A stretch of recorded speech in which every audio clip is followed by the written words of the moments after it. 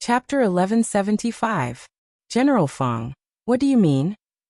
Shi Heng looked at Fong Dingshan's expression and asked in a puzzled tone, but his expression was natural. It was obvious that he was thinking the same thing. What else? If it weren't for the 5-star army, we would have been mortal enemies with the Walla cavalry. The reason why we joined forces is because the current 5-star army is easier to bully. Once they are eliminated, I'm afraid that our cooperation will end. It's inevitable that we will fall out. After Fong Dingshan said this, he narrowed his eyes and looked at Shi Heng and Xinguang. He didn't believe that these two people didn't think of this. In fact, Shi Heng had already received the decree of the Daizong Emperor. He could join forces with the Wara army, but it was only a limited alliance. He had to be prepared to fall out with them at any time. After all, when it came to hatred, the hatred between the two sides was far greater than the hatred between Baiming and Yang Qindong. In the past, the Wara army used to harvest grain at the border of the Great Ming grassland. Now that the Great Ming dynasty was divided into the north and the south, they were the initiators. Not long ago, Fong Dingshan led 70,000 Liaodong cavalry to harvest grain in the Wara army's territory, killing their people and stealing their livestock. It was impossible to say that there was no hatred in everyone's heart. Shi Heng was naturally very clear about these things. He knew that the hatred between the two sides was already irreconcilable, but there was one thing he couldn't figure out. Why did the Wara army choose to attack them at this time? Did they want to join forces to deal with the 5-star army? Shi Heng raised the question in his heart, and then looked at Fong Dingshan, wanting to see what the other party thought. Marquis, don't look at me. The reason why they did this is probably because they think that we can't take down the first city. Since that's the case, our allied forces will have to disperse sooner or later.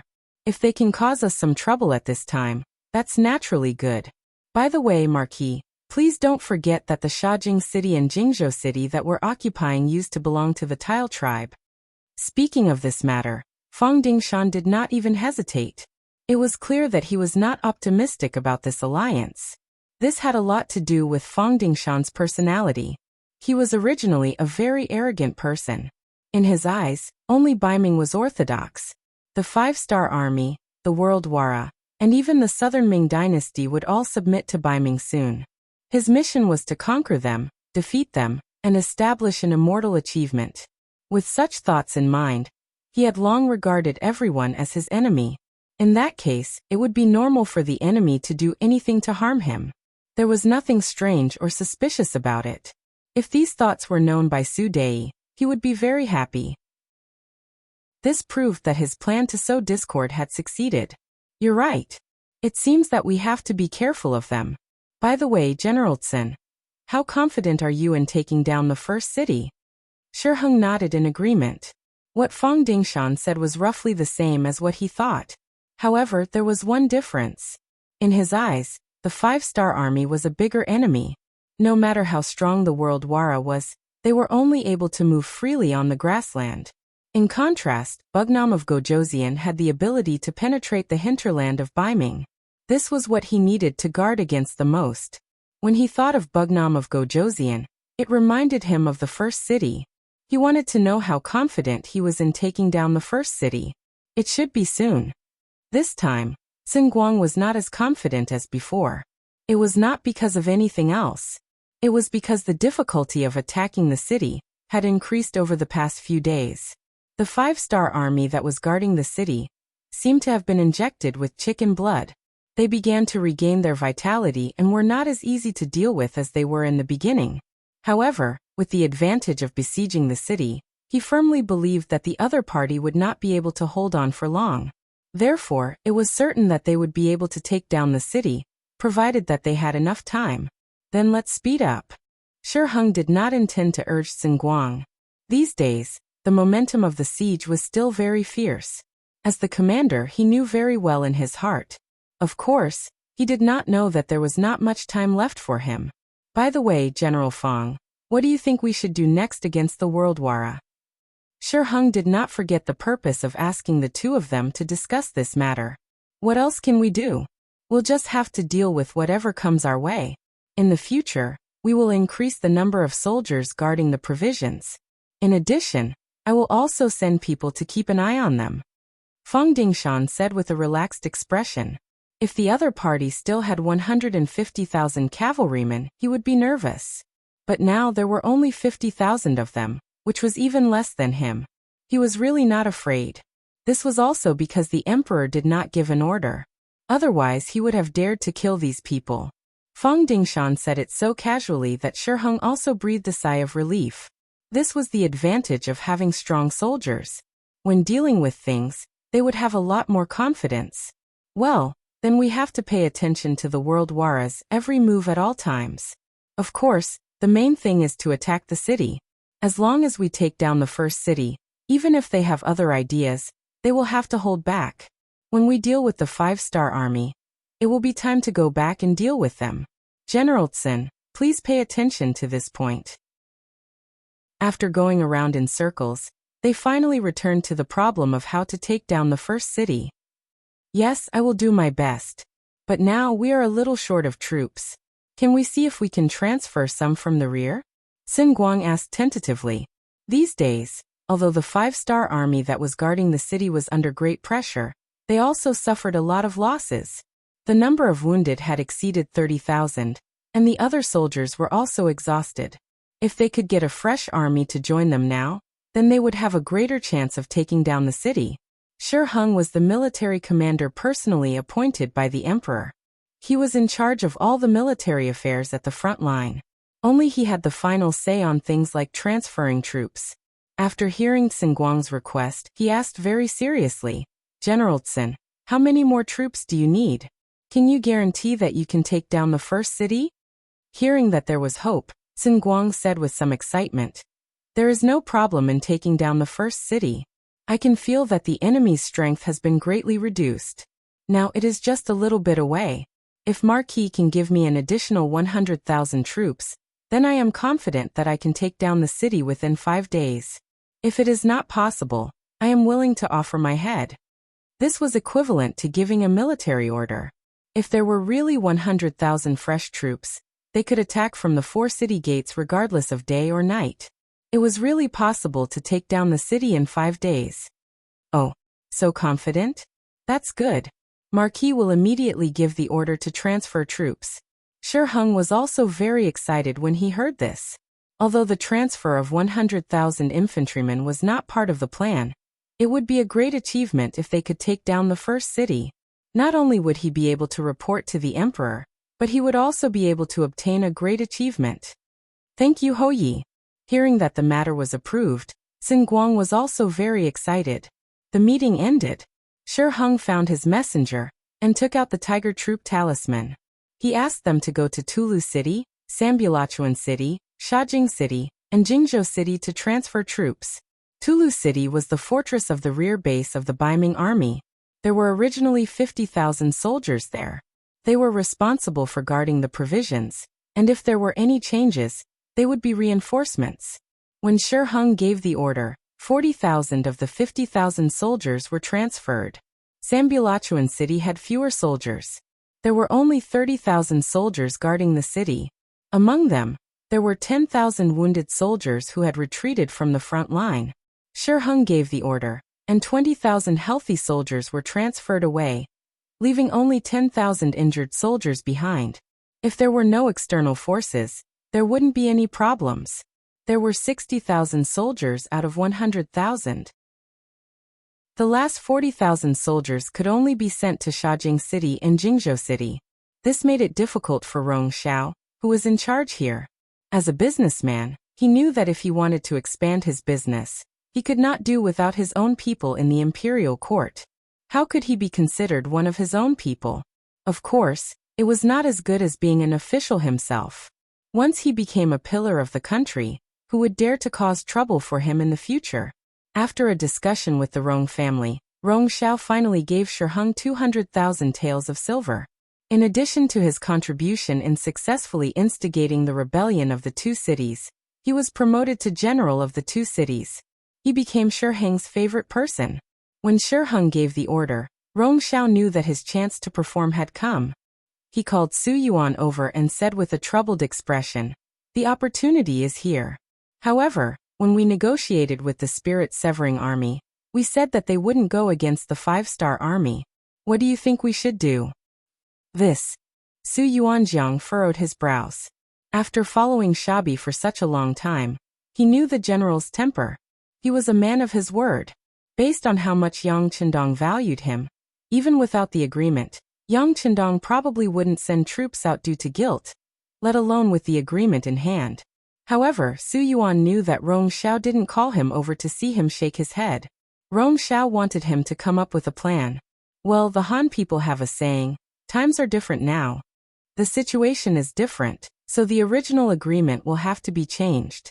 What's more, he's been drinking wine every day, and with Wu Xiaoyi's death, the other 3 teachers have a lot of opinions about him. I think it's better to bypass him and talk to the teachers directly. Is that okay? Rong Xiao's eyes lit up when he heard that. Why not? How about this? I will talk to the 3 teachers first. However, I would like to ask Lord Rong to remove the people who are monitoring the 3 division masters, as well as those who are responsible for sowing discord. Since we are here to talk, we must show our sincerity. Su Yuan thought for a moment, and proposed his idea.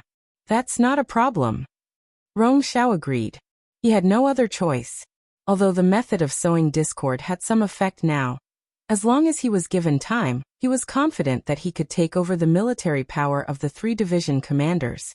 Then he could find a reason to arrest them. However, with Shi Heng's order and a short 3 days, he did not have the patience to wait for the next batch of soldiers. Chapter 1176. Su Yuan left Rong Xiao's place and went straight to the residence of Kang Ji, the commander of the new 2nd Army's 1st Cavalry Division in Shajing City. In the Kang residence, Kang Ji was very surprised when he found out that Su Yuan was outside the residence and wanted to see him. He couldn't figure out why the other party wanted to see him at this time. Well, since he's here, I'll invite him in. Kang Ji and Su Yuan sat opposite each other in the living room of the residence. The other bodyguards were all removed from the living room. This was Su Yuan's request. After all, he was here to ask for help. Not only would he lose face if he said some soft words in front of so many people, he was also afraid that he would be put on the spot. Without anyone else around, Su Yuan didn't care about his reputation and directly made his request. Mr. Kang, I'm sorry for offending you before. It wasn't my idea to send people to monitor your residence. And those people who tried to sow discord in the division weren't sent by me either. I've already protested to Rong Xiao about this matter. He has already promised that these people will all be recalled. I hope that this matter won't affect our friendship. Kang Ji was shocked that Su Yuan was so humble right from the start. It wasn't a big deal to monitor his own people, and he didn't intend to do anything when the time wasn't right. But those people who tried to sow discord really gave him a headache. They spread unfavorable words about him everywhere in the division. At first, it was fine. With his usual character, no one believed those words. But some things were afraid of being repeated. If he said too much, it was inevitable that people would believe him. Over time, there were people in the division who started to have ulterior motives. It was just that they didn't have enough evidence. In addition, this matter was instigated by Rong Xiao. Even if he wanted to make a move, he didn't have the right opportunity. Originally, he thought that if this continued, he wouldn't be able to regain the command power when he really needed to use the army one day. He didn't expect that Su Yuan would solve all these problems and worries. This was an unexpected surprise. Of course, since he did such a big thing for him, he must have a favor to ask of him. Kang Ji didn't believe that a pie would fall from the sky. So although he was happy, he pretended to be calm and said, Mr. Su, we're not outsiders. Just tell me, what price do you need me to pay? Mr. Kang, you're really straightforward. It's like this. The military operation to attack the first city is going smoothly, and it looks like we will be able to take it in a few days. Considering the problem of maintaining the safety of that place in the future, Admiral Shi Heng ordered our new 2nd Army to send 20,000 soldiers to assist. The mission given was to send 40,000 soldiers. Rong Xiao had 20,000 soldiers. Now that there were only 20,000 soldiers left, he had to rely on the new 2nd Army. With the current strength of the new 2nd Army, there were a total of 4 divisions. If each division could send 5,000 soldiers, then the number would be enough. When he heard that the beginning city would be conquered in a few days, Kang Ji's heart started to beat more frequently and faster. If the beginning city was really conquered, then when would he be able to return to the 5-star army? Fortunately, Su Yuan's next words made Kang Ji heave a sigh of relief. At the same time, he also saw the other party's real intention. Baiming did not have enough soldiers at the front line. They must have fallen into a difficult situation when attacking the beginning city. Otherwise, they would not have come to beg him. After knowing the other party's purpose, Kang Ji felt relieved and started to pick up his gun. Mr. Su, I'm sure you still remember the agreement that the military commander signed with you. The first clause is that we can't be enemies with the 5-star army anymore. We were forced to surrender. We've already let down Bugnam of Gojoseon. How can we go against our conscience and be enemies with them? We really can't do such a thing. Su Yuan revealed an expression that said, as expected. He knew that the other party would say this. Then he smiled and said, Mr. Kong, you've misunderstood. Didn't I say just now? These troops are not going to fight with the 5-star army. They are only responsible for the defense of the beginning city in the future. You also know that even if there is no 5-star army on the grassland, there is still the Walla cavalry and the Mongolian cavalry from various tribes. They are not so easy to deal with. The beginning city is such a big city in front of us. If we don't have enough troops to defend it, we will face the danger of losing it at any time. The reason given by Su Yuan was very suitable. Kang Ji could not find a reason to refute it. However, their division only had more than 8,000 people. If 5,000 people were transferred away all of a sudden, their strength would be reduced by more than half. This was not what he wanted to see. It was certainly a good thing to be able to remove the people who were monitoring him and spreading rumors in the army. However, how to agree to the other party's request without being heartbroken was what Kang Ji needed to consider. He did not speak for a long time. He looked at Su Yuan and asked anxiously, Mr. Kong, say something. Sir Rongxiao is still waiting for the news. Well, it's really impossible to transfer 5,000 people from a division. Kang Ji had a rough idea in his mind in a short period of time. He finally spoke. As soon as he spoke, Su Yuan was immediately unhappy. Mr. Kong, what do you mean? I just said that we are not going to be enemies with the 5-star army. Wait, Mr. Su, wait for me to finish. You just said that these troops are not rushing to the beginning city to be enemies with the 5-star army. They are responsible for defending the city after taking it down. If that's the case, what do you think about this? I'll transfer 2,000 people from the division to you. Then you'll recruit 3,000 able-bodied men from the city as soldiers. In this way, won't you make up 5,000 people?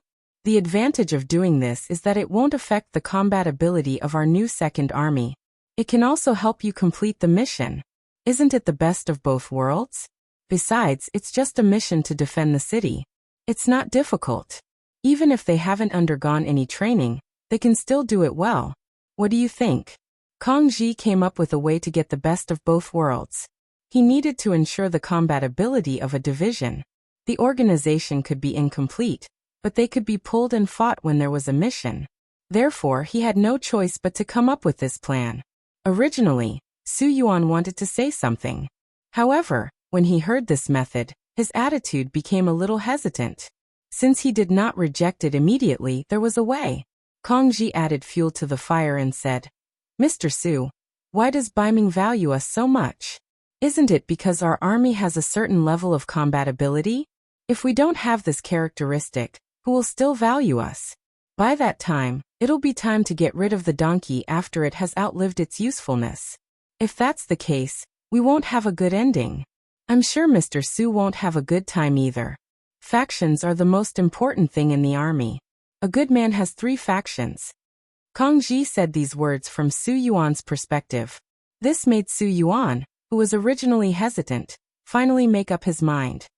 Not bad. Mr. Kong, you're indeed a talented general with both wisdom and courage. You're right. How about this? I'll go talk to Mr. Rongxiao now. Oh, by the way, about the 2,000 people that the 1st Cavalry Division will send out, please make early preparations. Sure. I'll make the arrangements now.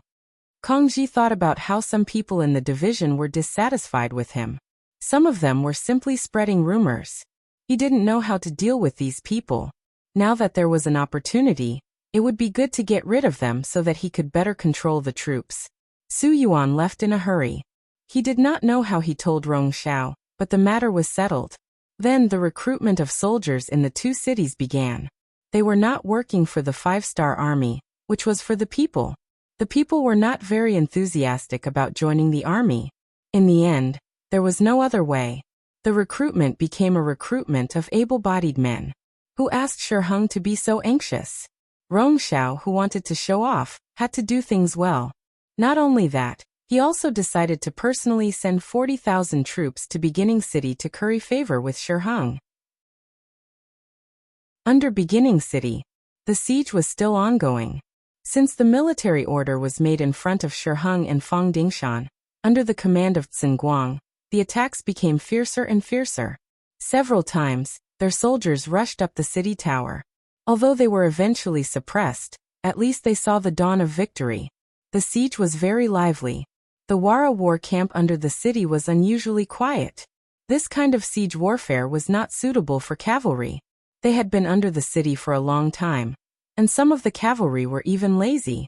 But all of this changed with the return of a few Wala cavalry.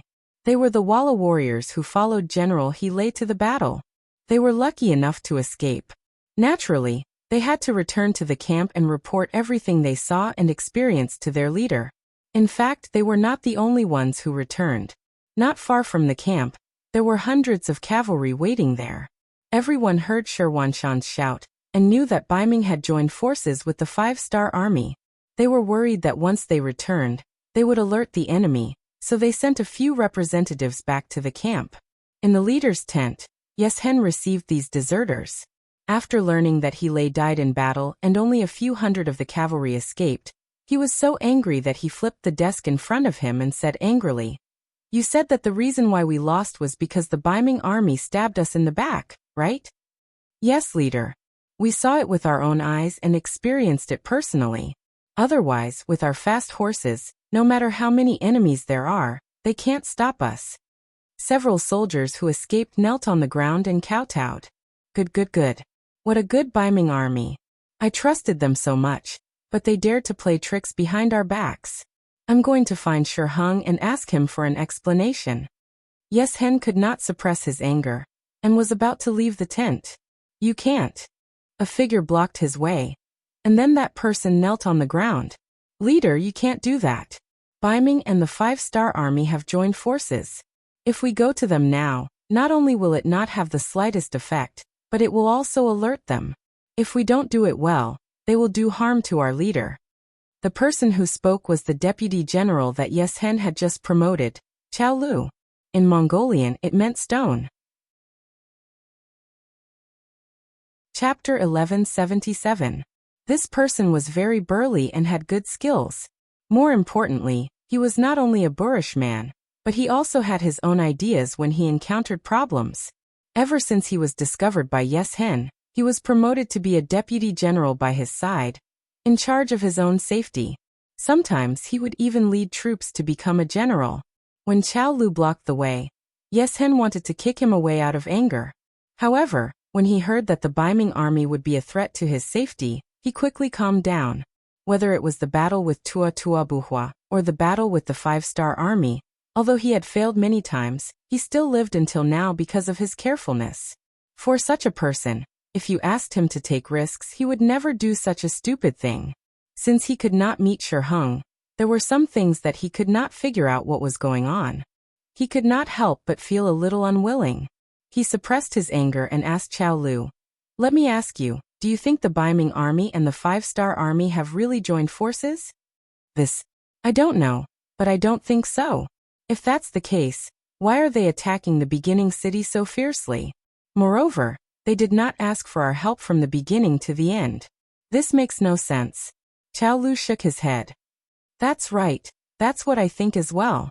If the Baiming army and the 5-star army have really joined forces, what they should do is to besiege us instead of acting for us. Besides, their deaths and injuries are real. I don't believe that they will betray us. Yes Hen nodded and agreed with Qiao Lu's words. Although he was puzzled, when he turned around and saw the few cavalry warriors kneeling on the ground, he became suspicious again. He knew these people, and 2 of them were Helei's bodyguards. They would never lie to him. Then who was telling the truth? To be able to become the leader of the Wara, Yes Hen was indeed smart. He quickly thought of a way.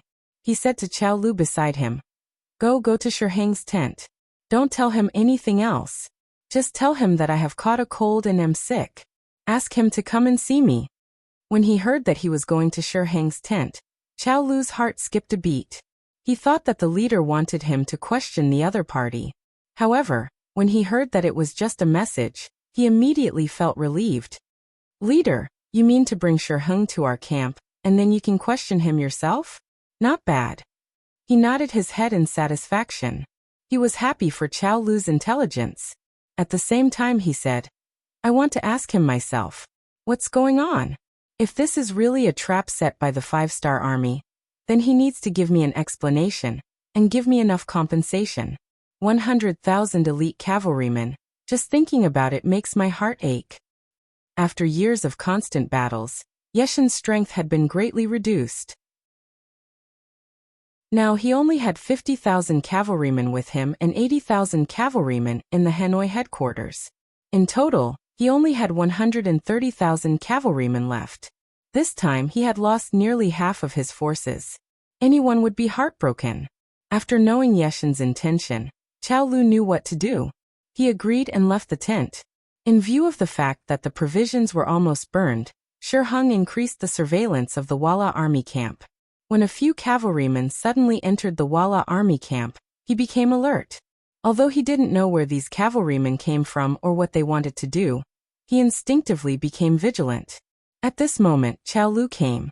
Using Yeshen's illness as an excuse, he asked Shi Heng to go to the Walla army to discuss the next step of the battle plan. "Oh, Leader, Yes Hen is sick. Is there anything wrong?" "Sigh, how could such a strong body get sick just like that? How about this? I'll immediately send people to bring a skilled doctor. As for Marquis, he's really busy with military affairs, so he won't go." Just like how Yes Hen didn't dare to come to his tent, Shi Heng was also afraid of death. Who knows if he's really sick, or if he's just trying to trick me to go over and harm me? Not only did Shi Heng not go, but he also wanted to send a doctor with him. Qiao Lu, who was afraid of being exposed, of course didn't agree. He could only say that the leader's illness wasn't serious. The Walla army also had their own doctors, so they didn't need to trouble Shi Heng. As for the discussion of the battle plan, they would wait until their leader recovered. Qiao Lu came in a hurry and left in a hurry. Looking at his back, Shi Heng coldly snorted. "This is clearly a trick to trick me into going to your camp. It seems like there really is something wrong with the Wara army. Someone go invite General Feng over for the discussion." Not to mention that Shi Heng was already on guard. When Qiao Lu returned to the camp and told him what happened, Yeshen's expression changed again and again. "So Shi Heng is guilty and doesn't dare to appear?" "Yes, Leader, that's the feeling I get. It seems like there really is something wrong with the Baiming army." Qiao Lu expressed his feelings. "But why would they do this? Don't they know that compared to us, the 5-star army is their biggest enemy? If we let it continue, sooner or later, Baiming will regret it." Yes Hen didn't understand and sighed. Then he shook his head and said, "Forget it. Since we're not on the same side, there's no point in staying here. Let's just leave." Knowing that there was danger, Yes Hen wouldn't stay here and be a live target. Leaving was what he thought he should do, but he didn't expect that Qiao Lu would stop him. "Leader, this matter can't be rushed. We just went to find Shi Heng during the day. If we prepare to retreat now, they'll definitely notice. I don't think the Baiming army has any intention of targeting us right now. Why don't we wait and see? We'll leave when they relax. This way we'll be safer." Knowing that Hu Lu was right, Yes Hen nodded in agreement. "That's good too. In order to confuse them, we'll tell them that I'm sick and won't be around for 2 days. But you have to find those generals in private, and tell them to prepare to retreat at any time. As long as we can leave here safely, some things should be thrown away." After sighing, Yes Hen came to the bed in the tent and laid down. He was really going to pretend to be sick. In the Baiming army's main tent, Shi Heng found Fang Dingshan and told him about Hulu's intentions. Then he asked for his opinion. General Fang, in your opinion, does Yeshen want to harm Marquis? Fang Dingshan didn't respect Shi Heng from the bottom of his heart. Especially after working together for a while, he found that this person was very afraid of death after he got a high position. His ability was only above average, and he was even worse than Fang Dingshan in some aspects. Fang Dingshan only had his current position because of his good luck and seniority. If Shi Heng died in battle, then the position of commander would fall on Fang Dingshan's head. Therefore, Fang Dingshan really hoped that something would happen to Shi Heng. It would be best if he was killed. Of course, he wouldn't show any of this. When he saw Shi Heng's fear of death, Fang Dingshan despised him in his heart, but he said with a nonchalant expression, that shouldn't be the case. The Walla army only has 50,000 cavalry. If they really hurt you, they won't be a match for our Baiming army. Is Commander overthinking it? After Fang Dingshan's explanation, Shi Heng's worries were mostly gone. Thinking about it, if they really wanted to harm the Baiming army, the Walla army would have acted before the 100,000 cavalry left, and not now. Now that there was no news of the 100,000 cavalry leaving, it was indeed not the time to act. He shook his head and said, "It seems like Marquis is overthinking it." "Commander, you must be overthinking it." Fang Dingshan chuckled. At this moment, a soldier outside the tent asked to see him. The moment he entered the tent, he confirmed that he was indeed sick. Now the news had spread throughout the entire Vala cavalry camp. Under normal circumstances, when a general was on the battlefield, even if he was sick, he wouldn't tell anyone. This could easily affect the morale of the army. Therefore, Shi Heng never thought that Yeshen would pretend to be sick. "Okay, you can leave." After telling the soldier to leave, Shi Heng chuckled. "It seems like Marquis is overthinking it. Forget it, let's not talk about this anymore." Marquis just got the news that the 100,000 soldiers from the 4 nearby cities are about to arrive. At that time, it will be time for us to attack the beginning city. General Fang, our chance to make a great contribution is coming. Haha, then I shall congratulate you in advance, Commander. Fang Dingshan cupped his hands together. Then there was a burst of laughter in the tent. 50 miles away from the northeast of the beginning city, an army that stretched far away was gathering here. They were the troops of Bugnam of Gojoseon, Yang Chendong, who had rushed here from the direction of the Wulubone River. In fact, they had been here for more than a day. Considering that the other troops had not yet arrived at the designated location, Yang Chendong ordered the army to stop and rest. Everyone was exhausted from the rapid march. Next was the counterattack, and their physical strength must keep up. "Tell the soldiers to eat some dry food, rest more, and don't light a fire." Yang Chendong instructed the captain of the Longwei 1st Brigade, Chiovi. Chiovi took the order and left. Yang Chendong looked at Beta Persei, who was standing beside him, and asked, "Where is the Far Eastern Army?" "Young Master, I just received their telegram. They will arrive at the designated location by tonight at the latest. Then they will wait for the young master's order, and the counterattack will begin." Beta Persei said excitedly. They had been rushing all the way, and finally, they were going to fight. Of course, he was happy because he loved fighting. "How many people do they have now?" Yang Chendong asked again. "Young Master, almost all of the Liaodong army's 40,000 people have arrived. There are also nearly 20,000 people from the Mabe division, and about 40,000 Mongolian cavalry. In addition, there are 70,000 Walla cavalry prisoners who are being guarded by General Shi Wanshan, and nearly 70,000 soldiers." Beta Persei replied respectfully. Chapter 1178. Okay, Yang Chendong's eyes showed confidence when he heard that there were 100,000 cavalry to help.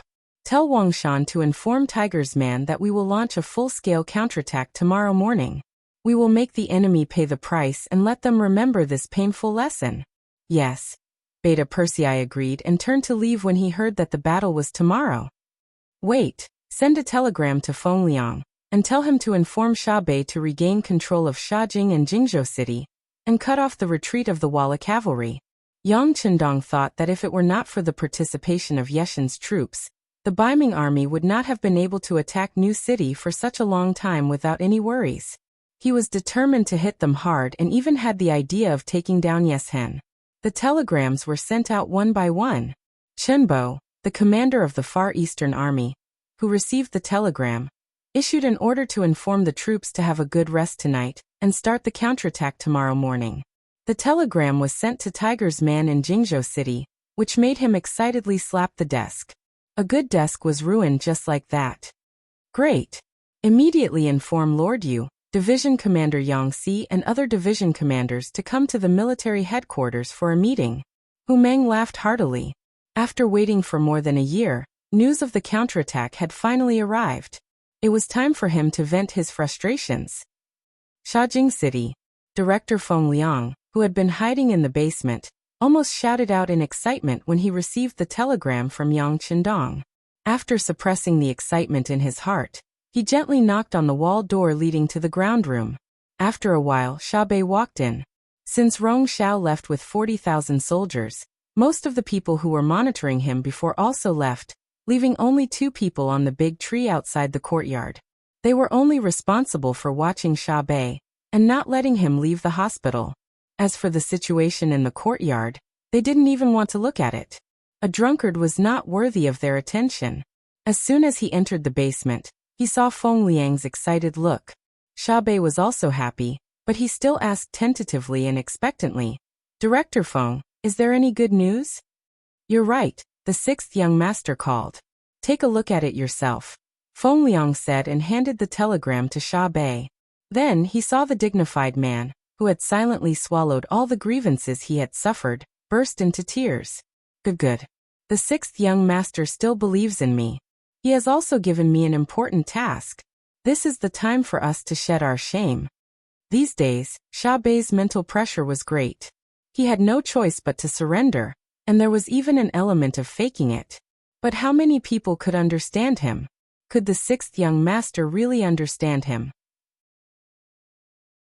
At least if it were him, if his subordinates publicly announced their surrender to Baiming, he would not believe them no matter what. Putting himself in Baiming's shoes, did Yang Chendong really trust him that much? This had become the biggest question in his heart all this time. Even though Feng Liang appeared in front of him, he was still very happy. However, this did not mean that the 6th young master really believed him. What if the 6th young master came to calm him down? Before he got the final answer, he could imagine how worried Xiaobei was. Now that he saw this telegram, he could finally be relieved. If Yang Chendong did not really trust him, how could he tell him the war plan in advance? When he thought about how the 6th young master still believed in him despite what he had done, Xiaobei felt like a gentleman would die for his bosom friend. What was not worth risking his life for? After he calmed down and walked out of the basement, Xiaobei's spirit changed at this moment.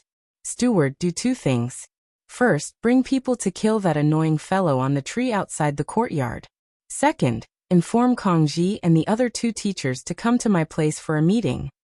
The aura of a superior reappeared on Shibi's body, and his words were clear and forceful. The steward, who was originally a little stooped, suddenly straightened his body at this moment. He asked as if he did not know his master. "Master, killing people this? Don't be afraid. The weather will change soon. Some bedbugs should be dealt with very early," Xiaobei said with an imposing manner. Shajing City was nearly 1,000 miles away from the first city. It was unknown how long it would take for the news of the counterattack to arrive. He could prepare in advance here, and did not have to worry about the news being leaked. Seeing that Xiaobei was so confident, the steward, who had been holding his breath for a long time, immediately said, "Yes, master. Don't worry. I'll arrange it now." They were just 2 soldiers in charge of the surveillance mission. When they were still leaning against the tree trunk to rest, 2 arrows suddenly pierced into their bodies. The speed and ferocity of the arrows was so fast that they didn't even have the strength to scream before they were sent to meet the King of Hell. After an hour, Kong Ji and the other 2 division commanders rushed to the new 2nd Army's military headquarters, and saw Xiaobei, who had changed into a brand new general's military uniform. "You're here. Take a look. Wearing the 5-star Army's military uniform is still the best." Bei laughed and turned around. Military commander, you're? Ji asked in confusion, but he already had a vague feeling in his heart. Come, it's time to tell you the 6th young master's plan. Division commanders, listen up, Bei said in a powerful voice. The 3 division commanders stood up straight because of this. The long-lost feeling returned to their bodies. Su Mansion. Su Yuan was eating dinner. Compared to normal people who only ate 1 dish, or at most 3 or 4 dishes, he had more than a dozen dishes in front of him. Not only that, but there were also 2 beautiful women by his side. Ever since he submitted to Baiming, Su Yuan's life had fallen into debauchery. No one came to control him, and no one dared to control him. This made him more and more lawless and unruly. Especially after Rong Xiao left, the entire city was completely under his control. He had even less scruples. Even when he ate, he was very ostentatious. He did not even need to use his hands. Instead, he needed someone to feed him, and it had to be a beautiful woman who fed him. While he was enjoying everything, he did not know that his brothers from the 1st Cavalry Division, led by Ji, had surrounded the courtyard. His military power had already fallen. Those old brothers he trusted were either poisoned to death at home by the concubines of the CIA agents, or were ambushed and killed or captured by Ji and the others on their way home, or to the barracks. As for the infantry division, although there were 2 or 3 old brothers who escaped the net, because of their lack of strength, Bei personally led the army into the barracks and dismembered them. Su Yuan was a selfish person. Ever since he took control of the military and took over Bei, even if there were benefits, he would only share them with those old brothers. As for the ordinary soldiers under him, he did not care at all. The soldiers who were used to receiving high salaries from the 5-star army suddenly lost their source of income. Even if there was, it was pitifully little. Which one of them did not feel angry in their hearts? So when they saw Bei wearing a general's uniform and leading troops into the barracks, not only did they not resist, but most of them even helped him to capture those who wanted to resist. The military incident ended with loud thunder and small raindrops. From the beginning to the end, there was no movement at all. Su Yuan, who had been enjoying himself in the mansion, did not notice at all. Until the housekeeper rushed into the dining room in a panic, Su Yuan was still lying in the arms of the beautiful woman, and saying some dirty words. Old master, something bad has happened. After the housekeeper rushed in, his legs went soft and he knelt on the ground. What's going on? Su Yuan frowned slightly. He was very angry at the housekeeper's performance, and he was even angrier that such a good atmosphere was disturbed. Su Yuan still had an indifferent expression, but in the eyes of the housekeeper, he was angry that he did not fight back. However, he still knelt on the ground and trembled as he said, Old master, outside our mansion, there are a lot of soldiers. They have surrounded us? Oh, what? Su Yuan, who suddenly realized what was going on, was also shocked. Then he stood up from the beauty's arms and asked loudly, We're surrounded. What the hell is going on? Which part are they from? Old master, you should go out and see for yourself. The housekeeper really did not know how to explain or how to answer, but he believed that facts spoke louder than words. Looking at the steward's appearance, Su Yuan had a bad feeling in his heart. However, the habit of being in a position of power made him not lose his head out of fear. Instead, he shouted towards the outside of the hall, Men, bring me my weapons and armor. Su Yuan, who had put on his armor and picked up his weapons, opened the door with more than 40 bodyguards in the mansion. Who dares to surround this general's mansion? Do you want to die? As soon as the door opened, a loud roar was heard. This was the preemptive strike. Su Yuan wanted to use this method to intimidate the people who came. As long as the other party was scared, he could take the opportunity to leave here and go to the military camp to mobilize soldiers. At that time, whoever came to find trouble with him would die a horrible death. However, the result was destined to disappoint him. Not only did his roar not intimidate the people around him, but a loud laugh was heard instead. The person said, Mr. Su, you are so arrogant. Looks like you really have the prestige of an official after becoming a Baiming official. You dare to kill anyone. The voice was so familiar. Su Yuan looked towards the source of the voice and saw his former colleague, the commander of the 1st Cavalry Division, Kong Ji, riding on a horse and looking at him with a smile on his face. What was even more eye-catching was that the other party was wearing the green uniform of the 5-star army and the white cape of the division commander. He looked majestic and heroic. The person who came was actually Kong Ji. Su Yuan knew that it was impossible to use his status to intimidate others. His expression changed from anger to a smile and said, "I was wondering who it was. So it's Mr. Kong. But what is the meaning of this? Why did you bring so many people to my mansion? Is there a military operation? Why didn't I know about it?" Chapter 1179. He was just pretending to be confused. The other party had already surrounded his residence. It was obvious that they were coming with a strong momentum, not to mention that they were wearing the military uniform of the 5-star army. However, Su Yuan deliberately ignored this. He didn't mention it because he wanted to stall for time. He believed that the news of his mansion being surrounded must have spread. Perhaps if he held on for a little longer, his old brothers would come and rescue him. Seeing that Su Yuan was still talking nonsense, Kong Ji shook his head.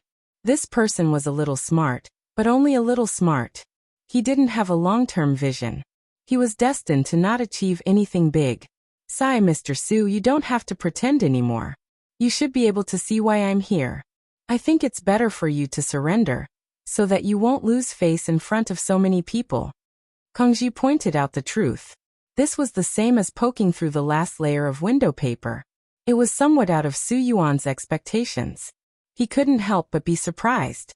Hearing Kong Ji's confident tone, could it be that he had already taken over the entire Shajing city? If that was the case, then he was really in danger. But how could he do it? Not only was there his infantry division here, there were also the 1st Cavalry Division, the 2nd Cavalry Division, the 3rd Cavalry Division, and other troops. How could he, a small commander of the 1st Cavalry Division, convince them all? Unless Commander Bei stood up personally. When he thought about Bei, shouldn't he be drinking in his mansion now? Right, why didn't the two people who usually kept an eye on the new 2nd Army report today? They should have sent a message before dinner. What was going on? Were they scared by the appearance of Kong Ji and the others? Even at this time, Su Yuan still didn't think that Bei would stand up one day. After all, he was the one who wrote the public surrender letter.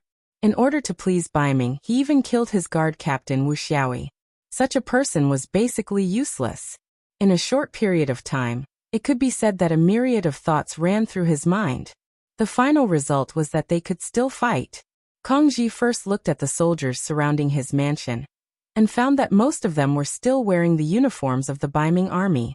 He immediately felt confident and stopped talking to Kong Ji. Instead, he said to the soldiers, "Brothers, Kong Ji has lost his mind and wants to deal with me. I am Baiming's personal lord of Shajing City. You want to deal with me because you want to fall out with Baiming, but have you thought about the consequences? You'll be beheaded and your family will be implicated." Needless to say, Su Yuan's shout did cause a certain amount of disturbance in the army. Even now, there were still many soldiers who didn't understand what was going on. It was only out of habit that they followed their commanding officer to carry out the mission. Just now, outside the mansion, when they saw that Su Yuan's mansion was surrounded, some people were confused. Now that these words were said, many people's faces changed dramatically. Some even looked at the leader, Kong Ji, with a somewhat different gaze. This change fell into Su Yuan's eyes and naturally made him very happy. He immediately added fuel to the fire and said, "This is clearly Kong Ji wanting to offend his superiors. This is all his own idea. Brothers, don't be confused and make mistakes with him. How about this? I will only catch the ringleader and don't care about the accomplices. If anyone is willing to follow me, it will be a meritorious performance. Later, not only will I not hold him accountable, but I will also reward him." The soldiers who were originally at a loss and muttering in their hearts became more hesitant after hearing Su Yuan's shout. Some people were even considering whether to stand by Su Yuan's side. Kong Ji didn't expect that at this time, Su Yuan could still make such a counterattack. He couldn't help but be amused for a moment and said, "What? Is this the final battle of a trapped beast? Do you really think that I didn't prepare at all before coming here? Humph, if you want to die, then this division commander will fulfill your wish. Come, invite the commander. Just a moment ago, Sibei had already arrived, but he didn't stand out. Instead, he stood outside the team.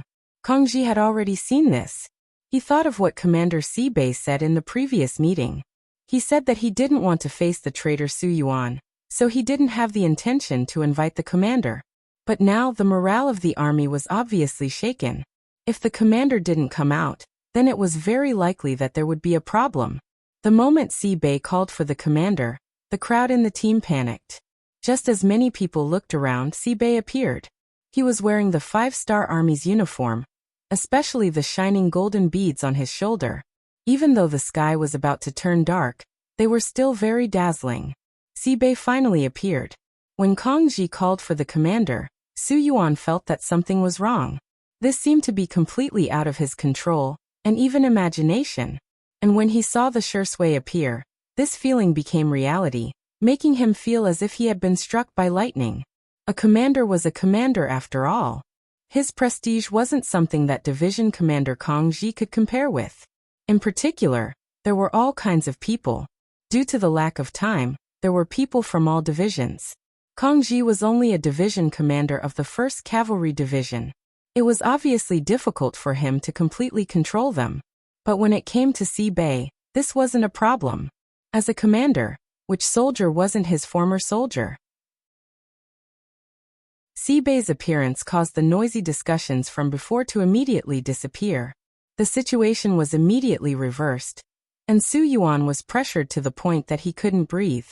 After being stunned for a few breaths, Su Yuan's expression turned from black to white, and then back to black.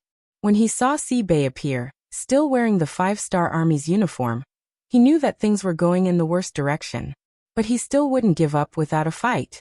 He was very clear what kind of role he had played before and how many things he had done wrong to the 5-star Army. In the new 2nd Army, anyone could surrender, but he couldn't. Based on what he had done, even if Sibei didn't kill him, he wouldn't be able to answer to Bugnam of Gojoseon. He didn't have any friendship with Yang Chendong. He didn't believe that Yang Chendong would spare him, a two-faced person. If he didn't want to give up without a fight, then he could only fight back. Even if Sibei personally appeared, Su Yuan still pretended to be unafraid and shouted, "Commander Sibei, aren't you sleeping every day? What are you doing here? Oh, I know. You must have been threatened by someone, right? The person who threatened you is Kongji, right? Don't worry, with me here, no one can hurt you. As long as you stand on my side, I can guarantee your safety." Originally, because of Sibei's appearance, all the soldiers started to take sides. But with Su Yuan's shout, some of the weak-willed soldiers became confused. Could it be that Kongji really threatened the commander, and that Kongji wanted to rebel? The changes in the soldiers below didn't escape Sibei's eyes. He couldn't help but sigh and said, "Enough, Su Yuan. I didn't expect you to have such ability. You can turn black into white and say it so righteously. I'm afraid that people who don't know you will really believe your words. But what's true is true. How can it change because of a few words from you? Sai, surrender. I will plead with Bugnam of Gojoseon to save your life." After saying this to Su Yuan, Sibei didn't have any intention of stopping. Instead, he said to the surrounding soldiers, "Soldiers, Sibei was forced by the situation and for the survival of the new 2nd Army. I had no choice but to bow to Baiming. But this doesn't really mean that I want to surrender to Baiming. It's just a temporary measure. And all of this has also received the support of Bugnam of Gojoseon. Now Bugnam of Gojoseon has sent news that he has brought his army to the grasslands. Now he is besieging the Baiming army and the Walla army. It won't be long before he brings his army to our Shajing city. In order to welcome Bugnam of Gojoseon, what we need to do now is to take back the city and do everything we should do. Moreover, Bugnam of Gojoseon also said that he understands the decision that everyone made under that situation. So he won't make things difficult for any of us. Please don't worry about this." When the soldiers heard Sibei's speech, they all revealed a joyful expression. A person's reputation was like the shadow of a tree. Just the 3 words, Bugnam of Gojoseon, represented a magnificent army. It was an invincible aura and influence. It seemed that as long as Yang Qindong was there to fight, no matter how difficult the problem was, it would be easily solved. Long live Bugnam of Gojoseon! Long live Bugnam of Gojoseon! No one knew who took the lead to shout, but at that moment, many people shouted loudly. Even the few bodyguards behind Su Yuan hesitated for a moment before they put down their weapons and shouted loudly. To others, the thunder-like shouts were shocking, but to Su Yuan, it was no less than a death sentence. He knew that the overall situation was set, and he could not turn the situation around. Thus he fell into a state of madness. He suddenly pointed at Si Bei and said, You are a villain, a fickle villain. Villain, you are talking about yourself, right? The 5-star army has treated you well, and Bugnam of Gojoseon has treated you even better. You actually secretly contacted Baiming and thought of betrayal. People like you are the one who is shameful. This time, without Si Bei saying anything, Kang Ji had already started to scold. Unlike Su Yuan, who got his position as a division commander with Si Bei's help, Kang Ji's position as a division commander was personally appointed by Yang Qindong. Moreover, Kang Ji was a Han Chinese. He had once served in the 5-star army and performed well. Although he was not Yang Qindong's student, in terms of loyalty, he was much stronger than a foreigner like Su Yuan. Su Yuan, who had already gone crazy, did not pay attention to Kang Ji. Instead, he looked at Si Bei and said, Tell me, did you never trust me? You are lying to me, right? Chapter 1180. She shook her head. If she didn't trust Su Yuan, she wouldn't have taken the initiative to ask Yang Qindong for the position of infantry division commander. It could be said that her one-sided kindness had harmed the other party. But now, there was no need to explain this. She didn't say anything, which made Su Yuan burst into laughter. I knew it, I knew it. Ha ha ha, you never trusted me. You're a despicable person. For your big plan, you don't care about anyone's life. Even your guard captain Wuxia, you killed him without hesitation. A person like you is inhumane.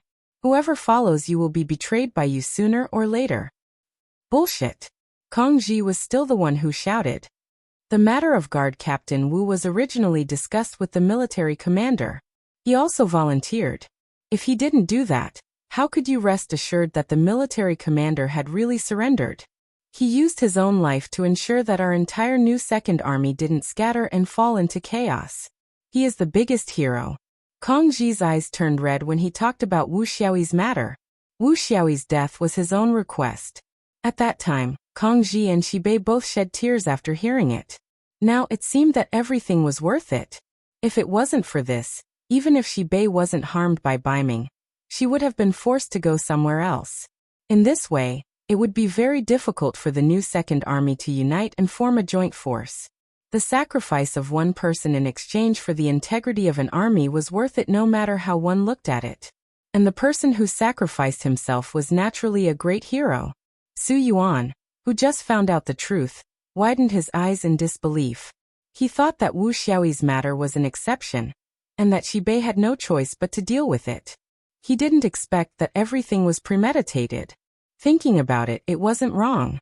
It was precisely because of Wu Xiaoyi's death that he and Rong Xiao lost their vigilance against Shi Bei. The idea of transferring Shi Bei away from here also stopped at that moment. He had never thought that all of this had been discussed beforehand. Thinking about how he had already fallen into someone else's trap from then on, and how it was normal for him to end up like this, he had nothing to say about his defeat. Su Yuan, who knew the truth, seemed to have aged a lot in that instant.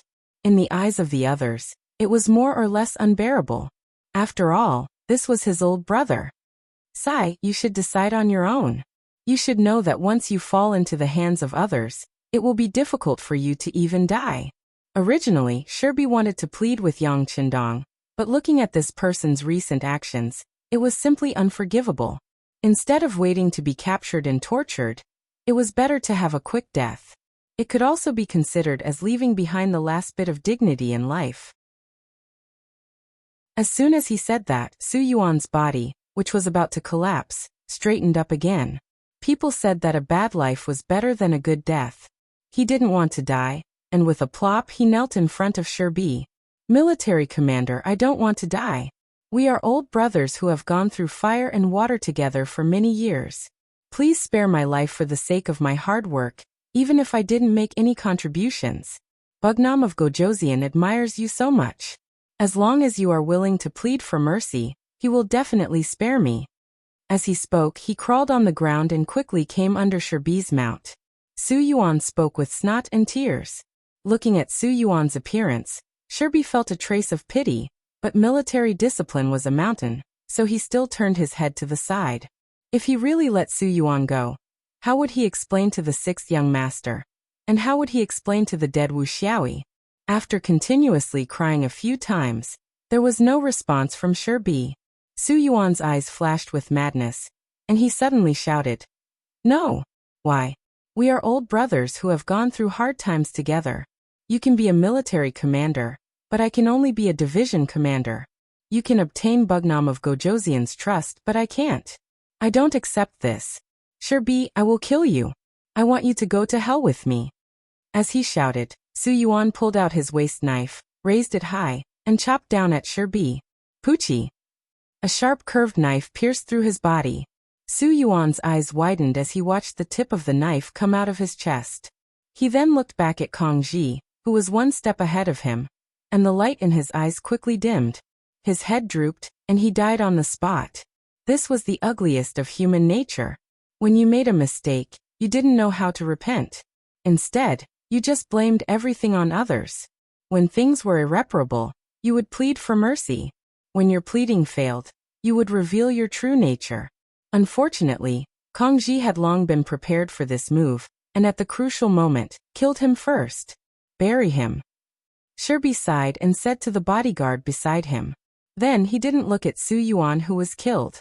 Instead, he said to Kong Ji, "Change the flag. Announce to all the people in the city that we have changed flags and have returned to the embrace of the 5-star army." This was how the superiors were. They couldn't be too soft-hearted. Otherwise, they wouldn't only hurt themselves, but also those who believed in them and followed them.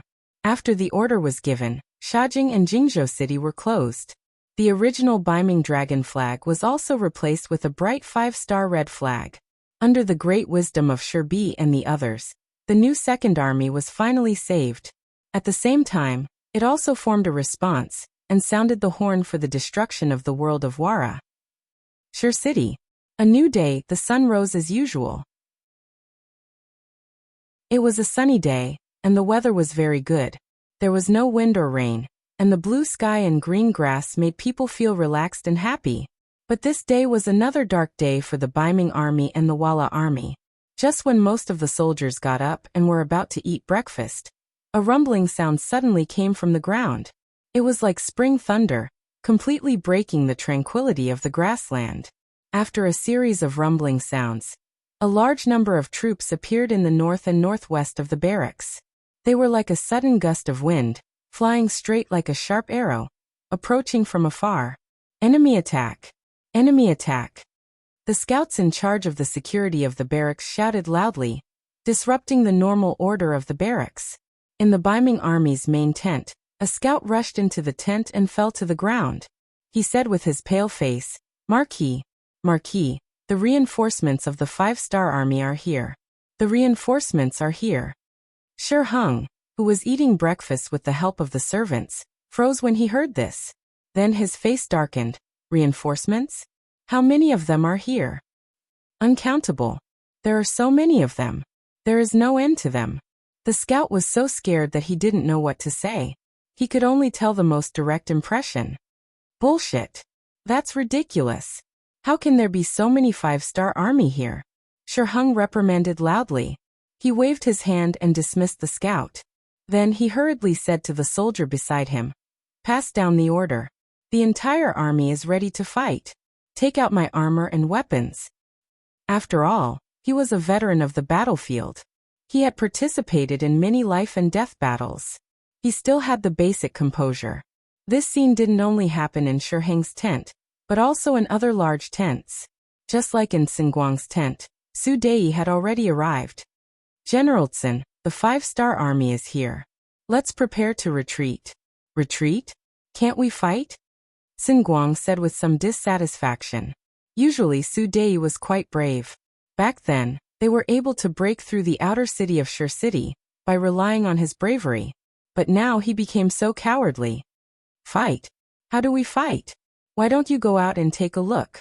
Su Dei shook his head bitterly. He was very clear about Sun Guang's courage. However, if he could still say these words after seeing the lineup of the 5-star army, then he really had to admire him. Sun Guang, who was a little suspicious, really walked out of the tent. When he saw the endless cavalry of the 5-star army not far away, he almost rolled down from the platform. He was already sweating profusely. He looked at Su Dei and said anxiously, "Retreat, retreat. Everyone retreat." Roger. This was the answer Su Dei wanted. He didn't have the slightest intention to remind Sun Guang that Shi Hung hadn't given the order to retreat. What he wanted was to create chaos without fighting.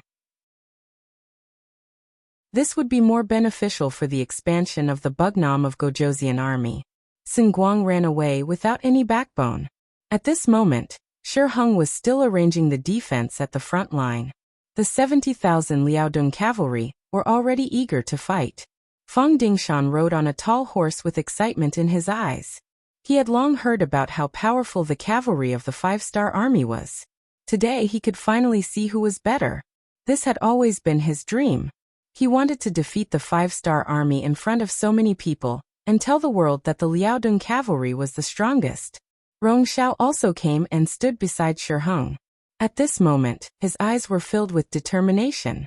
This was his first time fighting a war. He had never experienced such a cruel scene before. He thought that fighting a war was just as exciting as storytelling. He didn't know the dangers and bloodshed in it. Rongxiao's confidence came from the 100,000 soldiers behind him.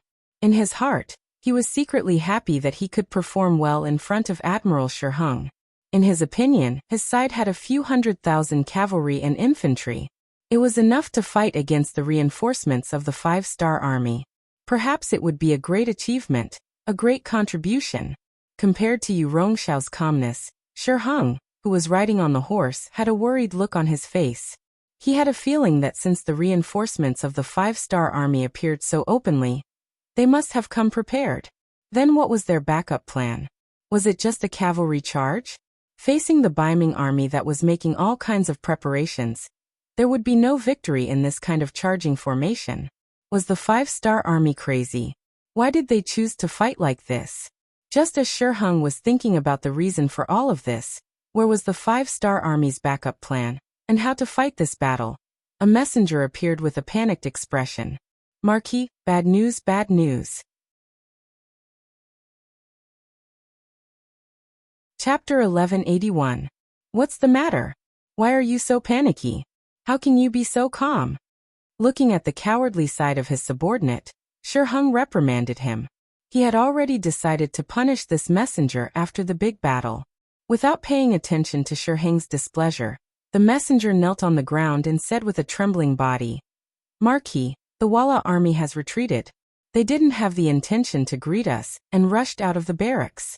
And, hearing the news that the Walla army had retreated, Shi Hung's eyes narrowed for no reason, and he had a bad premonition.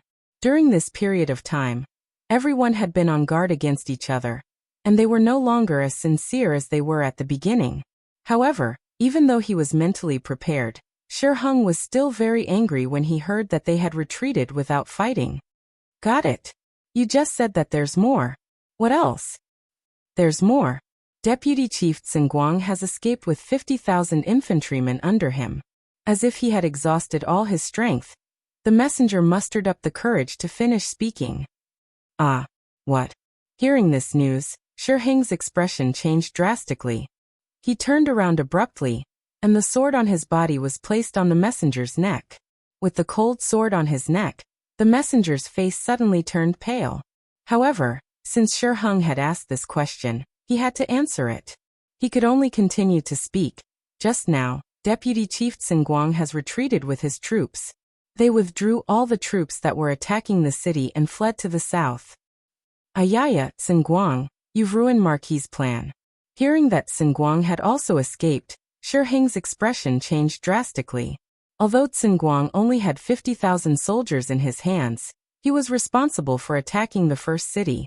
Once they retreated, the five-star army in the first city would no longer be in danger. At the same time, they might be behind him. If that was the case, how could he resist? Not to mention, after days of bitter battles, the 50,000 soldiers under Tsingguang had experienced life and death situations.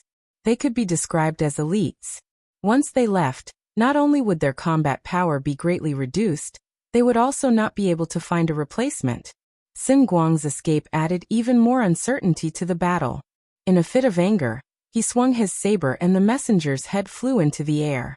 Shi Heng, who had killed someone, had red eyes and even his arms were trembling. It was obvious that he was angry in his heart. Report. Marquis, the 4 gates of the first city have been opened.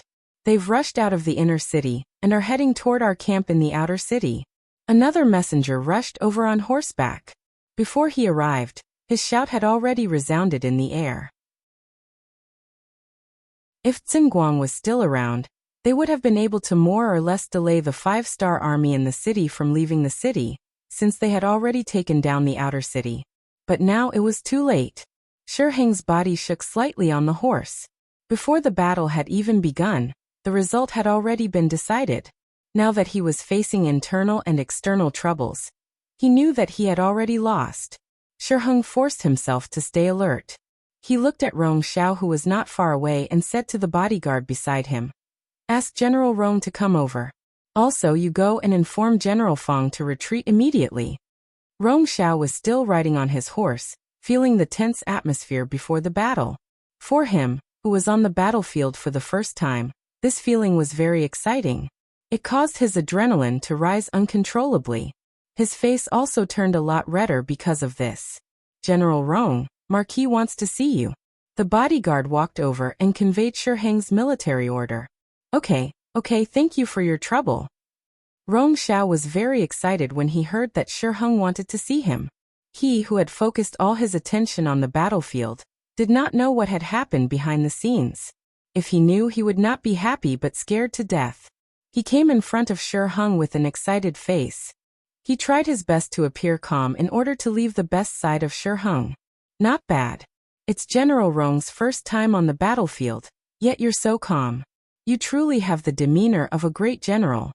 Shi Heng, who was trying his best to raise his spirits, praised Rong Xiao. This time, whether they could successfully escape or not depended on this person. "Thank you, Marquis, for your praise. This is all because of your leadership." Rong Xiao did not dare to take the credit. "Very good. You are not anxious or impatient. Not bad. Since that is the case, I will leave the first battle to you. Can you complete it?" There was no time, and Shi Heng did not want to prepare any more groundwork. He went straight to the point. Hearing that he could be the vanguard, Rong Xiao was very excited. He patted his chest and said, "Marquis, please rest assured. Our swords and arrows want to drink blood. We want to have a taste." "Okay, I approve. You can go. As long as you make a great contribution, Marquis will definitely report it to the Emperor and ask for your reward." Seeing Rong Xiao so set off, Shi Heng's face finally showed a trace of satisfaction. "Thank you, Marquis." Rong Xiao cupped his fists and said gratefully. He then turned around and rode away. He did not know that once he left, he would never return. "Let's retreat." After looking at Rong Xiao's back, Shi Heng turned around and left. War was like this. It was either you die or I live. In order to survive, he could only sacrifice Rong Xiao and his 100,000 troops. On the other side, Shi Heng's order also reached the ears of Liaodong Iron Cavalry General Fang Dingshan. "You want us to retreat? What the hell?" Fang Dingshan, who had long been prepared to compete with the 5-star troop, was obviously unhappy. He looked at the messenger with a glint in his eyes, and a murderous aura exuded from his body. "General, this is Marquis order." The messenger thought for a moment, and was afraid that Fang Dingshan would vent his anger on him. Marquis had already killed one, and he did not want to be the second. Thinking of this, he carefully moved forward and said, "General, the Walla cavalry has already retreated. General Tsingguang also left with his troops. When Marquis told me to inform you, He was also prepared to retreat. What do you think? Fong Dingshan, who was about to vent his anger on the messenger soldier, involuntarily paused. After about 3 breaths, he let out a long sigh. I see. Thank you for the information. General, you are too serious. Please hurry up. When the messenger heard Fong Dingshan's words of gratitude, he immediately let out a long sigh of relief. He then cupped his fists and left. After the messenger left, Fong Dingshan did not dare to delay any longer. He said to Luo Baikuan, "Pass down the order. All troops retreat. Retreat." Military orders were like mountains. Although Luo Baikuan still had a lot of questions, since it was the general's order, he had to carry it out. After he agreed, he ordered the 70,000 Liaodong cavalry to retreat in echelons. Elites were indeed elites. Even when they were retreating, they were still orderly. Compared to the army led by Shi Heng and Xinguang who were fleeing in panic, they were much better. The 5-star army had arrived. According to yesterday's agreement, they launched a general attack at 3 in the morning. Hundreds of thousands of soldiers outside the city, and tens of thousands of soldiers inside the city launched an attack together. If Shi Heng could have predicted this, or if he could have remained calm in the face of danger, with his advantage in numbers and the cooperation with the Wara cavalry, he might not have lost the battle. On the contrary, as long as he persevered, victory was not impossible. After all, the provisions of the new army in the beginning city had been used up. Just this morning, Yang Si took out all the food he had stored and made a delicious meal for the soldiers. It was as if he was going to break the axe and sink the boat. If such an opponent could be suppressed, it would only take a long time for the morale to drop, and it would be time for a counterattack. Unfortunately, under a series of small actions and preparations, Baiming and Walla could not be of one mind, let alone fight the enemy together. When he learned that the 5-star army suddenly appeared in the east and north and began to attack, leader Yeshen decisively gave the order to retreat. He could not guarantee that when the 5-star army arrived, the Baiming army could not be relied on. He would never put his hopes on the so-called allies, especially those who were not reliable. Yeshen's retreat was just a signal to retreat. Next was Xinguang's 50,000 soldiers, Fong Dingshan's 70,000 Liaodong cavalry, and Shi Heng's 30,000 elite soldiers. An entire army of 200,000 retreated without a fight, leaving Rong Xiao and the 100,000 infantrymen on the battlefield. From an advantage to a disadvantage, the originally fierce battle ended up like this. It seemed to be a coincidence, but if one thought about it carefully, it was inevitable. If the alliance was not united, it would be better not to unite. Otherwise, the consequences would be unimaginable.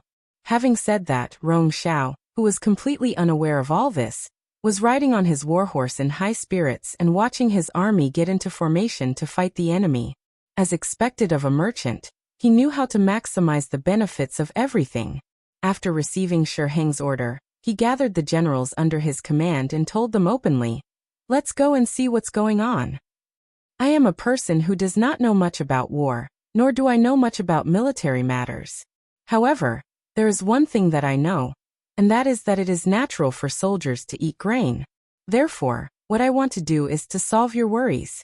How about this? In this battle, no matter how the court rewards the generals who have made great contributions, I will reward them with 1,000 to 10,000 taels of silver. How about it? When there is a great reward, there will be brave men." Under the great reward, the generals were all excited. They all expressed that they would fight this battle well and add glory to Rong Xiao's face. Laughing with satisfaction, Rong Xiao watched the generals leave the tent. Humming an unknown tune, he called for the military singers and prostitutes, and just like that, they began to drink in the big tent. To Rong Xiao, as long as everything was arranged to the right people, he only needed to wait for the good news in the big tent. While drinking wine and watching the music and dance, he even imagined the scene of going to Shi Heng to report his victory. Presumably, this time, he would definitely achieve great success. First city. All the cavalry warriors of the new army had done all the preparation work before 3 o'clock in the morning. They filled their stomachs, fed their war horses, sharpened their swords and spears, and prepared their bows and arrows. As soon as the time was up, They would set off together and rush out of the city. They wanted to vent all the grievances that they had suffered during these days at this moment. Chapter 1182. As the commander of the army, Tiger's man wore an eye-catching purple cloak. It was the unique symbol of a first-rank officer. At this moment, he was also riding on a horse with a scimitar in his hand. He had given the order for the entire army to charge. According to the plan, the 5-star army outside the city would attack half an hour before the hour of the 5-star army. After all, the distance between the two sides was quite far, and it would take some time for them to rush over. The 5-star army inside the city would only need to wait for the hour of the 5-star army to pass before launching their attack. Just as the hour of the 5-star army passed by and Tiger's man was prepared to charge into the city, the scouts suddenly sent a message saying that the Baiming army on the outer city gate was beginning to retreat. What's going on? How is this possible? Tiger's man said with a face of disbelief. The war hadn't officially begun yet. How could the Baiming army retreat? Suspecting that this was a trap, Tiger's man personally led a group of generals to the inner city gate tower. As expected, they saw the Baiming soldiers fleeing in panic. Through the binoculars, they could clearly see the Baiming army soldiers on the outer city gate tower quickly rushing down the city. Some people even threw the Baiming dragon flag in their hands to the ground in order to save time. There were also some soldiers who were pushing each other and cursing as they went down the city gate. Some of the more violent ones even attacked, but there were no deaths. This can't be fake, right? Deng Yu, the commander of the new 1st Army's 2nd Cavalry Division, who saw all of this through the binoculars, couldn't believe it. After all, chaos before the war had even begun. This didn't make sense, so it was normal to think more about it. Fake? If this is all an act by the Baiming army for us to see, then I can only say that they shot themselves in the foot. What's so scary about an army without any morale? How could they be a match for our new 1st Army? Tiger's man put down the binoculars and said with a proud expression, in a battle between two armies, the level of morale often determined the outcome of the battle. Unless it was a very elite army, otherwise, it was absolutely impossible to stage such a scene because it was very likely that the morale of the army would really be really lax and out of control. That's right. It's very likely to be true. Although we don't know what's going on outside, we shouldn't miss such an opportunity. Commander, I suggest we launch the attack in advance, Lu Zhua, the commander of the 1st Cavalry Division, requested after putting down his binoculars. That's right, our heavy cavalry regiment requests for battle. Regiment Commander Windchaser said. Our light cavalry regiment is fast, we also request to fight. Commander Ma Xiangshan did not forget the last time they encountered the Liaodong Iron Cavalry that retreated without a fight. Although there was a military order for him to retreat at that time, and although it seemed that the order was correct, it was still a humiliation to him and the light cavalry regiment. Even in his dreams, he wanted to take revenge. Our reconnaissance regiment also requests to fight. Regiment Commander Ding Shan also stood up. Okay. Seeing that it was about to become a mobilization meeting, Tiger's mane quickly waved his hand. Since everyone is so full of fighting spirit, then I don't think there's any need to prioritize. Let's go out in 4 cities. In short, we have to go all out and defeat the enemy. Yes. There was no need to fight. Everyone could go out of the city with the fastest speed to join the battle. The Tiger generals were all eager to try, and their faces were full of murderous intent. Next, the generals rushed down the city. Then the 4 main city gates of the first city, which led to the outside world, were all opened.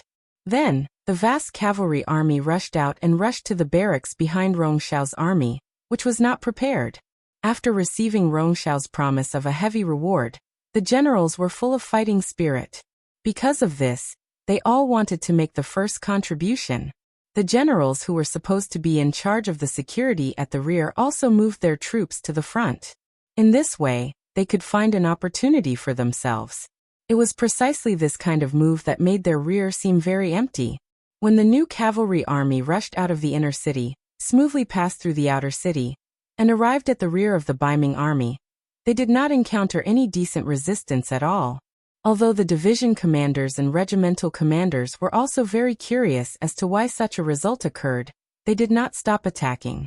Instead, when they arrived at the rear of Rong Xiao's army and saw that the enemy's rear was undefended, one by one, they pounced forward like wolves and tigers.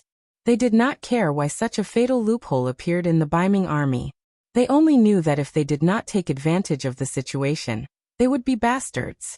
Since the enemy was not prepared, they only needed to charge forward. They would definitely not greet the enemy first and give the enemy time to prepare for battle.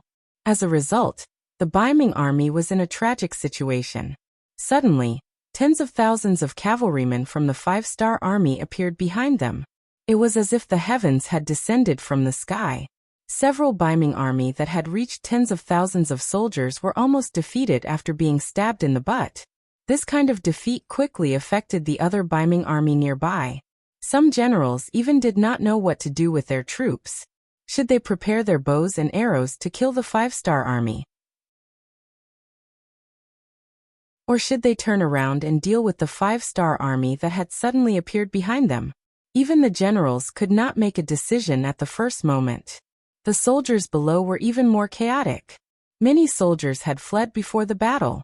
There were also many people who were smart enough to kneel on the spot and raise their weapons high. They were already prepared to surrender. 100,000 soldiers. Although it seemed like a lot, if they really fought, it would be difficult to kill them all even after a day and a night. However, when the thoughts of surrendering and fleeing took over, it was not that difficult to deal with. In less than an hour, the army began to collapse. When the 5-star army arrived in front of them, it did not take much effort for them to easily obtain victory. The 1st Cavalry Division was the most outstanding cavalry, under the leadership of Division Commander Tian, who, they were the first batch of 5-star army cavalrymen to charge into the Baiming army. The original 10,000 soldiers had now expanded to 20,000 under Yang Qindong's special permission. This was also their first battle after the expansion. Division Commander Tian, whose request for everyone was to perform well, especially the veterans. They had to set an example for the new recruits and let them know what it meant to be invincible and invincible. When the 20,000 cavalrymen rushed over excitedly, they saw that the Baiming army was basically defenseless. The scene of kneeling and surrendering was so spectacular and so ironic. Even Division Commander Tian, who had experienced countless bitter battles, did not know how to describe what he was seeing at this moment. Division Commander, what is going on? 1st Cavalry Division Commander Mu rode to Tian Hu's side and scratched his head with a confused expression. Not only Commander Mu, but even Tian Hu himself did not know what was going on. However, he was still a division commander and had been placed in an important position by Yang Qindong. His ability to adapt was still very strong. After a short moment of hesitation, he said, "Let's not care about that. We will continue the pursuit as planned. As for these captives, let the people behind us deal with them." The 1st Cavalry Division was the strongest cavalry division. What they should be doing was searching for the strongest opponent that matched their status, not standing here and receiving captives. After Tian Hu gave the order, the 20,000 cavalrymen leaped over the captives and continued to charge forward as if they did not see them. Even when they passed by Rong Xiao's camp, they did not have any intention of stopping. Following closely behind were the New Army and the Liaodong Cavalry Division. They only stopped for a moment before making the same decision as the 1st Cavalry Division. They let go of the Baiming captives and continued to chase forward.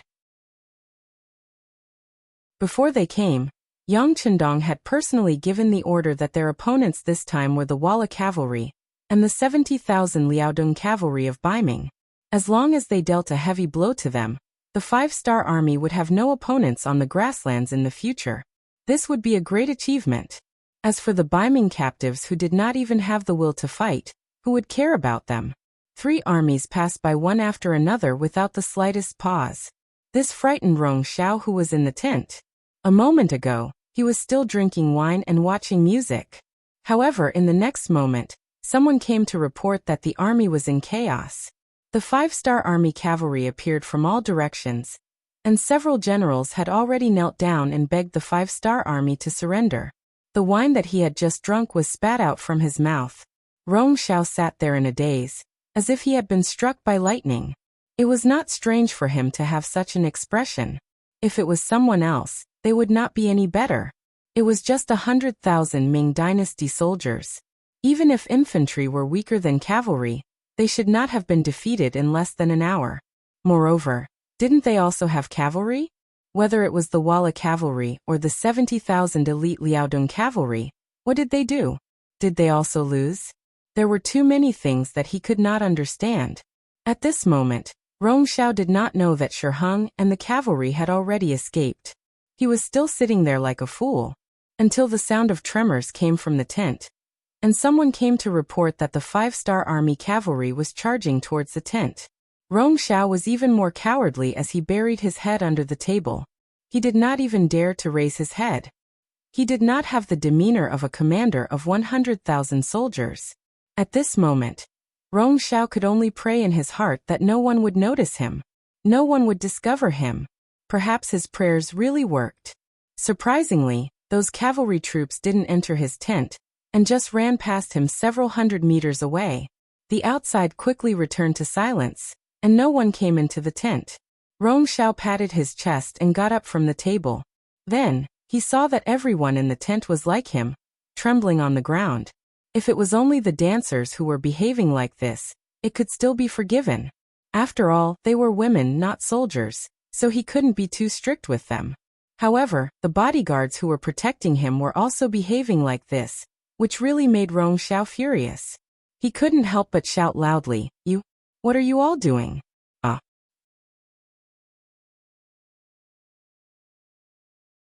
Chapter 1183.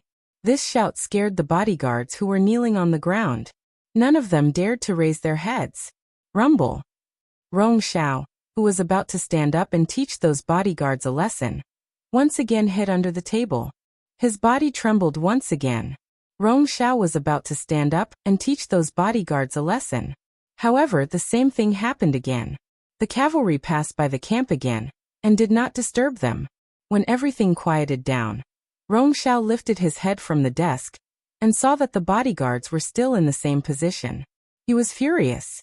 Just as he was about to scold them, the cavalryman came again, forcing him to bury his head in his chest again. This repeated 3 times. It was the 1st Cavalry Division, the new army, and the Liaodong Cavalry Reinforced Regiment that passed by. This scared Rong Xiao 3 times, but it also made him more courageous. Holding a sharp long sword in his hand, he stood up. He wanted to kill 1 or 2 of the bodyguards. He wanted to remind the others that he was the master. When there was danger, they should protect him and not just care about their own lives.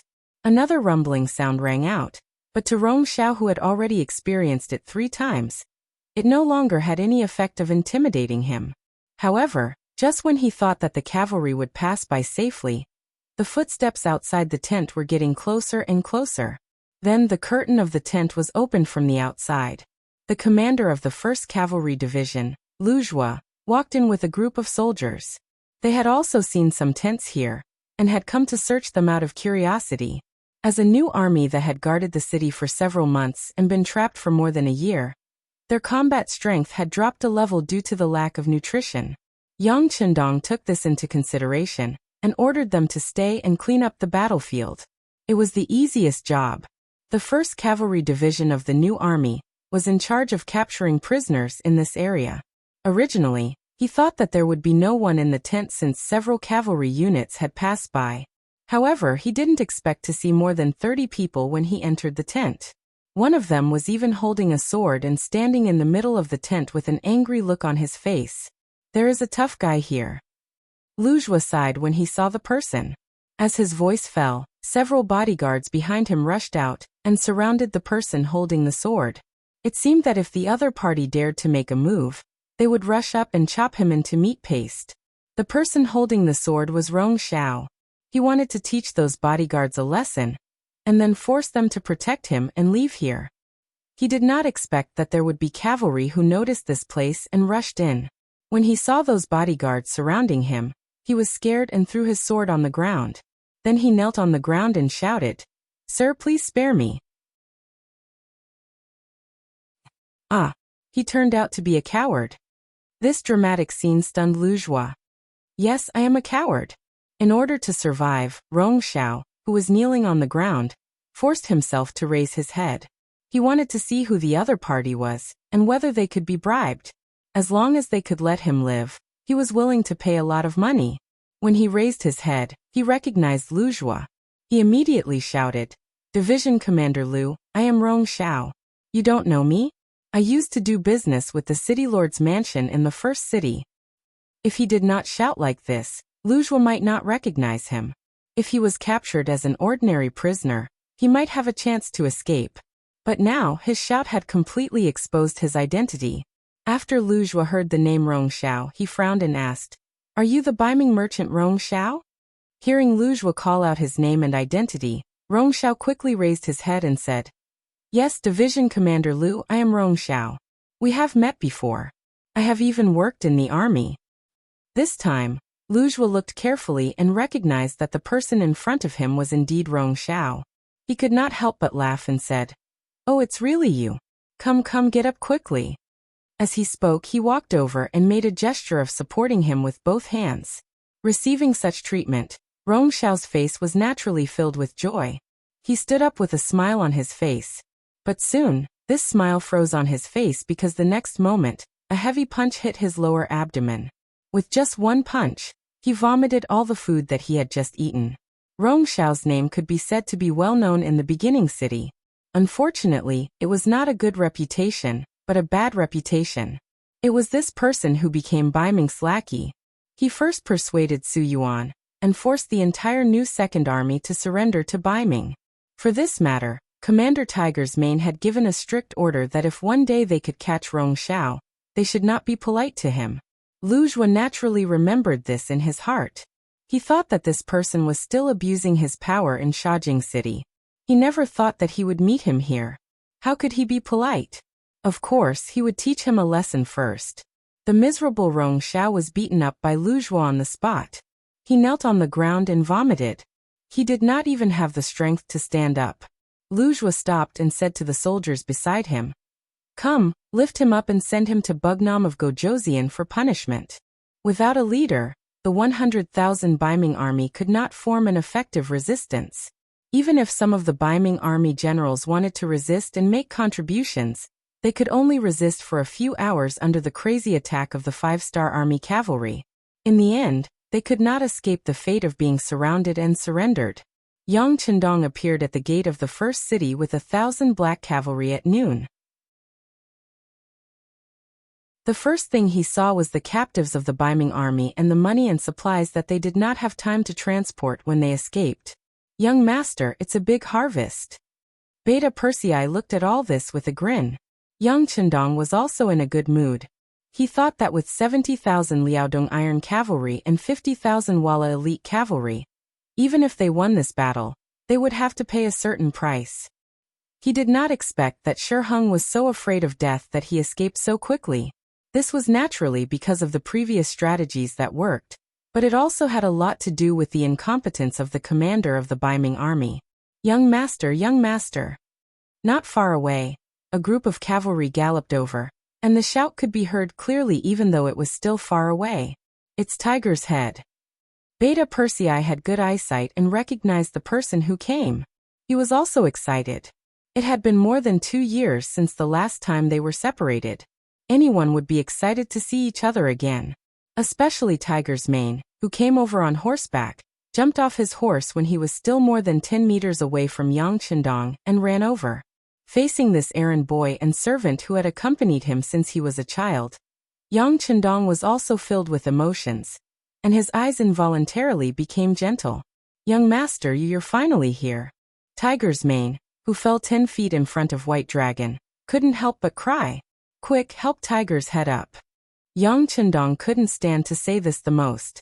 He could see tens of thousands of soldiers fighting and even dying on the battlefield, but he just couldn't bear to see these men in tears.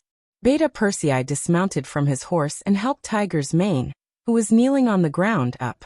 Tiger's Mane, who seemed to have just calmed down, burst into tears again because of Yang Chendong's words. "You've worked hard." Unlike parting, Tiger's mane was a person who would rather break than bend. He had even prepared to live and die with the first city. He also thought that he would never see the young master again in his life. At this time, seeing him again, one could imagine how excited he was. Young master, you're becoming more and more mature and charming. Tiger's mane couldn't help but say after looking up and sizing up Yang Chendong. When he first entered the capital of the Great Ming Dynasty, Yang Chendong was only a young man who was less than 20 years old. But now he was nearly 30 years old and was a mature middle-aged man. Even the corners of his mouth had grown a beard. How could people not be moved? Haha, Tiger's mane, your flattery skills have also improved. With Yang Chendong's laughter, the atmosphere at the scene suddenly became much more cheerful. After Tiger's mane, Yang Si Yumian, and the others came to greet him one by one. Yang Chendong gave each of them verbal encouragement, making them feel the warmth and importance of being close to them. After everyone greeted each other, they talked about the current situation of the battle. Tiger's mane took the initiative to report. Young master, except for more than 10,000 people who died or were injured in battle, the rest of the 100,000 Baiming army surrendered and were captured. Among them, the commander-in-chief, Rong Xiao, was also captured alive by us. You can do whatever you want with him. Very good. Yang Chendong nodded happily. This battle is much smoother than I thought. Everyone has put in a lot of effort and should be rewarded. Everyone chuckled when they heard this. However, only one person had a straight face. When he saw that Yang Chendong seemed to be in a good mood, he suddenly stepped forward and said, King, I don't want to be rewarded. I only request to participate in the hunting mission. Please allow it. The person who spoke was the commander of the new light cavalry, Ma Xiangshan. It was obvious that he was still angry about being stopped by the Liaodong cavalry. This time he wanted to take revenge. When Ma Xiangshan first met Yang Chendong, they were still at Hightown. At that time, he had shown his strength and questioned Yang Chendong's horsemanship. In the end, it ended with the white dragon being subdued. After not seeing each other for many years, the moment he opened his mouth, it was as if he was in a difficult position. Tiger's mane, Yang Si Yumian, and the others were all shocked and angrily rebuked him. Today Yang Chendong was no longer the Yang Chendong of Hightown. He was now the Bugnam of Gojoseon. The territory he had was comparable to the Great Ming Dynasty, and the number of troops he had was enough to dominate the Great Ming Dynasty. How could he allow others to question the military plans he made? If Yang Chendong became angry and punished Ma Xiangshan, no one would be able to say anything.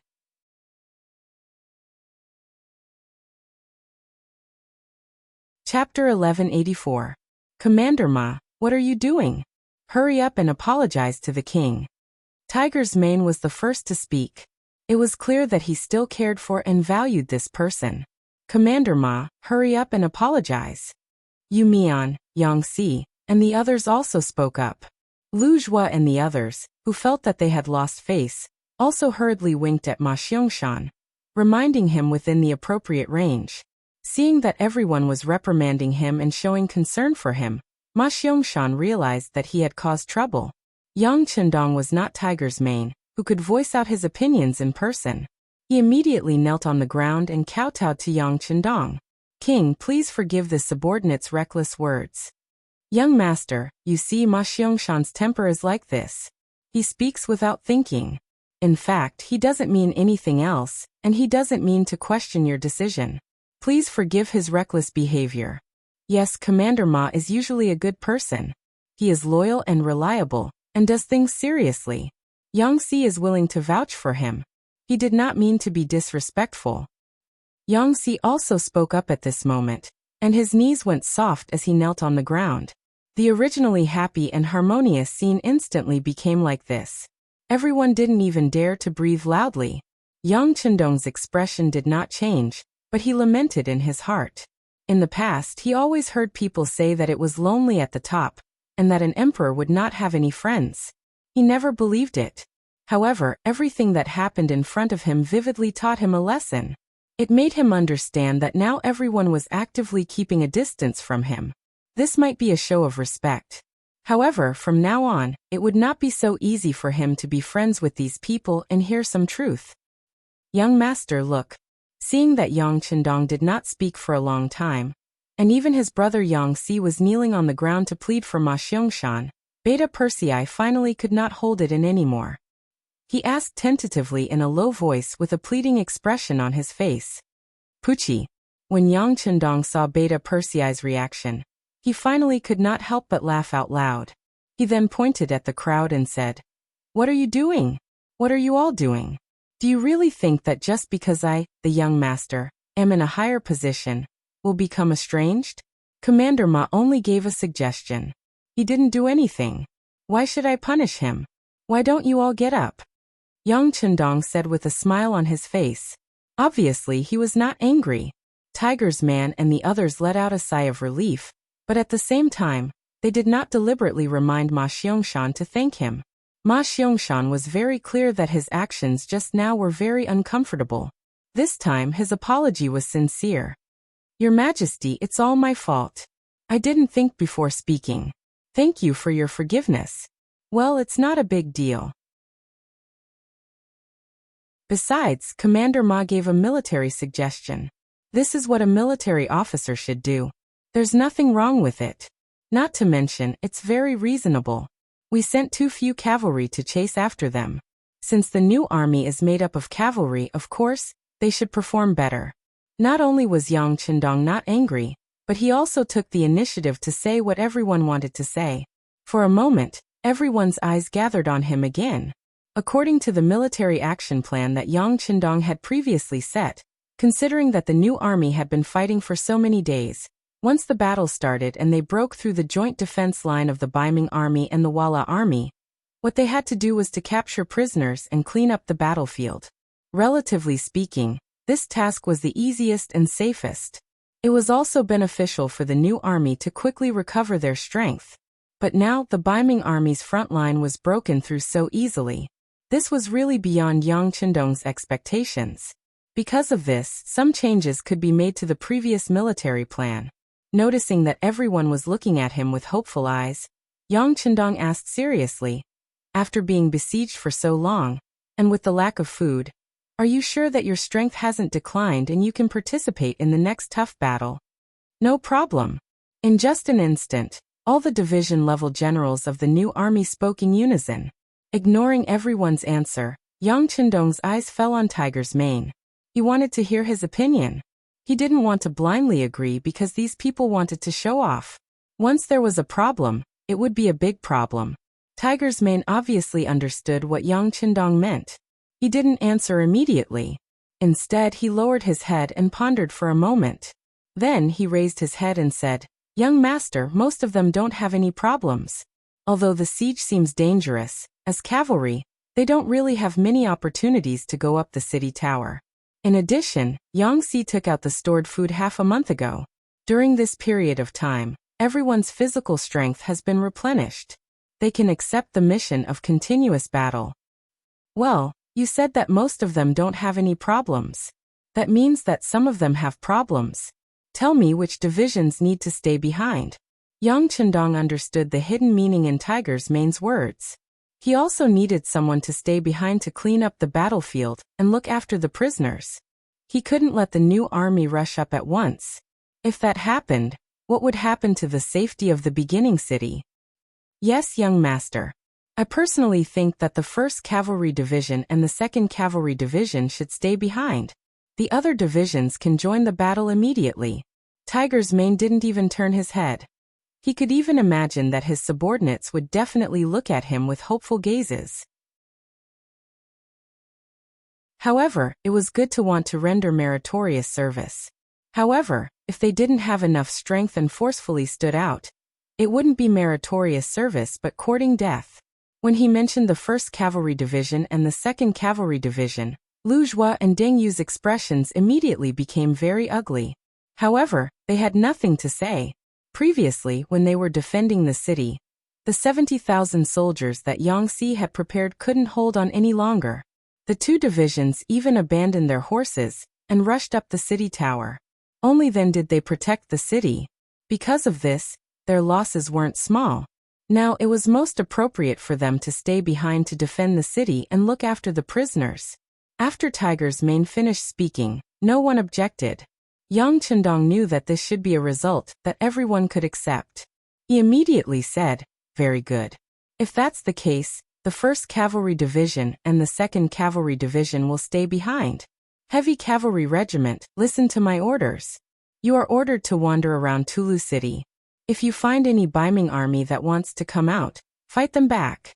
If there are too many enemy soldiers, you can return to the beginning city at any time to ask for reinforcements."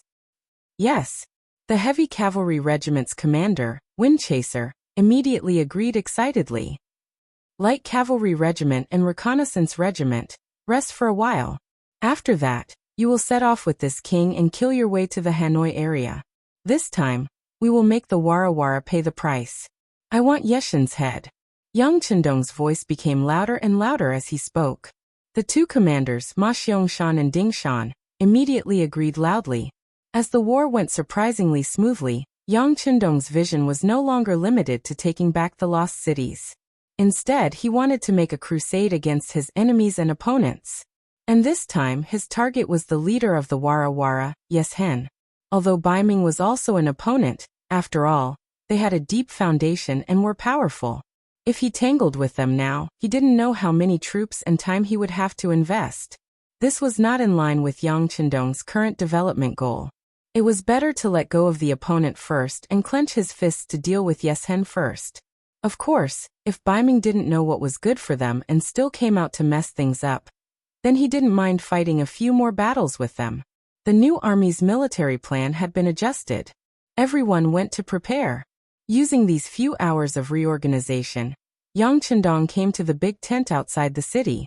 He separately received the Far Eastern Army's commander Chen Bo, Mabe Division's commander Xian Honghai, Na Raizong, and the Mongolian generals who had joined the 5-star army.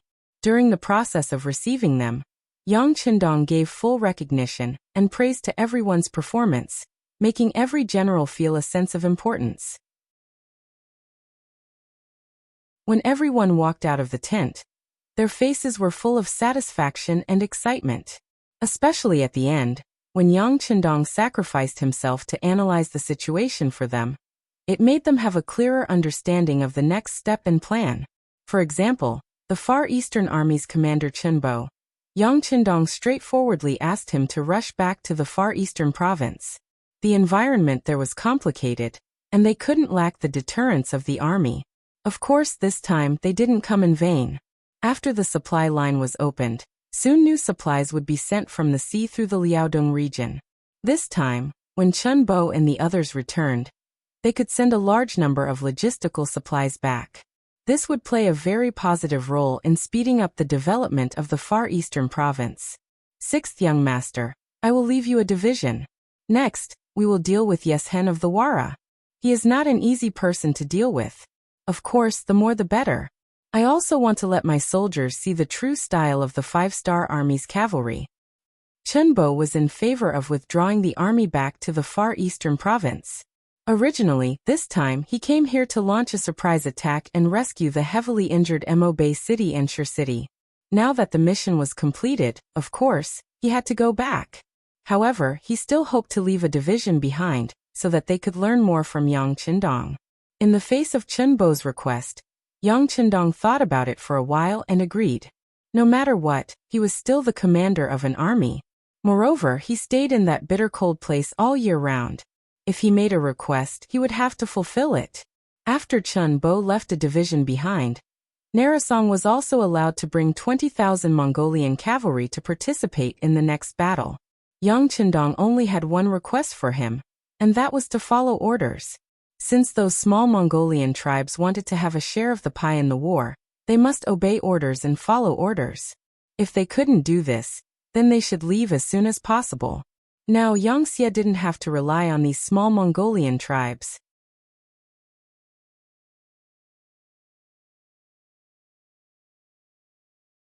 Chapter 1185. Yang Xie's continued growth and economic development, especially after defeating the Baiming army and the world of Wara, made the small Mongolian tribe see the rise of a powerful 5-star army, a new force. They could only look up to the 5-star army and didn't dare to have the slightest disrespect. After knowing that the order was personally given by Bugnam of Gojoseon, no one dared to refuse. They all said that they would obey the military order. And some even directly said that they wanted to join the 5-star army. In their opinion, finding a strong backer would be more beneficial to their tribe's future development. For those who wanted to rely on him, Yang Chendong didn't have no choice but to accept all of them. He asked Yang Heir to investigate carefully and make sure that their strength could play a role before accepting them. On the contrary, some of the small tribe leaders who had their own plans were already dead in Yang Chendong's heart. For the future generations, he wouldn't allow other armed forces to exist under his rule. Even if they were to rely on him, he wouldn't allow them to join the 5-star army. He also had to disrupt their original organization, which meant that he had to completely eat them up. In the future, people who joined him and rebelled often happened. And it happened more than once. It also caused a lot of headaches for those who thought that they were broad-minded. Yang Chendong didn't want to make this kind of mistake again. Either they were completely used by the 5-star army, or they were completely destroyed. There was no third choice. Of course, this wasn't something that could be done just by saying it. If he wanted to do this, it would take a long time. What Yang Chendong needed to do was to shorten this process as much as possible and completely unify the entire Mongolian grassland. After meeting the generals and assigning them their respective tasks, the last person Yang Chendong met was the captured Baiming general, or more precisely the businessman, Rong Xiao. This businessman who used the commercial resources of the 5-star army and relied on his identity as a Han to make a fortune. Now he actually used the money he earned from the 5-star army to deal with the 5-star army. With this kind of two-faced character, Yang Chendong couldn't tolerate him. He had to kill him as an example to those who had bad intentions. Rong Xiao, who was tied up, was like a fat pig that was about to be slaughtered. He was tied to a piece of wood and carried into the tent. As he entered, a fishy stench spread throughout the tent. Beta Persei, who was standing on the side, wrinkled his nose, asked with an unhappy expression, "What's going on? Did you throw him into a cesspool?" Second brother, "No, he was so scared that he peed and pooped. I just gave him a simple wash, but I didn't expect him to pee again." Longwei's captain, Ba Daojiang, who was responsible for bringing him in, said with a face full of disdain, "Humph! You dare to make an enemy out of our 5-star army, with just this little bit of ability?" Knowing that this was all because Rong Xiao was too cowardly, Yang Heir snorted unhappily. Yang Chendong's expression was normal. In the past, in order to complete a mission, he had come into contact with all kinds of environments. It was just some strange smells, it really didn't make him feel any discomfort. He first looked at Rong Xiao, who had fainted from fright, and nodded. "Come wake him up." Splash. A large bucket of cold water was then handed over to Rong Xiao. A wave of coldness directly stimulated him, causing him to struggle and shout loudly, "Ah! Don't kill me, don't kill me. I'm willing to surrender to the 5-star army. I'm willing to serve the grandfathers of the 5-star army." Rong Xiao really didn't have a backbone. If it was said that he was tortured by Longwei for a period of time, he was already scared out of his wits at this moment, and he couldn't help but shout when he woke up. After shouting for a while, he found that no one was paying attention to him. Only then did he have the courage to open his eyes and look at the surroundings. He saw Bugnam of Gojoseon, Yang Chendong, sitting at the head of the tent, wearing a golden robe. Ah! Bugnam of Gojoseon. Rong Xiao, who was once met by Yang Chendong because he was a businessman, immediately recognized Bugnam of Gojoseon's identity, and his eyes flashed with panic and surprise. Speaking of which, he felt sorry for Bugnam. Now that Bugnam of Gojoseon had found him, he was not afraid. But he believed even more that the King of Hell was easy to meet, and the little devils were hard to deal with. Compared to those Longwei who used various means to deal with him, he believed that Yang Chendong should be easier to talk to, because people with such an identity would not take him seriously. As long as the other party was happy, he might be let go like a fart. Thinking of this, Rong Xiao, who was lying on the ground, suddenly got up and came to a place 5 meters in front of Yang Chendong at a fast speed. He kowtowed to the ground. "Bugnam of Gojoseon, I was wrong. Please be magnanimous and spare my life. I promise that the Rong family will completely obey your orders in the future and work for the 5-star army. I will be your dog in the future, and I will bite whoever you ask me to. By the way, our Rong family has been doing business for generations, and we have a lot of connections in Baiming. If you want to do something, we will definitely do it well, and won't let you down. I only ask that you spare my life to show your magnanimity and magnanimity. I believe that many people will join you. Rong Xiao deserved to be a businessman. When he said these words, he didn't even stutter. It was as if these words had been rehearsed by him many times in his heart. The Rong family had indeed been doing business for generations. They had experienced being looked down upon by others at the beginning, and now they had a wide influence. Otherwise, they wouldn't have been conferred the title of general, and could lead 100,000 soldiers just because they had done one thing. It was a good thing for the 5-star army and Yang Chendong to have such a congenial person. With them around, he would be able to gain a better understanding of the Northern Ming dynasty.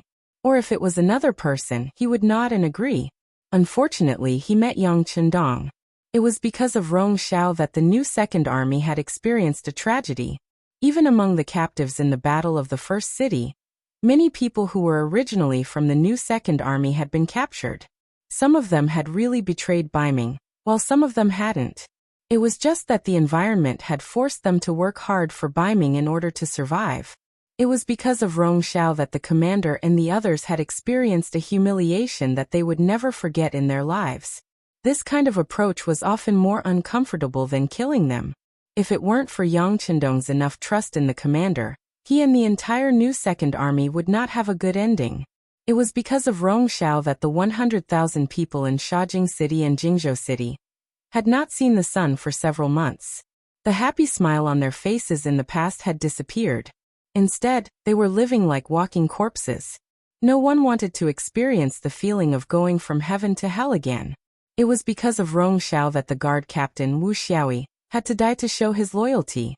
Such a loyal person who protected his master was killed by this villain in front of him. It was because of Rong Xiao that the two cities had to temporarily rely on Baiming in order to survive. Because of this, Baiming and the War of Wara had no scruples and could besiege the first city. So many good soldiers had died tragically. It was because of Rong Xiao. There were many more that Yang Chendong didn't want to say or think about. And all of this was because of Rong Xiao's personal reasons. In the face of such a person who could be said to have committed a heinous crime, even if there was a flower in the sky, how could he forgive him? Compared to the benefits of getting along well with the Rong family, if Rong Xiao didn't die, how many people would be disappointed? How could he face the heroes who died in the defense of the first city and the soldiers of the new Second Army? Rong Xiao must die. This was the ending that no one could change, but he shouldn't die here, but in Shaojing City. It should be handled by Baiming and the others. Take him down and send him to the new Second Army. It's okay as long as he doesn't die in the process. These words had already represented Rong Xiao's ending. There was even a hidden meaning in the words. That was, he would let everyone torture Rong Xiao along the way. As long as Rong Xiao didn't die, it was best to let him suffer a fate worse than death, and let him know what would happen if he offended the 5-star army. It was almost time, and Yang Chendong was ready to set off with the army. In contrast, the Wara had run for several hours. Although Tian Hu and the others had already chased after them, they were alone and didn't bring enough money and food, so they couldn't be at ease. Order the new 1st Army Reconnaissance Regiment to be the left vanguard, responsible for the safety of the left wing. Order the new 1st Army Light Cavalry Regiment to be the right vanguard, responsible for the safety of the right wing. Order the 20,000 Mongolian troops led by Narisong, and the 1st Cavalry Division of the Far Eastern Army, Daikua, to be the middle. Order the 4th Army Division to be the rear, escorting the army's money and food. Set off. In the big tent, Yang Chendong shook his arm and shouted. More than 50,000 troops went south from the first city. Looking at the back of the army, the new 1st Army commander, Tiger's Mane, was filled with emotion. The 5-star army has completely grown up. Yes, but our future mission is still a long way to go. Yu Mian, the lord of the first city, also sighed. Haha, don't be emotional at this time. We still have too many things to do. Reorganizing the captive army and preparing to receive the new supplies. We still need the cooperation of the army commander and the lord of the First Army. Yangtze chuckled, looking quite proud. It was no wonder that he was so happy. More than 70,000 Walla cavalry, more than 90,000 Baiming infantrymen, and nearly 70,000 infantrymen from Swordsmanship's headquarters. This was more than 200,000 troops, and now they all needed to be reorganized. This task mostly fell on him, the logistics division commander. Although the task was heavy, he was very happy. With so many troops, he could do a lot of things in the future. Don't worry, we will fully support you if you need anything, Yu Mian also said with a smile. But at the same time, he didn't forget to put forward a condition. It's just that the inner and outer walls of the first city have been damaged in this battle. With so many laborers, can Division Commander Yangtze help me? That's not a problem. We don't have anything else now, but we have people. Ah! Yangtze laughed. At this moment, not only him, but Tiger's Mane and Yu Mian also laughed together.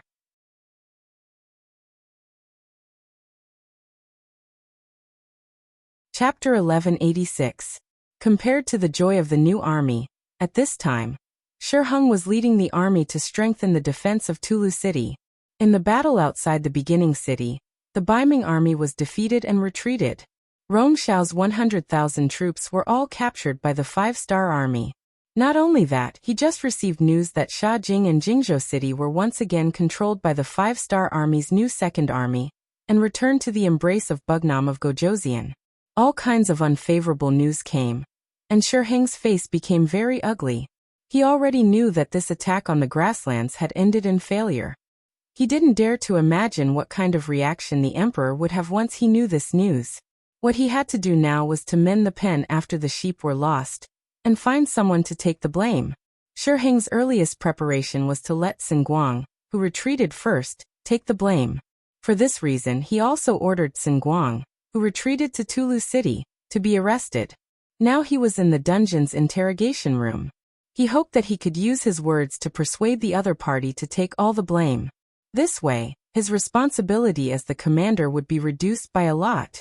In order to strengthen his power, Shi Heng also invited Fang Dingshan over. The two of them interrogated one person together, which was enough to give Xinguang face. Bring people to commit the crime, Shi Heng said with some momentum as he slammed the wooden block on the desk. Bring people to commit. Wei. Wu. The group of Yamen runners standing on both sides also shouted loudly, raising the tense atmosphere to the extreme. In the midst of the shouting, Xinguang, shackled, walked into the hall under the protection of two bailiffs. Although he was still far away, the clattering sound could be heard. The shouts continued, as if to create an extremely tense atmosphere. Shi Heng, who was sitting behind the desk, was already waiting to see Xinguang's current appearance. Xinguang's face would definitely turn pale, and he would kneel down and beg for mercy the moment he saw him. If that was the case, wouldn't Xinguang have to say whatever he wanted him to say? The greater the expectation, the greater the disappointment. Xinguang finally appeared, but he did not show the slightest sign of fear. Instead, he looked lazy and sleepy. When he saw Shi Heng and Fang Dingshan, he even yawned and said with a smile, "Sigh, even if I caught the wrong person, I shouldn't have let Marquis and General Fang come here personally. I'm really flattered." He did not seem to be afraid at all. On the contrary, he was so calm. In the eyes of Shi Heng and Fang Dingshan, they were surprised. The two of them first looked at each other. After confirming that the person who came was Xinguang, Shi Heng suddenly picked up the wooden block and said, "Xinguang, don't pretend to be crazy here. Marquis is asking you, do you know your crime?" The sound of the wooden block reverberated in the interrogation room. It was quite imposing. However, this was nothing to Xinguang, who was like a hob. He could even laugh and said, "Crime? What crime have I committed?" "You." Shi Heng was really angered by Xinguang's shameless behavior. He pointed at him and said, "You led the troops to retreat without a military order, which led to our defeat in the Battle of Beginning City. Isn't this enough to sentence you to death?" "What? Is there such a thing?" Xinguang said with an obedient look. "What? You dare to do it, But you don't dare to admit it? Deputy Commander Tsin, this is not what a man should do. Fang Dingshan, the deputy judge at the side, finally spoke. He could not stand the kind of generals who fled in the face of battle. They were obviously not very capable, but they were in a high position. Such people were like vermin and were really hateful. Facing Fang Dingshan's interrogation, Tsin Guang was also not anxious. General Fang, who are you talking about? From what I know, when faced with the charge of the 5-star army, you didn't even fire a single arrow before retreating. Could it be that your actions are what a man should do? At this moment, Fang Dingshan's face flushed red. He was actually being questioned in return. He was not as thick-skinned as Tsin Guang, who could be indifferent in the face of questioning. Although he was greedy for money, he also cherished his reputation. He immediately said angrily, "Bullshit." The reason why the Liaodong cavalry retreated was because Admiral Shi gave a military order. We followed the order, and also to preserve the strength of our Baiming army.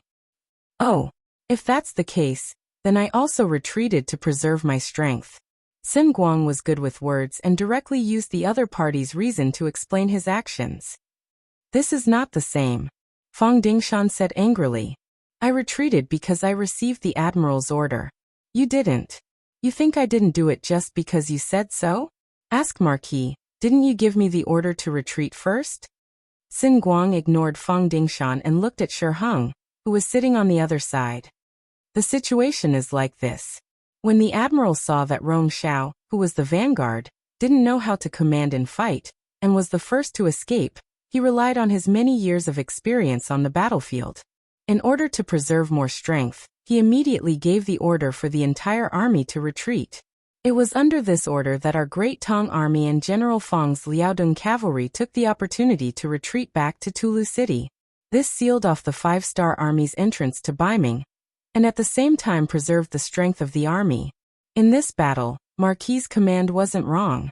The mistake was Shi Wanshan's betrayal, the Wara's escape, and Rong Xiao's cowardice. This made the opportunity to severely damage the 5-star army, and even capture Bugnam of Gojoseon go to waste.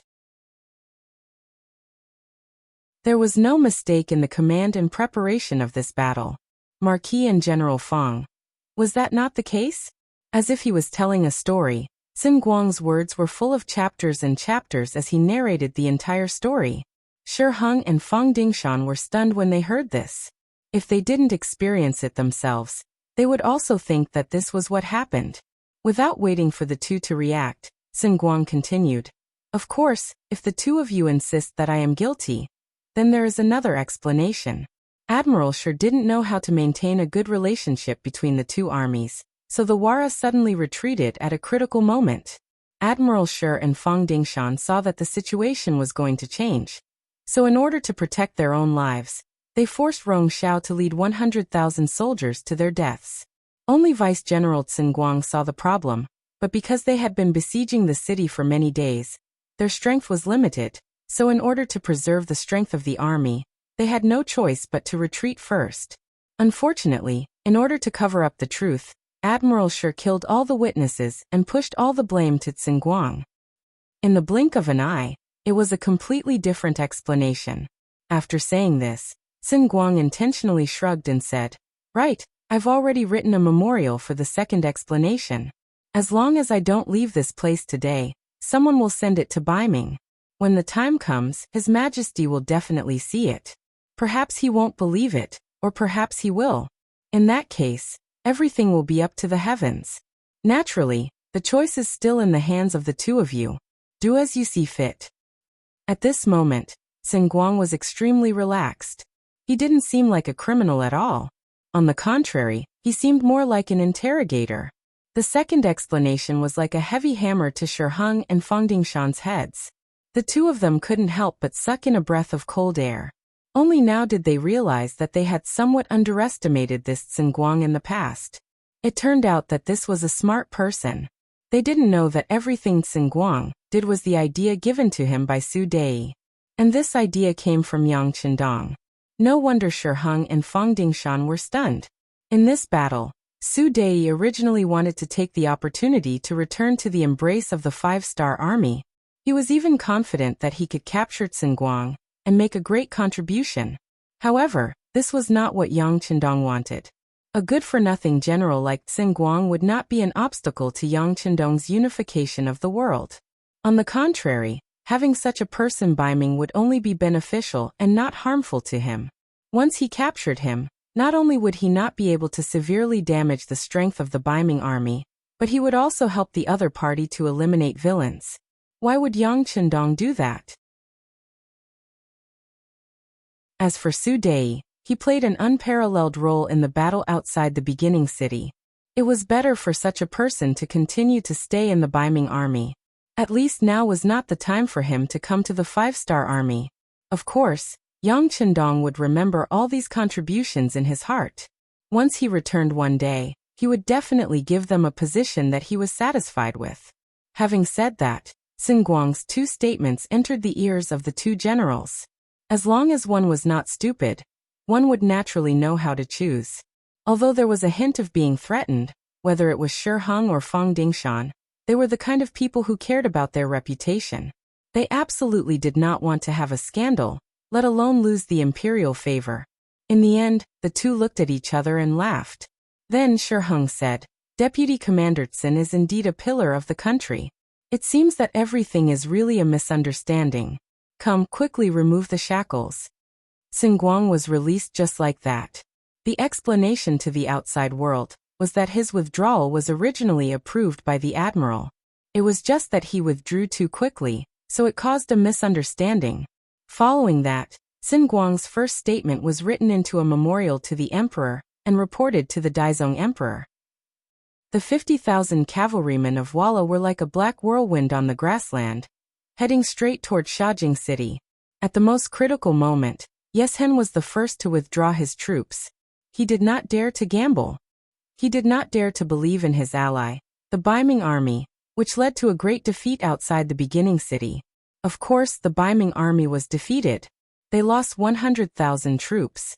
For Yeshen, it was just some provisions that could not be taken away, because he was in a hurry.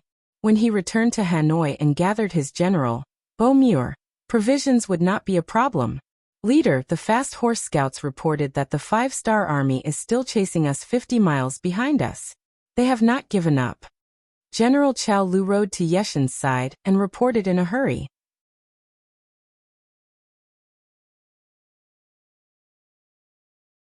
Chapter 1187. They're still chasing? How many people do they have? Yeshen's face flashed with anger. He had already been defeated, but he was still the first army to retreat. This was giving enough face to the 5-star army. Moreover, when he attacked the beginning city, he didn't use a single soldier, saber, or sword. On the contrary, he even lost 100,000 soldiers when he attacked North Desert City. No matter how he looked at it, he was the one who suffered a loss.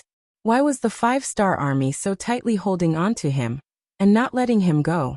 Replying to the leader, they have about 50,000 people. They have more people than us. Among them, there is also the existence of the most elite existence like the 1st Cavalry Division. When Chao Lu answered these questions, he felt a chill down his spine. Unlike Baiming and Southern Ming, where most of the soldiers were infantry, the 1st Cavalry Division was in the limelight in the grasslands where the majority of the soldiers were cavalry. It was not something that other tribes and forces could compare to. A person's name was like a tree's shadow. For many people in the grasslands, the 1st Cavalry Division represented a destructive existence. Continued to retreat. When he heard that the other side had more people than him, and that there was the existence of the invincible elite existence like the 1st Cavalry Division, Yeshen lost the desire to compete. He helplessly shook his head and gave the order to continue the retreat. Reporting. Just as Yeshen gave the order, the fast horse scout in front of him came in front of him again. Reporting to the leader, there is a group of cavalry with the banner of the 5-star army 30 miles in front of us. They are blocking our way. There is a 5-star army cavalry in front of us? Yeshen was shocked by this news. Leader, it should be the 5-star army's new 2nd army. Chao Lu thought of something and whispered to Yeshen. Slapping his forehead, Yeshen nodded. That's right, it should be them. Humph, the useless Baiming. After conquering 2 cities, Don't they know how to completely destroy the new Second Army? Now they've become popular again. Yes, the Baiming army is too incompetent. But Chief, now that they are targeting us, what should we do? Chao Lu was also complaining about the incompetence of the Baiming army, but now was not the time to complain. Instead, he had to face the problem. What else can we do? Let's split up and meet the enemy. The rest of the cavalry will circle around them and rush back to Hanoi. Helplessly, he said. In the past, if a mere new Second Army dared to stop 50,000 elite cavalrymen from Wara, Yeshen would definitely teach them a lesson. But now he couldn't take such a risk. Once his main force was entangled with the enemy, the 5-star army cavalry would catch up to him. If that happened, he wouldn't be able to escape even if he wanted to. This was to strengthen the soil and break the wrist. Chao Lu asked carefully, Chief, how many people should we send to meet the enemy? Everyone knew that the cavalrymen sent to meet the new Second Army would never return. But the number of people was the key. If there were too few, it wouldn't be effective. If there were too many, the losses would be too great. It was not a good choice. Send 20,000 soldiers. After all, the new Second Army's strength is greatly damaged. If we send more people, they might be able to rush out and meet up with us in Hanoi. Yeshen was indeed an ambitious person. Without even thinking about it, he betrayed all 20,000 of his men. The so-called sending more people to defeat the new Second Army was just an excuse. In the end, Yeshen was afraid that if he sent too few people, they wouldn't be able to entangle the new Second Army and affect his escape plan. Chao Lu was naturally aware of this point. But this was the chief's order, so he had to carry it out. He immediately agreed and went to make the arrangements. We'll leave from the sides, Yeshen said with heartache. When they came with 150,000 soldiers. But when they returned, they only had 30,000 men and horses. They even lost their provisions. This was an undeniable defeat.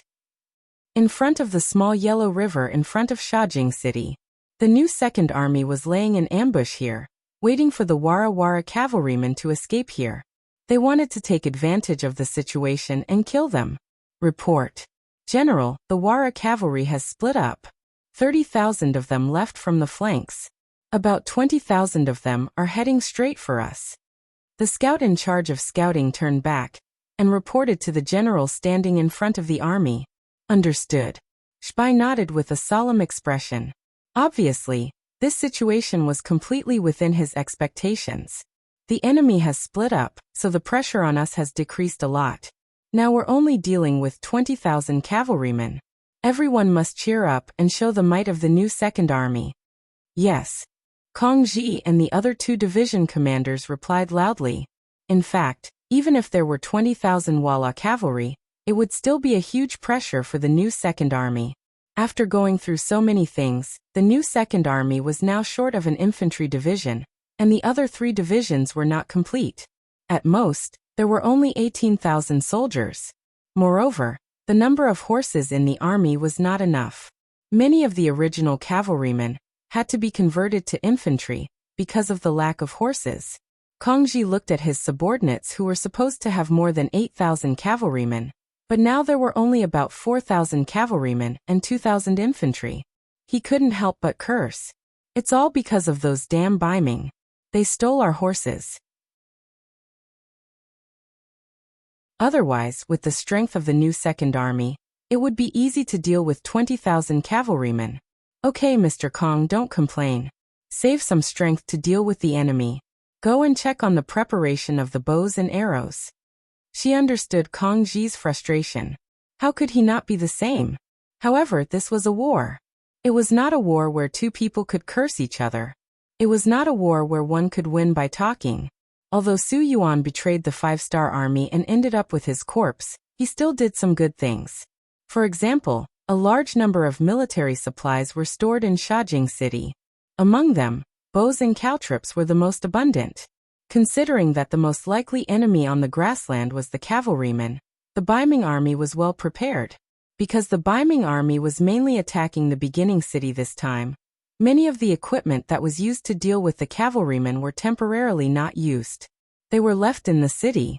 This time the new Second Army benefited. Commander, don't worry. The bows and arrows are ready. We also prepared 400 meters of caltrops. I guarantee that the enemy's cavalrymen will suffer heavy losses. Kang Ji's face was full of confidence when he said this. Good. This is a turnaround for the 5-star army. Although we were forced to do what we did before, it is inevitable that some of our brothers will have some opinions about us. Now is the time to prove everything with actions. There must not be any problems. She nodded heavily and said. Now everything was ready. They only lacked the east wind. For hours later the east wind, which was the enemy, appeared. Looking from afar, it was as if they covered the sky and the earth. People said that there were more than 10,000 soldiers. When 20,000 cavalrymen came from afar, the battle formation could not be described with words. Prepare for battle. Archers, get ready. Kang Ji, the commander of the 1st Cavalry Division, rode on his horse and shouted loudly. There were 6,000 archers in the 3 divisions. They were waiting for the enemy to arrive at the designated location, so that they could launch a fatal attack. The earth shook and shouts shook the sky. 20,000 elite cavalrymen of the Walla Empire came from afar, shouting slogans that only the people of the grassland could understand. When the distance between them was still 800 meters, they began to perform all kinds of equestrian tactical movements. They either hid their bodies on the side of the warhorse, or bent their bodies over the horse to minimize the area of their exposed body parts. Or, they knocked their bows and arrows and prepared to launch a counterattack on the horse. This was an evenly matched battle. There were no tricks to be played. The reason why it was said to be evenly matched was because the Walla cavalry had the advantage in terms of numbers. It was just that they had limited time to fight. If it wasn't for the fact that the elite cavalry of the 5-star army were rushing over, the 20,000 Walla cavalry would not have used such a method of charging. Instead, they would have attacked from the left, middle and right. Only then would they be able to maximize their advantage in numbers. However, time did not allow for it. They had no choice but to use the wolf pack tactic. The so-called wolf pack tactic could also be called a swarm. It was like a pack of wolves. Once they saw the target, they would tear it into pieces and finally complete the mission of killing and defeating the enemy. It could be said that the ancient cavalry battles were very dangerous. It was about the coordination of tactics, the advantage in numbers, and the use of geographical and weather conditions. Of course, the morale of the 2 armies and the weapons used would also directly affect the final result of the battle. As for the battle between the 2 armies, it was almost impossible for both sides to fight. Unless it was under special circumstances, neither side would choose to do so. It was very difficult to train a general. It required a lot of resources and time. How could they sacrifice themselves in a battle like this? This was just something that movies and TV dramas did on purpose. The 20,000 Walla army's cavalrymen were approaching step by step, and their speed was very fast. Their forces were also very scattered. It gave people a feeling that they did not know where to start. It was as if the attack was not the main point, and the attack was the main point. This was the essence of the wolf pack tactic. It made the opponent confused and could only choose to attack. In this way, if they did not deal with it well, they could be defeated like a mountain. The reason why the Walla cavalry chose to attack like this was because they had the advantage in numbers. They were thinking of ways to expand their advantage and achieve the military goal of winning the battle. Archers scatter. 300 in a squadron, 100 in a small squad. Adopt a stacked attack. Kang Ji was not someone to be trifled with. Seeing that the opponent was about to expand their advantage in numbers, he was not willing to let it go. He immediately adopted the corresponding countermeasures.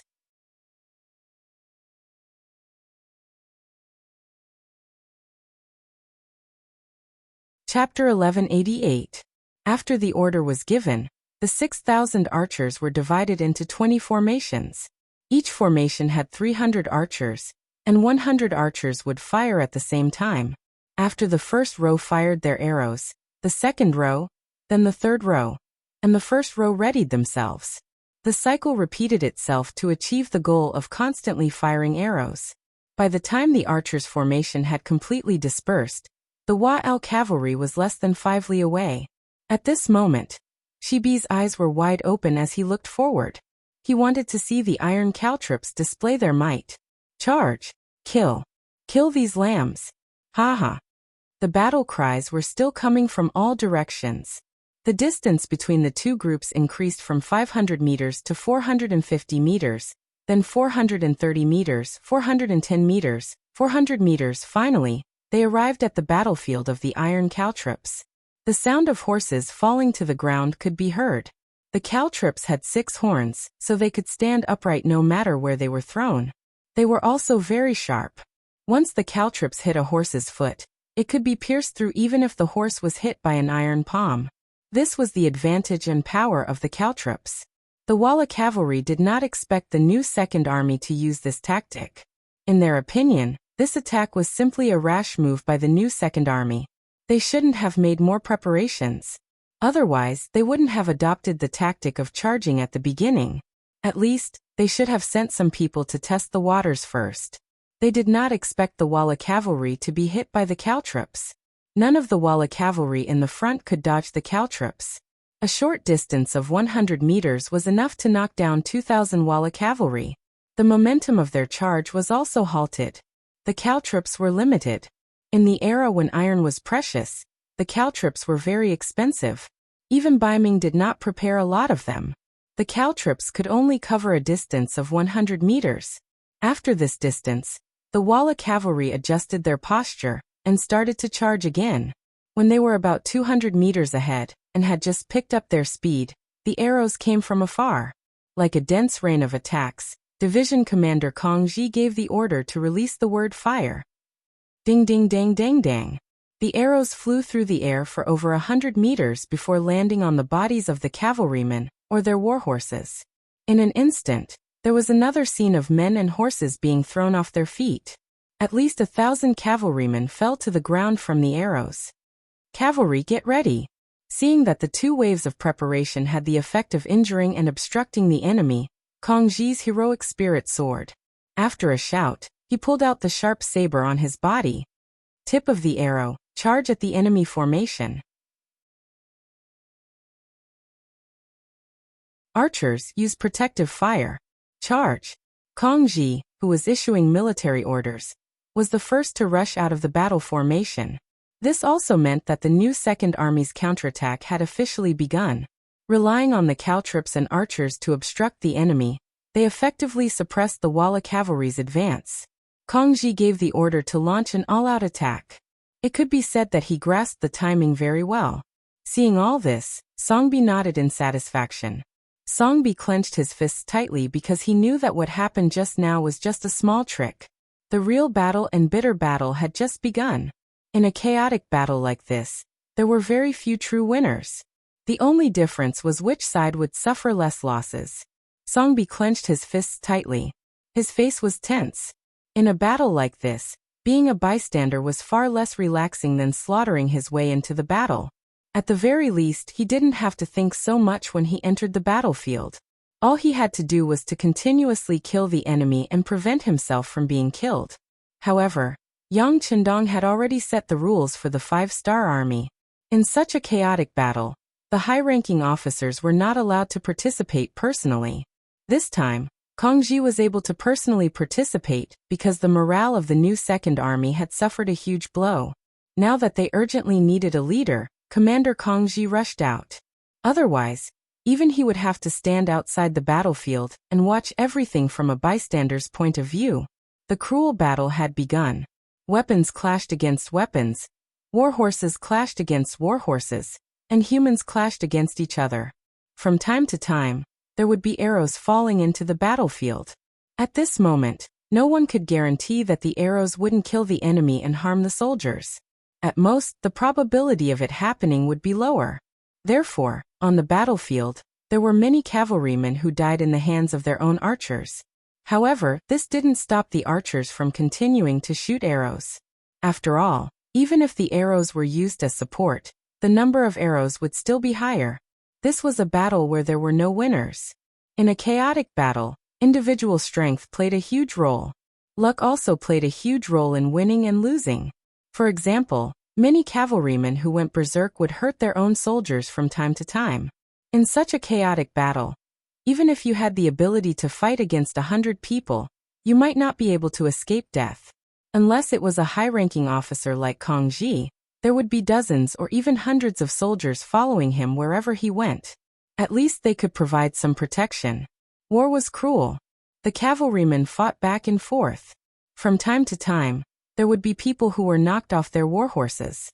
However, this didn't mean that they lost their ability to fight. On the contrary, there were more and more people who dismounted to fight. This made it so that sometimes, not only did they have to guard against being on horseback, they also had to guard against ambushes from below. Perhaps when they were swinging their swords at the enemy, the war horse's hooves would be chopped off. Then they would lose their balance and fall off the horse. If they weren't prepared, perhaps the moment they fell off the horse, there would already be a large sword floating above their head. And it was precisely this kind of chaotic battle that lasted for nearly an hour. In the end, there was no clear winner. Finally, it was announced that the Walla cavalry had left. Worried that the 5-star army behind them would catch up, the 20,000 Walla cavalry didn't make any more moves. They only charged blindly. After charging through the new Second Army's defensive line, they left. As for those who didn't charge through, they were either killed or taken captive. 2 hours later, both sides had paid a heavy price and the battle was coming to an end. Kong Ji, who was covered in blood, whether it was his own or the enemy's, rode to Shibei. He first gave a standard military salute and then said with a smile, "Military commander, the battle is over. According to the preliminary statistics, we killed more than 4,000 enemies and captured more than 10,000 enemies. Only 5,000 of the enemy's cavalry managed to escape. We lost more than 2,000 people and 5,000 injured." After saying this, Kong Ji's left arm suddenly bled a lot. This was the mark left by the Walla cavalry's scimitar. "Haha, I wasn't paying attention and was stared at by mosquitoes." Regarding this, Kong Ji said with a look of indifference, "Good, this battle was very good. We showed the spirit of our new Second Army. Come, bandage Mr. Kong's wound. Everyone else, clean up the battlefield." Seeing that the blood was still flowing and didn't seem to have any intention of stopping, Shibi hurriedly shouted. Kong Ji went to rest, leaving behind many soldiers to clean up the battlefield. About an hour later, a large number of 5-star army cavalry came from the distance. Among them, the brothers of the 1st Cavalry Division were at the front. As the division commander, Tian Hu took the lead and led a group of people to the front. When he saw the mess on the battlefield, the corpses that littered the ground and the blood that dyed the plains red, he could not help but nod his head. He could feel that the new Second Army must have used all their strength in this battle. "General Tian, thank you for your hard work." Shibi led a group of officers of the new Second Army to welcome him. "Commander Shibi, thank you for your hard work. There must have been a lot of casualties in this battle." Tian Hu immediately saluted and then asked with a look of concern. Everyone knew that the new Second Army had just gone through an unforeseen event. Originally, the organization wasn't complete.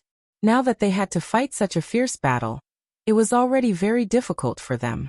Fortunately, our new Second Army isn't made of mud. We can hold on. Division Commander Kong Ji was afraid that the new Second Army would be looked down upon by others, so he took the initiative to stand up and answer. "Zai." However, Shibi waved his hand at Kong Ji and said to Tian Hu, "General Tian, this is the division commander of the new Second Army's 1st Cavalry Division, Kong Ji. He is a bit straightforward. If he said anything that offended you, please don't take it to heart."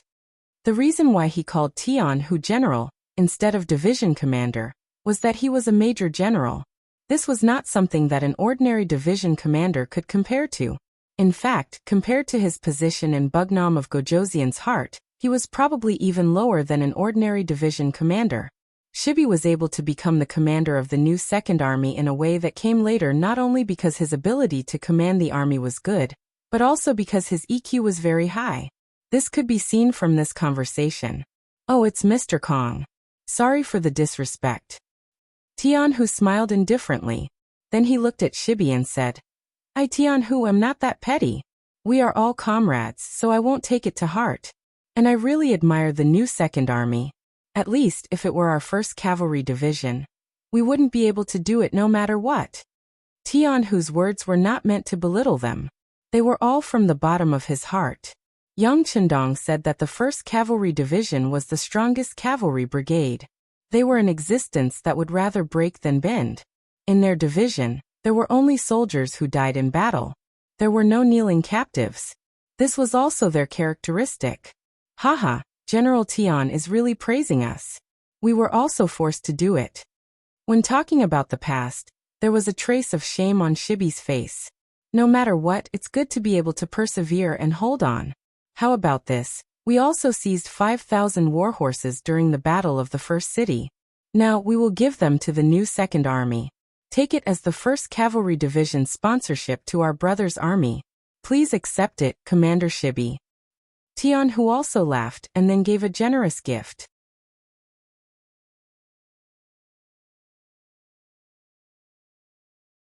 Chapter 1189. The 1st Cavalry Division always had 2 horses per person when they were on the road. If there were more, it would be difficult to take care of them. But how could they not pick up the horses that were abandoned on the road? And because they were at the front, they picked up some good stuff.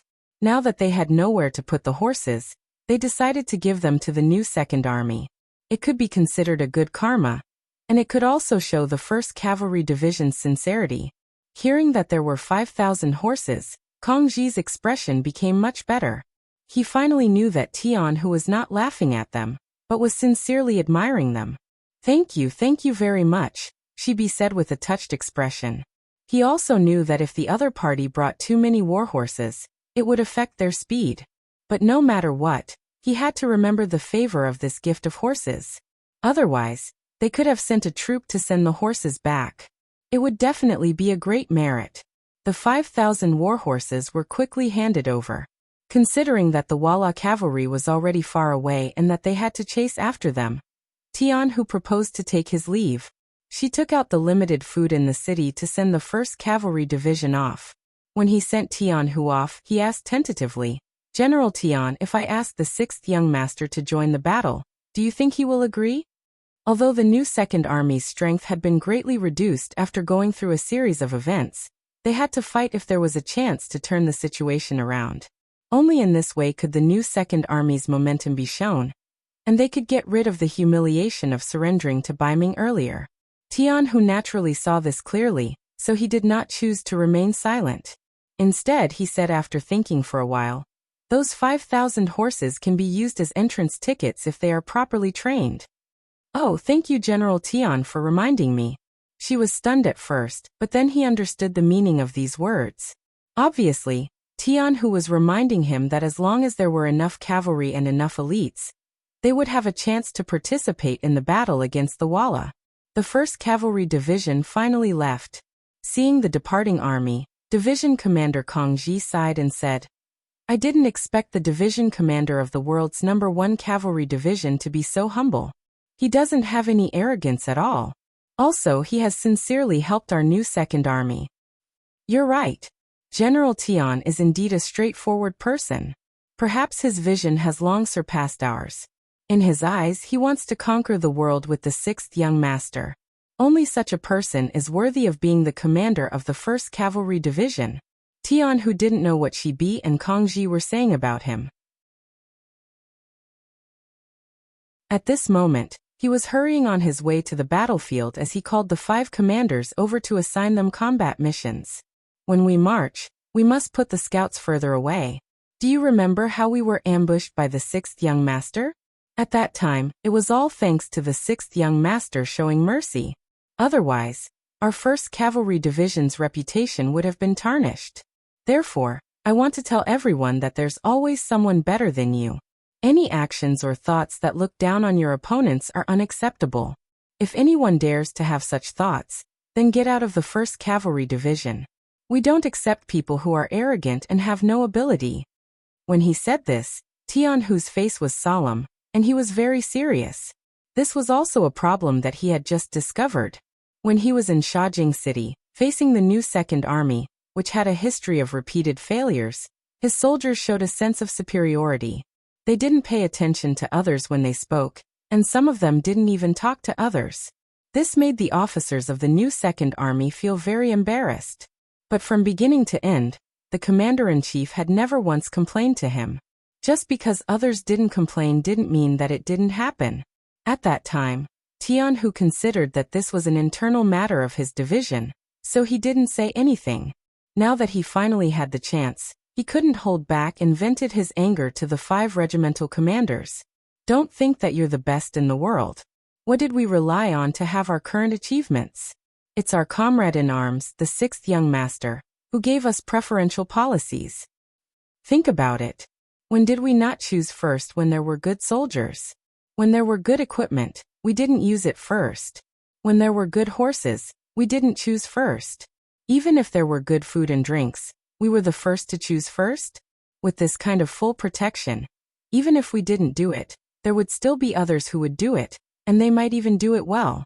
Therefore, everything that we have now has absolutely nothing to do with our own efforts. Do you understand? Regimental commanders, go back and check yourselves. When you rest during the march, you'll start criticizing and self-criticizing activities. If there's anyone who doesn't have a deep enough understanding, you'll have to help them understand. If they don't change, they'll be kicked out of our 1st Cavalry Division.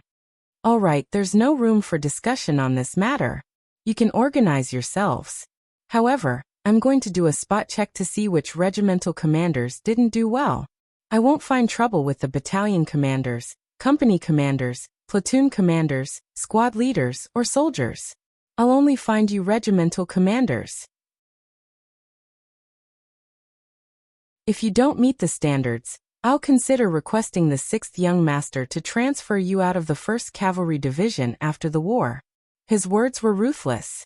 Directly transferring out of the 1st Cavalry Division was tantamount to cutting off his future path of advancement and hope. The regimental commanders who originally didn't care much about it immediately became more serious. Especially the 1st Regiment Commander Taimu, and the 3rd Regiment Commander Hubo, They were both uncouth men who didn't care much about this kind of ideological education. Just now, they were thinking of going through the process to get away with it. But now, they didn't dare to have such thoughts anymore. Everyone knew that if they were really kicked out of the 1st Cavalry Division because of this matter, they wouldn't have the face to see anyone. Even with their contributions, if they were to go to other divisions, it would be difficult for them to raise their heads. In this meeting, Tian Hu was just expressing his thoughts. However, he didn't know how important this meeting was to the future development of the 1st Cavalry Division. This was equivalent to making up for their biggest shortcoming.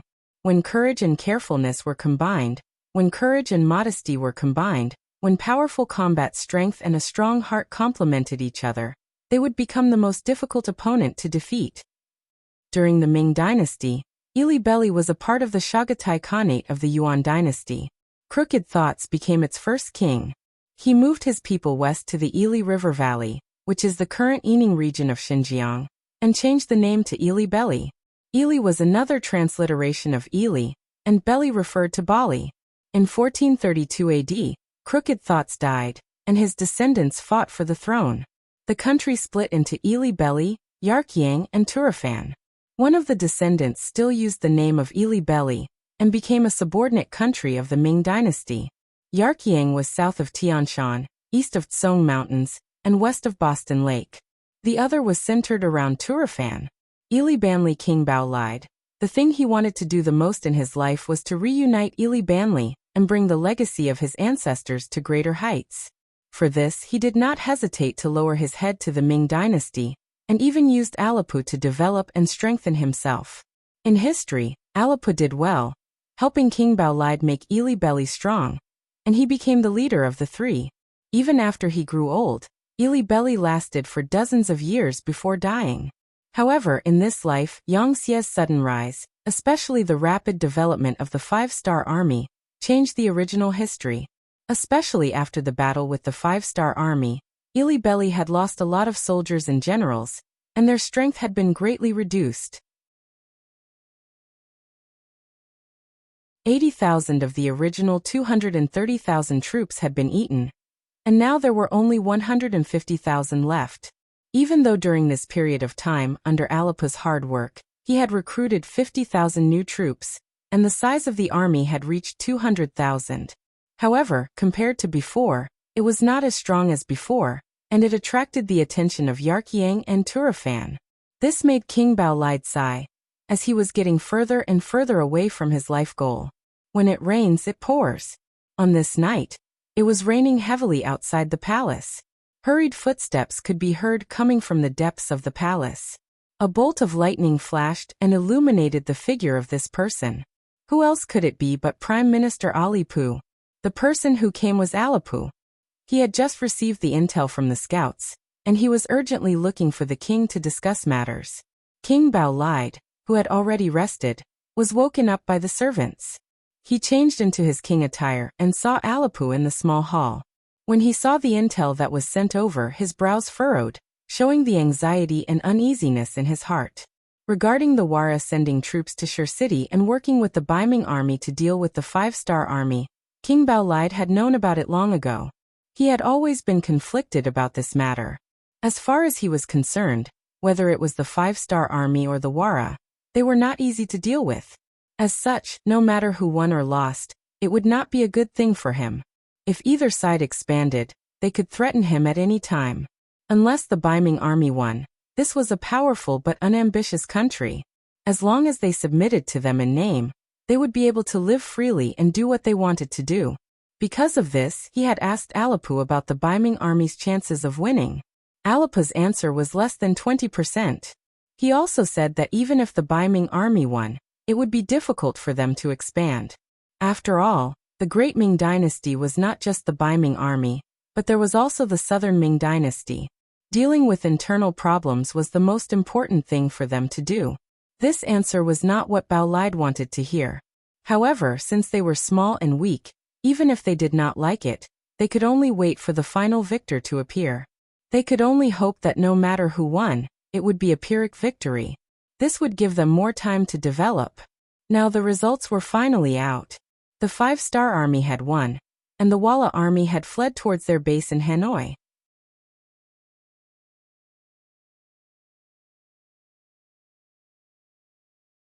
Chapter 1190.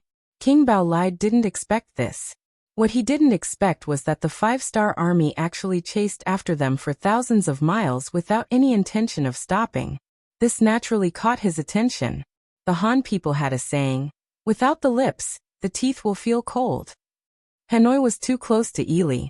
If they really fought their way here, they would unknowingly become a threat to their borders. If that really happened, the 5-star army would probably attack them. If that was really the case, they had to prepare in advance. Apu appeared here to talk about this matter. He looked at Baolide with a worried expression and said, "Your Majesty, the 5-star army's way of doing things is quite similar to our ancestors. They really pull out their swords at the slightest disagreement. We have to be careful." Normally, the most important thing between countries was politics. When there was no way to make peace, only when things escalated to the extreme would there be war. This was also the norm when countries interacted with each other. Usually they would scold each other, but they wouldn't easily send out their troops. That would be a sign of wasting people's money and causing the economy to deteriorate. Everyone understood this principle. However, it was still broken by someone. Just like the Mongolian Empire, they didn't reason with anyone. They just attacked. Often, when countries were still waiting for diplomatic communication, the Mongolian cavalry had already killed their way into the city. This was also one of the reasons why the Mongolian Empire was able to occupy so much territory in such a short period of time. After all, many people couldn't understand the way they attacked without saying anything. In comparison, the 5-star army was very similar. They also sent out their troops without saying anything. The only difference was that they had a good reason to send out their troops. Moreover, they treated the people in the occupied land very well. They also put in a lot of effort to develop the local economy. This was also why the backline was generally very stable and didn't have any major problems. However, no matter how good the 5-star army treated the people in the occupied land, it didn't mean anything to a king like Baolide. People like him cared more about the royal and imperial power. As long as the people were able to live, it didn't matter.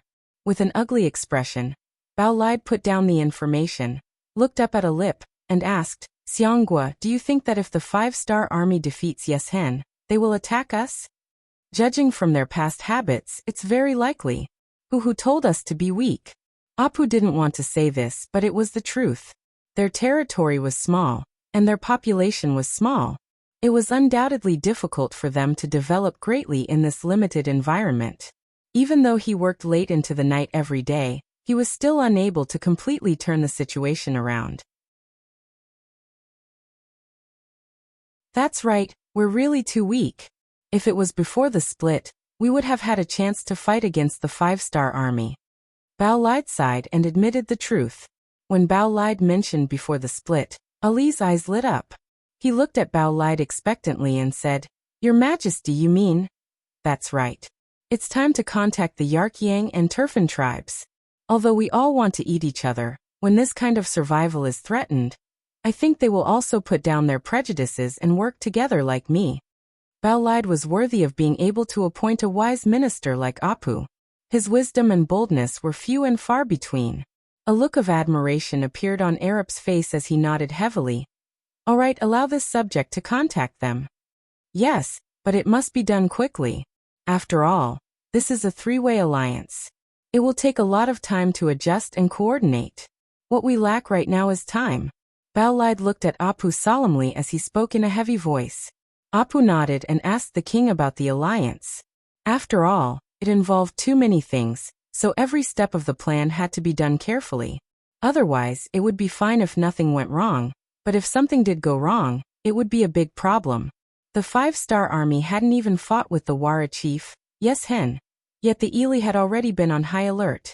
This was somewhat unexpected to Yang Qindong, and it was a major hindrance to his plan to take over this place. And no one knew about this yet. Not even the spies that Yang Xie's intelligence agency had planted in the Ili had received any information. Their intelligence agents were currently investigating the situation in Baiming's capital, especially the reaction of the Baiming imperial court after Shiheng's defeat. Baiming's capital. In the main hall of the imperial palace, a group of dancers were singing and dancing.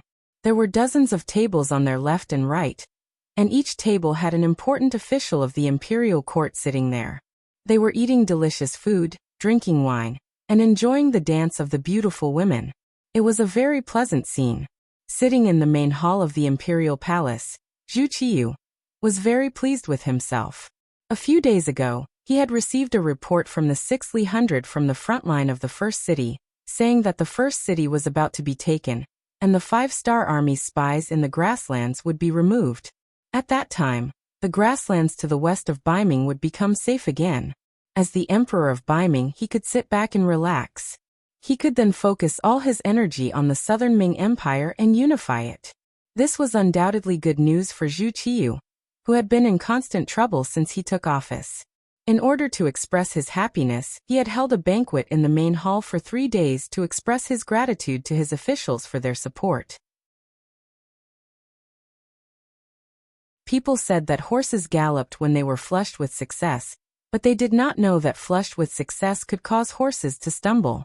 While Zhu Qiyu was hosting a banquet for the officials, a young eunuch came to the side of the main hall with a flustered expression. He then winked at Jining, the head eunuch who was standing next to the emperor. Jining was serving the emperor, pouring wine for him. From time to time, she would tell a few jokes to amuse the emperor. He suddenly noticed the young eunuch's abnormal behavior, and was very angry. He had already decided that if it was not something important, he would punish this young eunuch later. This young eunuch was too blind. Taking advantage of the fact that the emperor was watching the dance and was not paying attention to her, Jining walked to the side of the hall and said to the young eunuch, "Speak, what is it?" "I'll tell you, if it is not something important, you little monkey can wait to be beaten."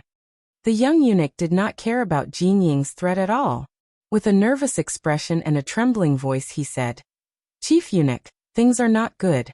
Admiral Shiheng's army has been defeated. They have now retreated to Tulu City. This is the memorial they submitted. It was sent here at the speed of 800 miles. What? Even though Jining had served several emperors and claimed to be experienced and knowledgeable, his expression changed greatly. He had not expected things to turn out like this. Didn't the memorial say that the beginning city could not hold on, and was about to be taken? How could there be a turn so quickly, and such a huge change at that? Jining didn't quite believe it. She took the urgent document and read it carefully. And when he saw it, he almost fell to the ground. Looking at the contents, it was even worse than the young eunuch's. Jining wanted to calm down, but he found that he could not. He could only walk toward the throne room with heavy feet. At that moment, he did not know that his expression was frighteningly ugly. Cold sweat was even running down his neck. Daizong was so happy that he didn't notice any of this. His gaze was still on the dancers. When Jining came close to him and handed him the memorial, he casually pushed it away. What time is this? I won't look at the memorial first. Let's talk about it later. Your Majesty, you should look at it now, Jining said with difficulty. Jining braced herself as she spoke. A eunuch actually dared to disobey the emperor's orders. That was a capital offense. But at that moment, he had no other choice. He knew that if he really suppressed this memorial, it would be time to punish him. Jining had actually disobeyed an edict. This finally attracted Daizong's attention. He saw that the hands that were handing over the memorial were trembling. Suddenly he had a bad feeling. With a solemn expression, he reached out and took the memorial. Then he flipped through it. After about 10 breaths, he suddenly roared in anger. Trash, a bunch of trash. The sudden rage of the emperor caused the originally peaceful main hall to fall into silence. The musicians stopped playing. The dancers were also trembling in fear. They stood in a corner of the hall, not knowing what to do. Leave, all of you leave. Jining took the opportunity to wave his hand at the musicians and dancers. The main hall returned to silence. Then all the officials focused their gazes on the acting emperor, Zhu Qiyu, whose face was red from holding back his anger. No one knew what had happened to make the emperor so angry. Here, let them take a look. After a pin-drop silence in the main hall, Zhu Qiyu finally reacted. He took the memorial and threw it to Jining, who was standing at the side with his back hunched. Your subject obeys. Jining agreed. Then he took the memorial and walked down the hall. He handed it to Su Yozhen, who was standing at the first position on the left. Su Yozhen reached out to take it. He opened it and read it. Then he sucked in a breath of cold air. After 2 breaths of silence, he handed the memorial to the other important officials. Shi Heng was defeated. The 5-star army won again. Not only did they solve the siege of Beginning City, but they also launched a fierce counterattack. When it rains, it pours. Even Shajing and Jingzhou City, which had previously submitted to Baiming, rebelled. They were returned to the 5-star army. This meant that the long period of planning was all for naught. So much effort and money invested had turned into ashes. It was no wonder that the emperor was so angry.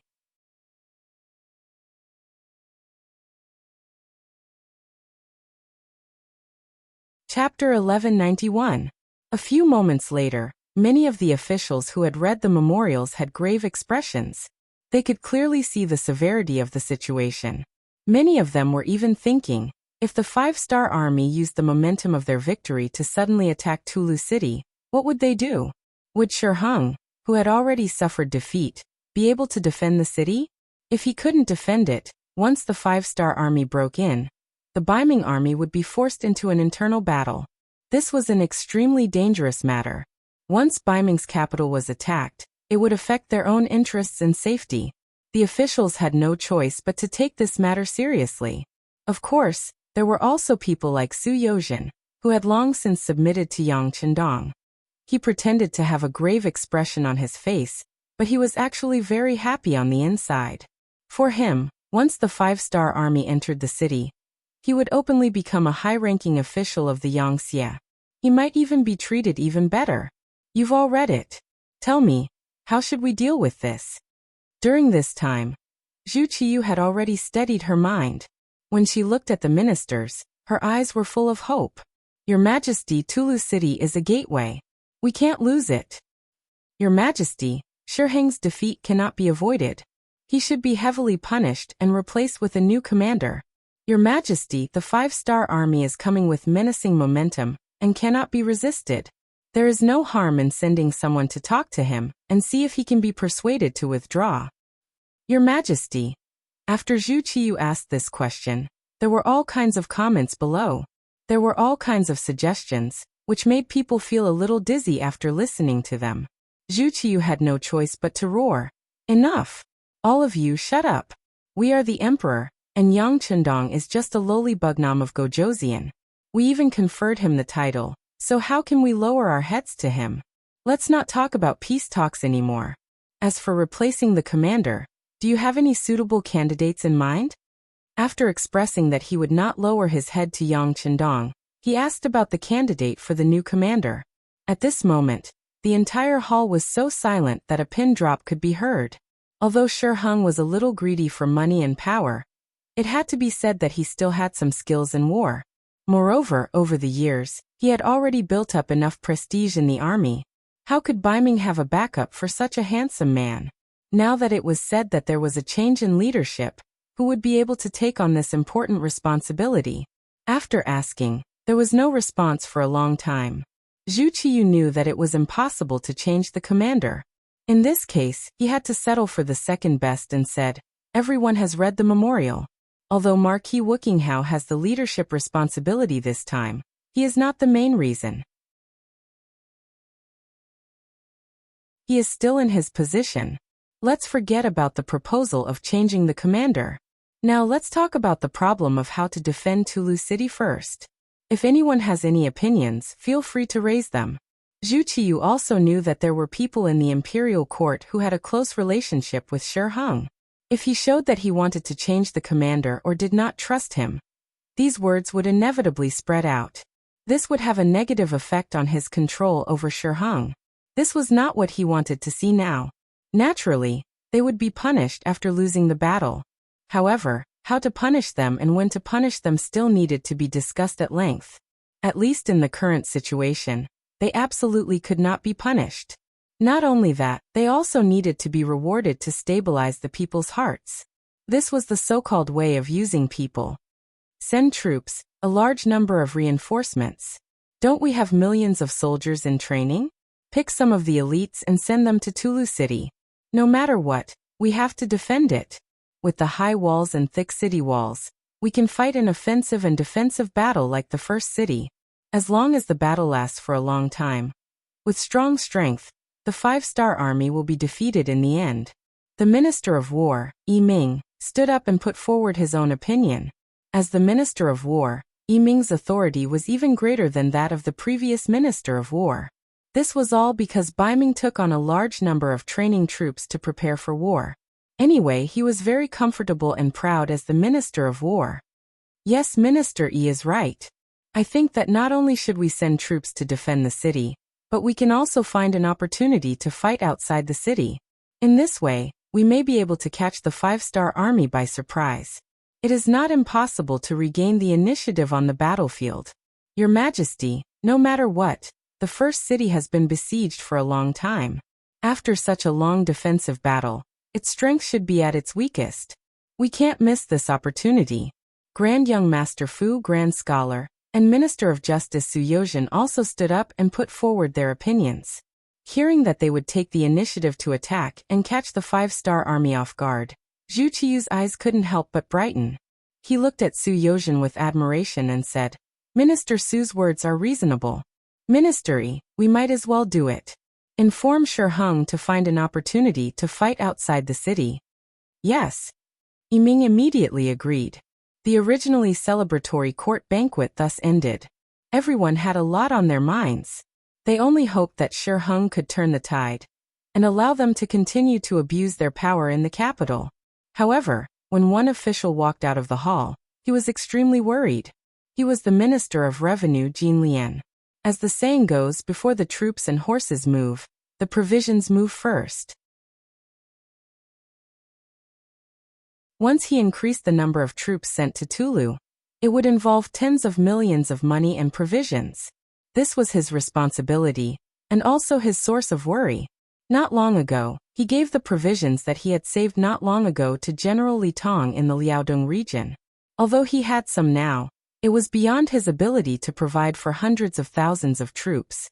In the face of such a large army that suddenly set out, where would he get the provisions? It was about to enter autumn. This year's provisions had not been completely conquered. If the army's expedition was delayed because of this, wouldn't he be a sinner? After leaving the imperial palace, Jean Lian gravely said, "Come on, let's not go back to the residence. Let's go straight to the Su residence." In the end, he decided to discuss this matter with Su Yozhen. Back then, it had been Su Yozhen who had suggested that he send provisions to Li Tong. Now that there was a problem, he naturally wanted to hear his opinion. Within the Su residence, Su Yozhen had only just entered when the steward came to report that the Minister of Revenue, Jean Lian, had arrived and was waiting outside. "Oh, so fast?" Su Yozhen's expression did not change as he smiled and said, "Minister Jean, please come to the main hall for a talk." Su Yozhen and Jean Lian met in the main hall, and the latter sighed. "Lord Su, you've really made me suffer this time." Su Yozhen feigned ignorance and asked, "Lord Jean, did you say this?" "Oh, Lord Su. Do you still remember how you suggested that I send provisions to General Li Tong in the Liaodong region?" Jean Lian had no idea that Su Yozhen was feigning ignorance, only that he had been so busy that he had forgotten, so he reminded him. Oh, there was such a matter. At that time, General Li Tong sent someone to find my steward, and gave him 20,000 taels of silver.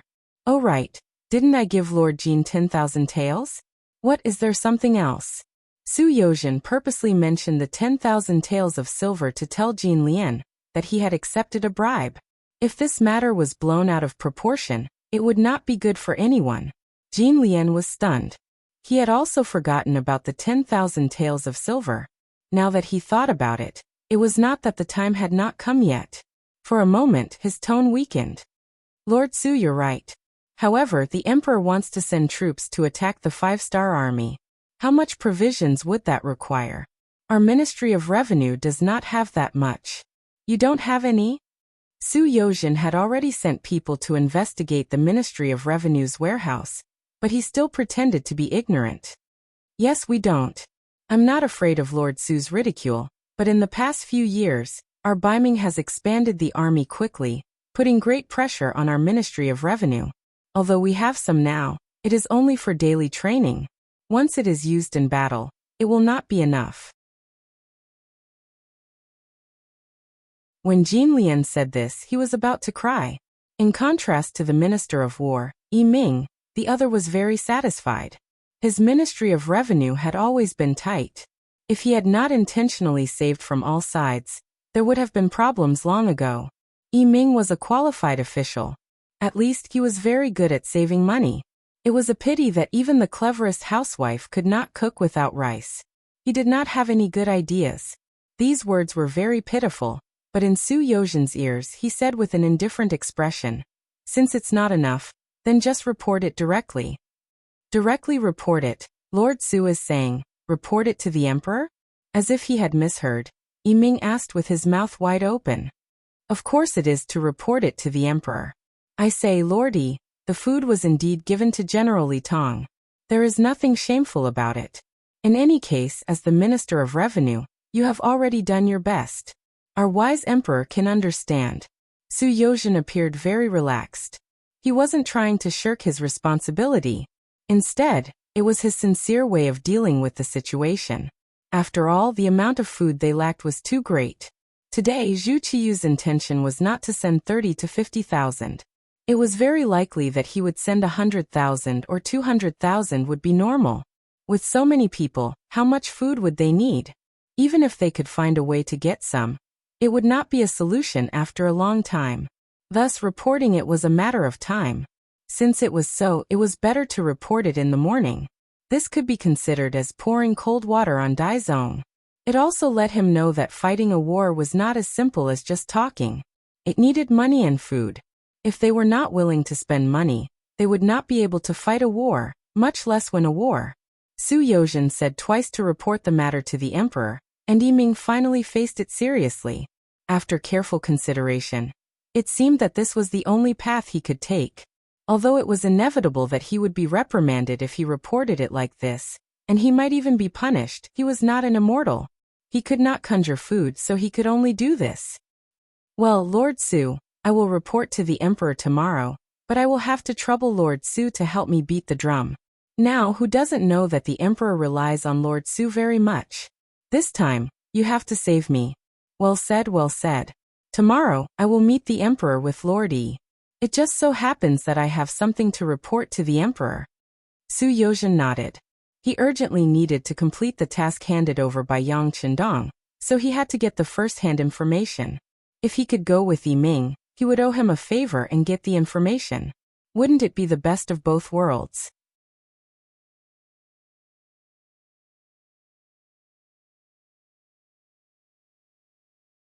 Chapter 1192.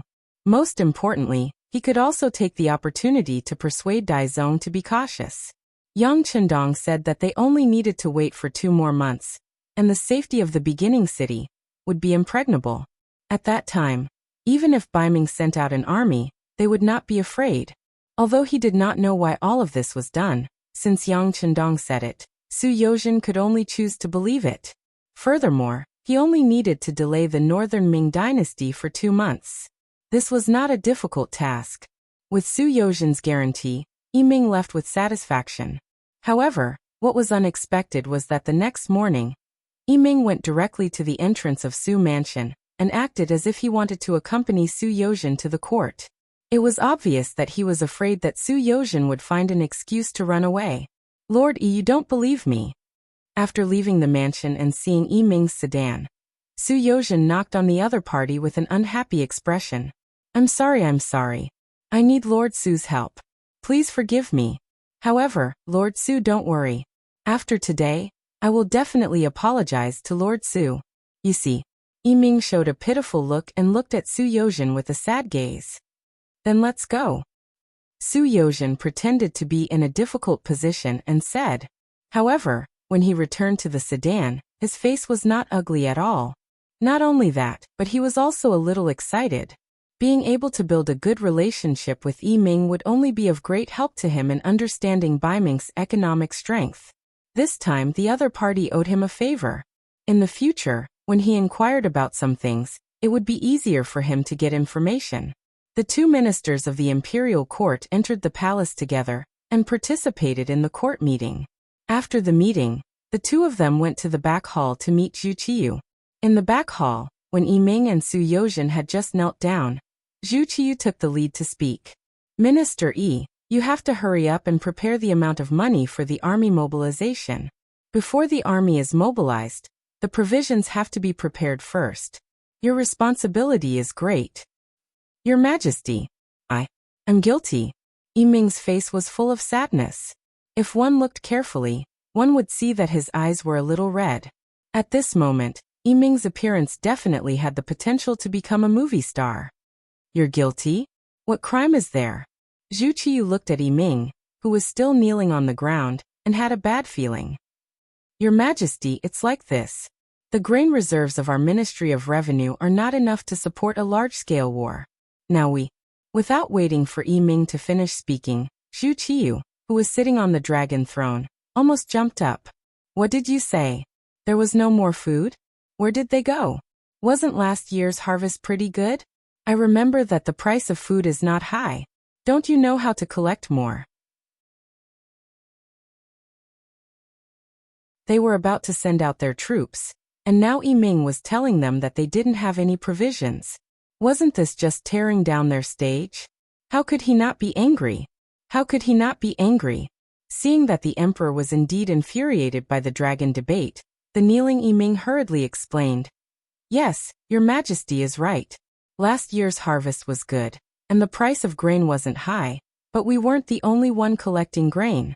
Many big clans and merchants were also collecting grain.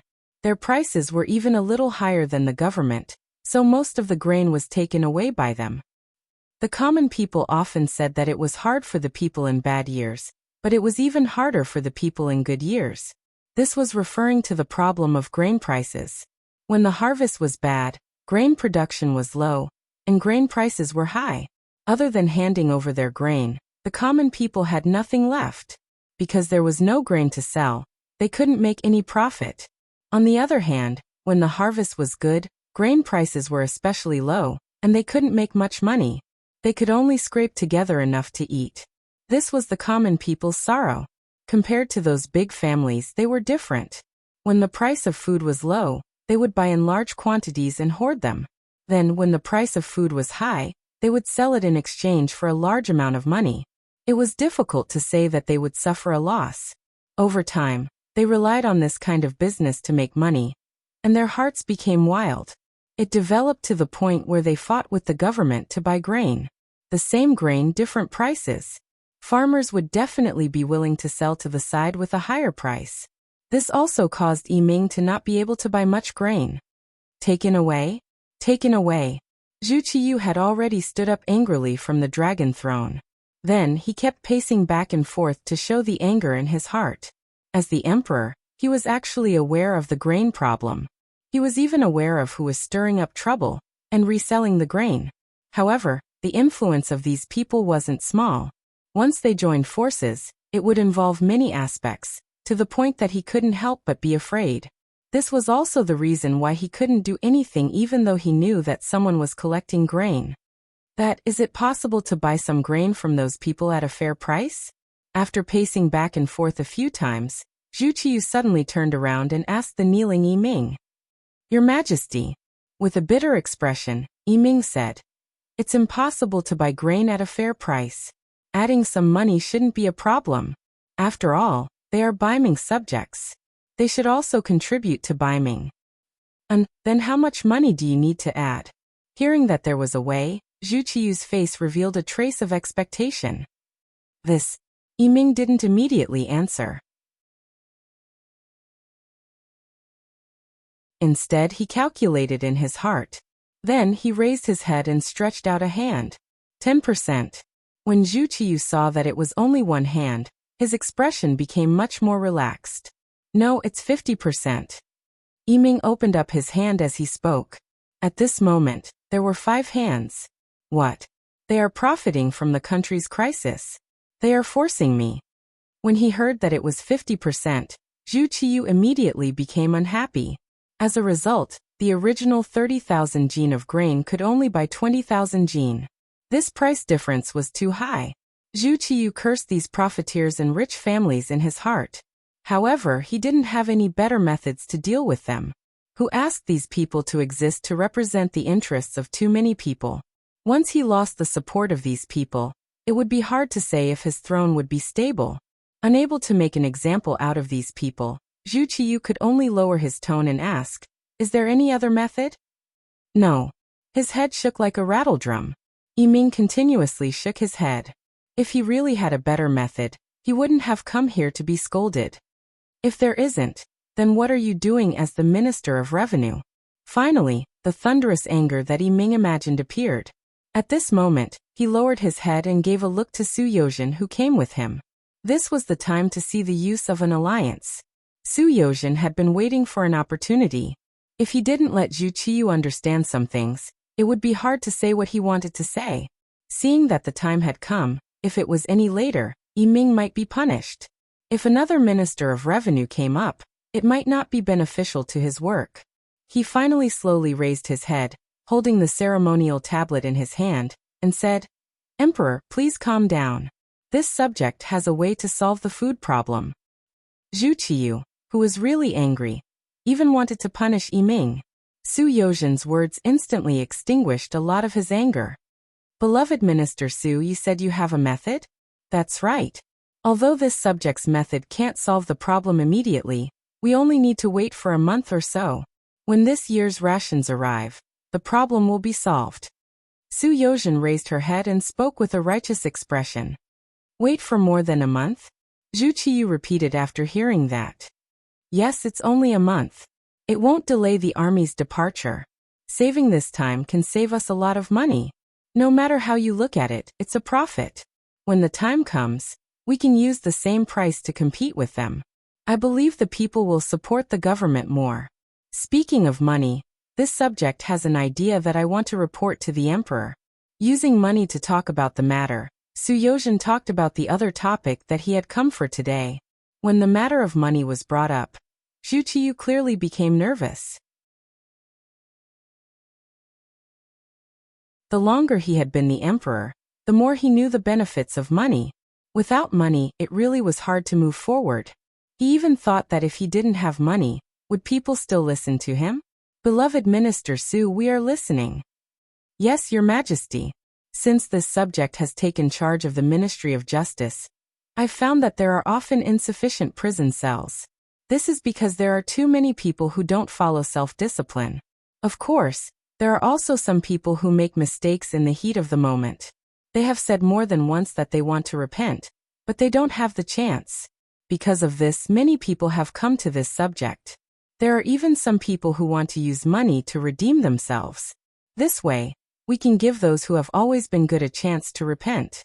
At the same time, we can alleviate the problem of insufficient prison cells. This subject has thought about it again and again. This subject doesn't have the authority to make such a big decision. So this subject asks for Your Majesty's instructions. Use money to redeem people? Won't that cause problems? Zhu Qiyu quickly grasped the crux of the matter. It won't. Not all crimes can be redeemed with money. Only when the crime isn't serious and the person has the intention to turn over a new leaf will it be allowed. As for the specific details, our Ministry of Justice will send people to carefully verify them. That's right, there was a child surnamed Chen who had always been good. When he was preparing to take the exam to become a county official, he drank too much and unintentionally injured someone. It was only a minor injury. Our local constable arrived soon after. In the end, he was sentenced to 3 months in prison. Speaking of which, the crime wasn't serious and the time he spent in prison wasn't very long. However, the problem was that it would delay his chances of passing the exam and even affect his future. The Chen family came to me because of this matter.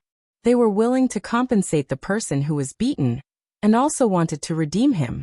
Oh, they were prepared to pay 5,000 taels of silver to redeem him.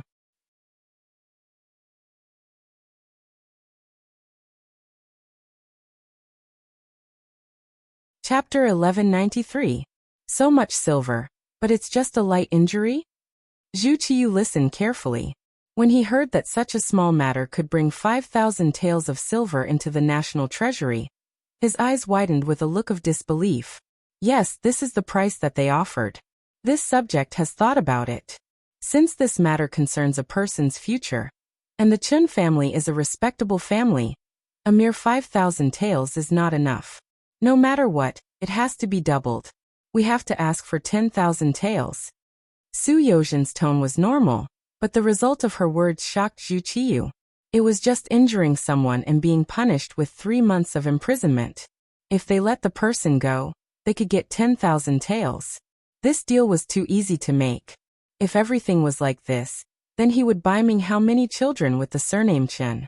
How much money could their national treasury earn in a year? This was a great plan to make a fortune. With money, they could do many things.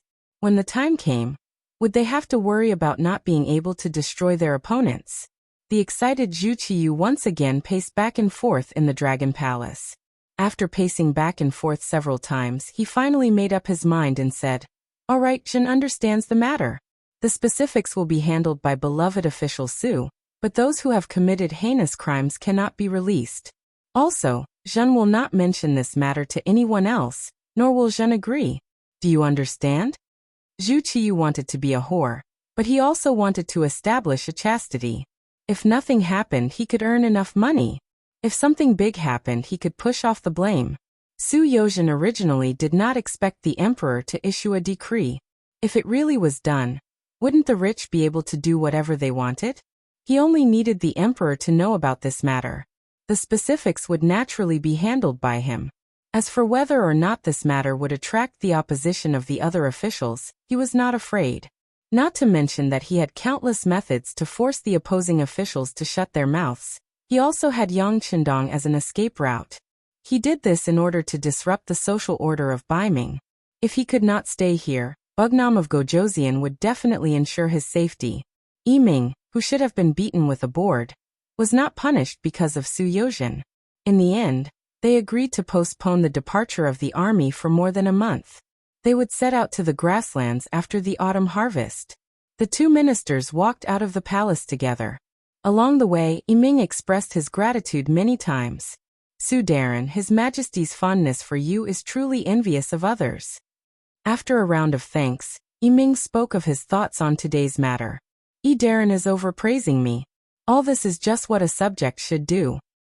Suyozhen chuckled. Today's meeting with the saint was like killing 3 birds with 1 stone. Not only did he delay Baiming's deployment of troops, but he also owed Yiming a favor. At the same time, he also planted the seeds of chaos in Baiming's social order. This time, he had made a great contribution in front of Yang Qindong. If all the officials were like Lord Su, then who would be a match for our Baiming? It's just that there's one thing this lowly official doesn't understand. Yiming was a primary second-rank official. Suyozhen was a secondary first-rank official. It wasn't wrong to use the word lowly official. This was enough to prove Yiming's admiration for Suyozhen at this moment. Daran, please don't say that. If there's anything, we can discuss it with each other. Suyozhen naturally wouldn't be arrogant and returned with a smile. All right, then this lowly official will speak presumptuously. Just now, Sudaran said that depending on the situation, those people can be ransomed. I wonder what the standard is. Yiming finally asked what he wanted to ask. In his opinion, there was no standard at all. If there had to be one, it would all depend on Suyozhen's words. If Suyozhen thought that it could be redeemed, then it was the same as committing the crime of murder. On the other hand, if he thought that it couldn't be done, then you had to hold on even if you were wrongly accused. In this way, how much power would this be? How many high-ranking officials and nobles would be able to make friends with this matter? Over time, once enough of a net was formed, it would be difficult for the emperor to move against Suyozhen in the future.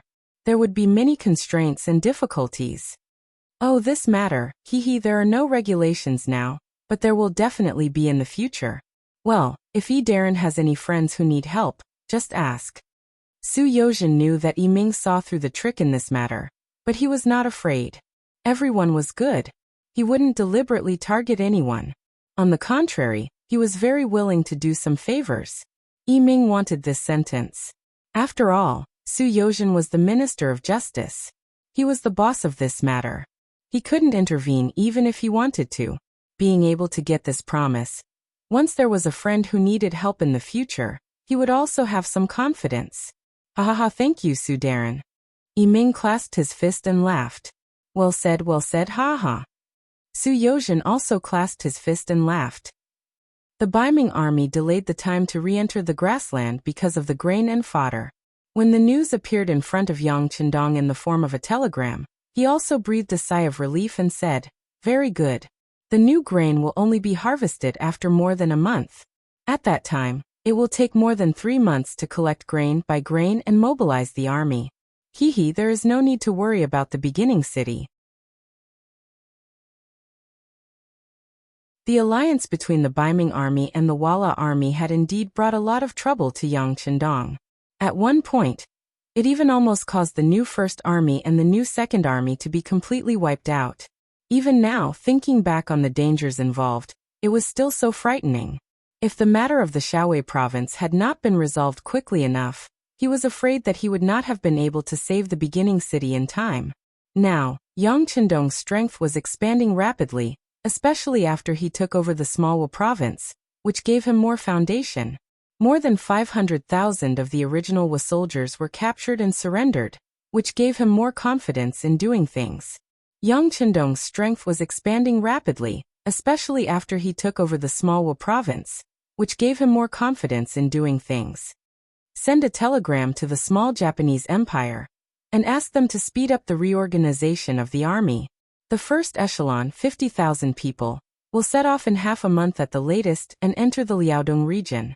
They will appear in front of the beginning city in 2.5 months at the latest. Send a telegram to Qiqian City and ask Castellan Yuqian to prepare more food and supplies to the Shaowei province by sea. Half a month later, they will follow the army to the Liaodong region. Send a telegram to the person in charge of the security bureau in the capital of Beiming. Commend Su Yozhen for his recent work. At the same time, take out 1 million taels of silver as a fund for activities. At the same time, pay attention to the safety of my family, the Hu family and other close people of this king. A series of orders came from Yang Chendong's mouth. Only then did Yang Chendong walk out of the military tent energetically. Outside the military tent, there was smoke rising from the kitchen. It was obviously time for lunch.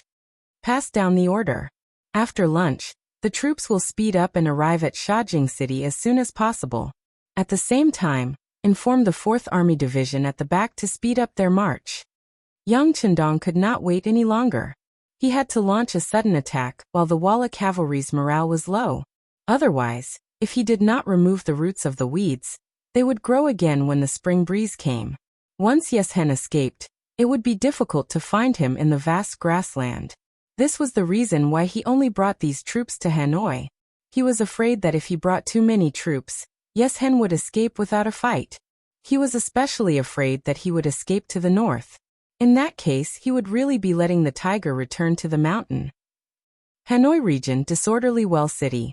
Those who had fled back were the first to enter the city with their cavalry in a somewhat sorry state. When they left the city, they were so arrogant, leading 150,000 elite cavalrymen. But when they returned, there were less than 30,000 cavalrymen. Moreover, they had lost their food. Anyone with eyes could see the result of this battle. As one of the 4 most important generals under Xianxian, and the only remaining one, Bo Mu led his cavalry out of the city gates to welcome Xianxian. When he saw Xianxian's dusty appearance, he immediately rode up and asked with concern, "Leader you? If there's anything, we'll talk about it when we get back."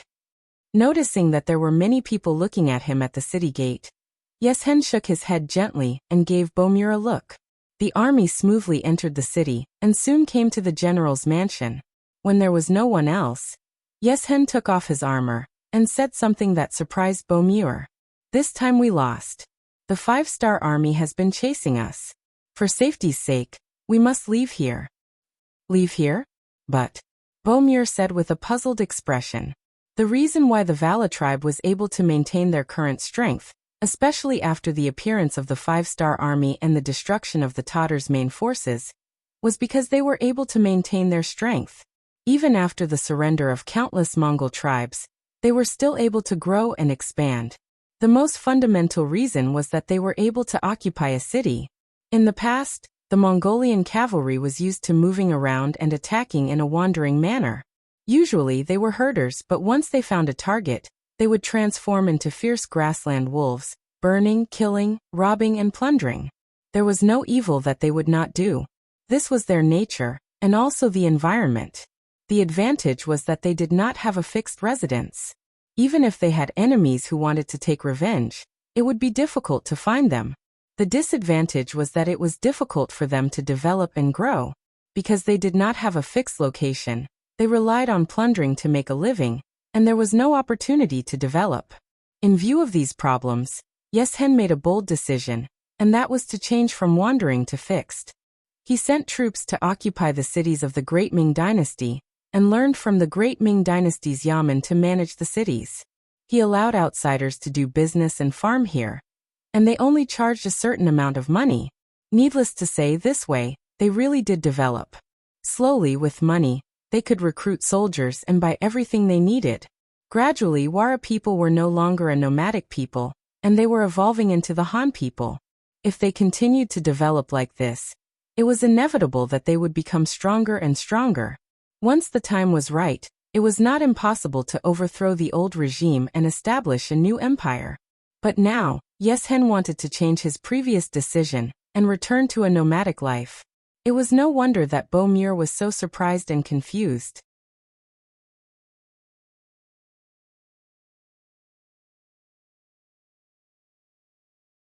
Chapter 1194. He knew very well what Yeshen was worried about, so he didn't object immediately. Instead, he asked tentatively, "Leader, is the 5-star army really that powerful? Can they attack Chaos Jing City? We have recently strengthened the city's defenses." Ye Shen's eyes flashed with fear. He shook his head and said, "You haven't fought with the 5-star army before, so you don't know how powerful they are. Whether it is weapons, equipment, personnel quality, or even riding ability, they are not inferior to us. They can even be said to be stronger than us. Under their powerful guns and cannons, no city can say that it is strong. We will definitely lose if we fight against them." Guns and cannons? Moore shook his head in disbelief. Those things are not omnipotent. As far as I know, the Baiming army also used a lot of cannons when they attacked the beginning city, but the effect seems to be different. When he said these words, Moore's heart was filled with contempt. In his opinion, the leader must be afraid of the 5-star army. That's why he was so nervous and careful. That's different. Thinking of the red coat cannons used by the Baiming army, Yeshen shook his head and said, "Cannons are also divided into different levels. Baiming's cannons are no different from a fire stick in front of them. Okay, this matter is settled. We have to leave here as soon as possible. Take as much as you can, and burn the things you can't." Thinking of the power of the 5-star army, especially the power of those cannons, Yeshen felt very nervous. He just wanted to leave here as soon as possible. As long as he entered the North Desert, he would be able to fly freely. With the strength of the 5-star army, it would be difficult to find him in that kind of environment. Yeshen was the leader, which was equivalent to the identity of an emperor. He said so with certainty. Even if Moore had different opinions, he had to obey. Knowing that there was no room for change, he reluctantly said, "Okay, leader, I will go and prepare. However, there are a lot of things that need to be taken away. I'm afraid it will take a few days." "Hold on tight, Moore. You have to remember that as long as we are still alive, everything that we have lost can be taken back. But if we are all gone, then we really have nothing left." Yeshen said some philosophical words with emotion. From this sentence alone, it could be seen that Yeshen was someone with a tactical mind, and could even see the big picture. What he said was somewhat similar to what the later generations said about the existence of people and the loss of people, and the existence of both people and land. Yeshen had such a view of the overall situation, but the people below might not see it the same way. When they were used to having a fixed home, it was easy to imagine how much resistance there would be when they were asked to wander. As a result, even though the order was given, everyone's efficiency was extremely slow. Previously, Moore had said that it would take a few days, but 10 days had passed and they were still not ready. This made Yeshen feel more and more danger. He had no choice but to give the order that they had to set off in 5 days. If there were still things that were not properly prepared or loaded into the car, then he would directly destroy them. Iji.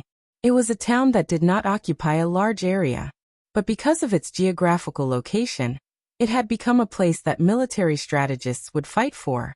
West past South Ming Hami Guard, south of it was the Ili border state, south of it was the Dahatao region, such as Hanoi and disordered Well City.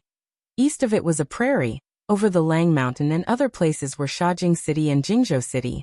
North of it was still a boundless prairie, and about a few hundred miles later, it was a desert, an uninhabited area that could also be called a safe zone and a war-free zone. Such an important place was once the focus of the Great Ming Dynasty's defense, and it also became a bridgehead to prevent the tribes of the prairie from entering the Great Ming Dynasty.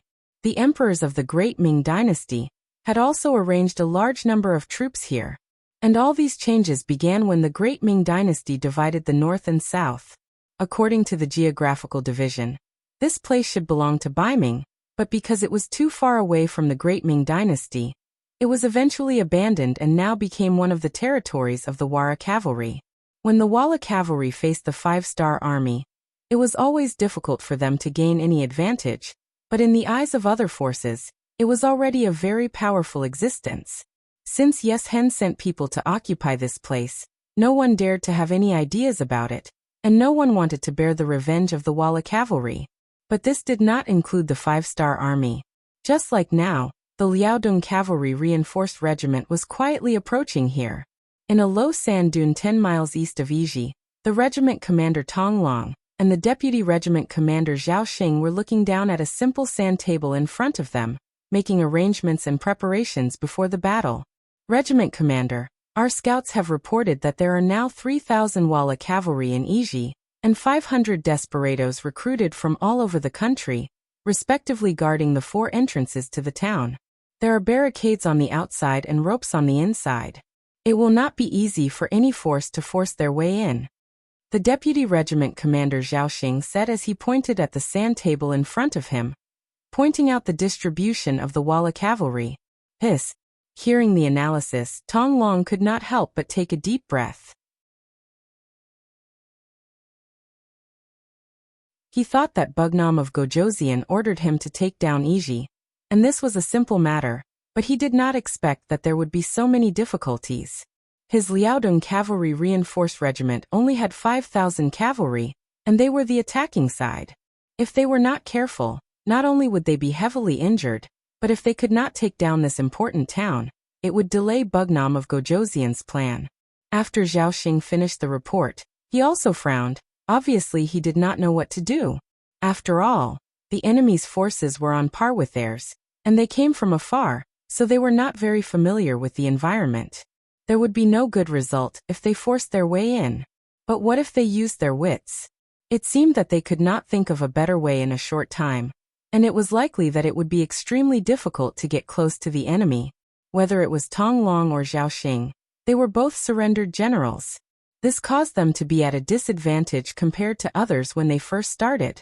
Only Yang Chendong was generous, and did not doubt the people he used. After discovering the bravery and intelligence of the two, he was assured to hand over the entire reinforced regiment to them.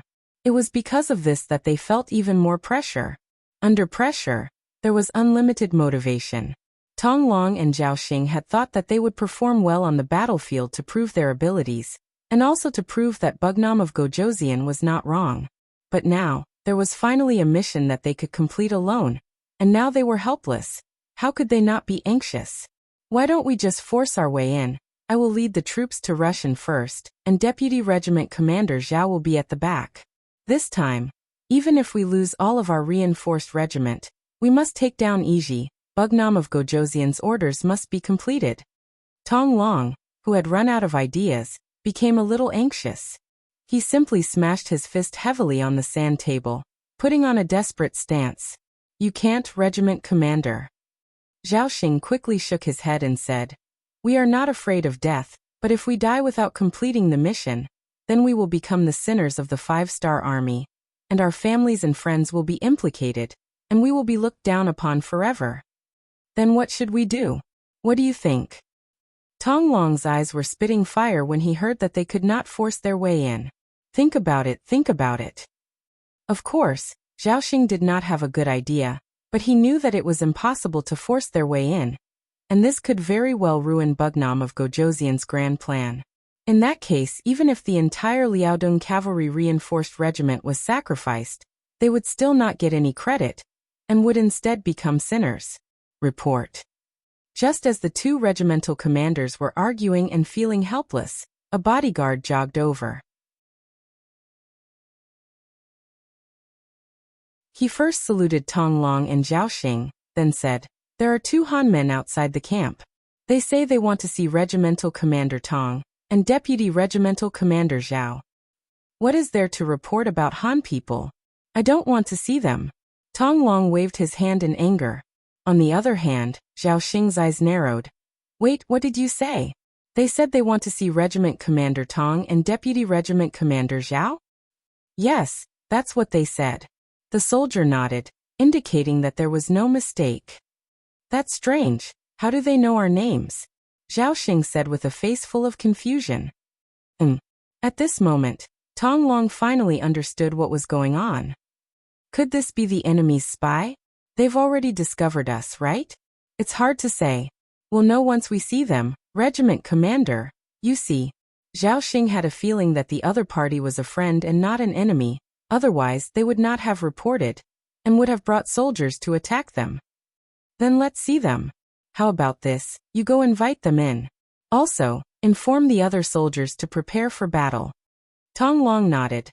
No matter who the other party was, he had to make the necessary preparations.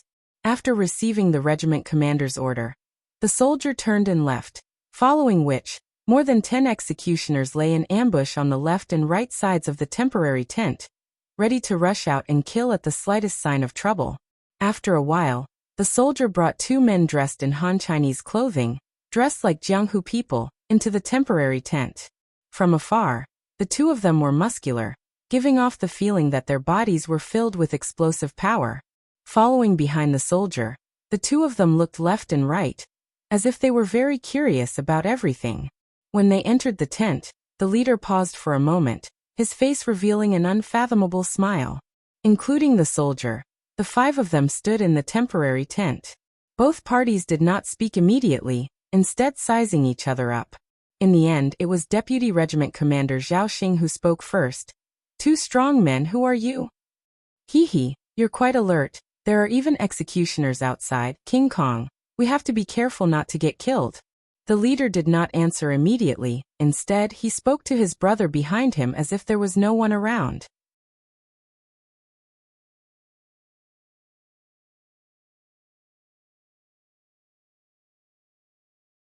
Chapter 1195.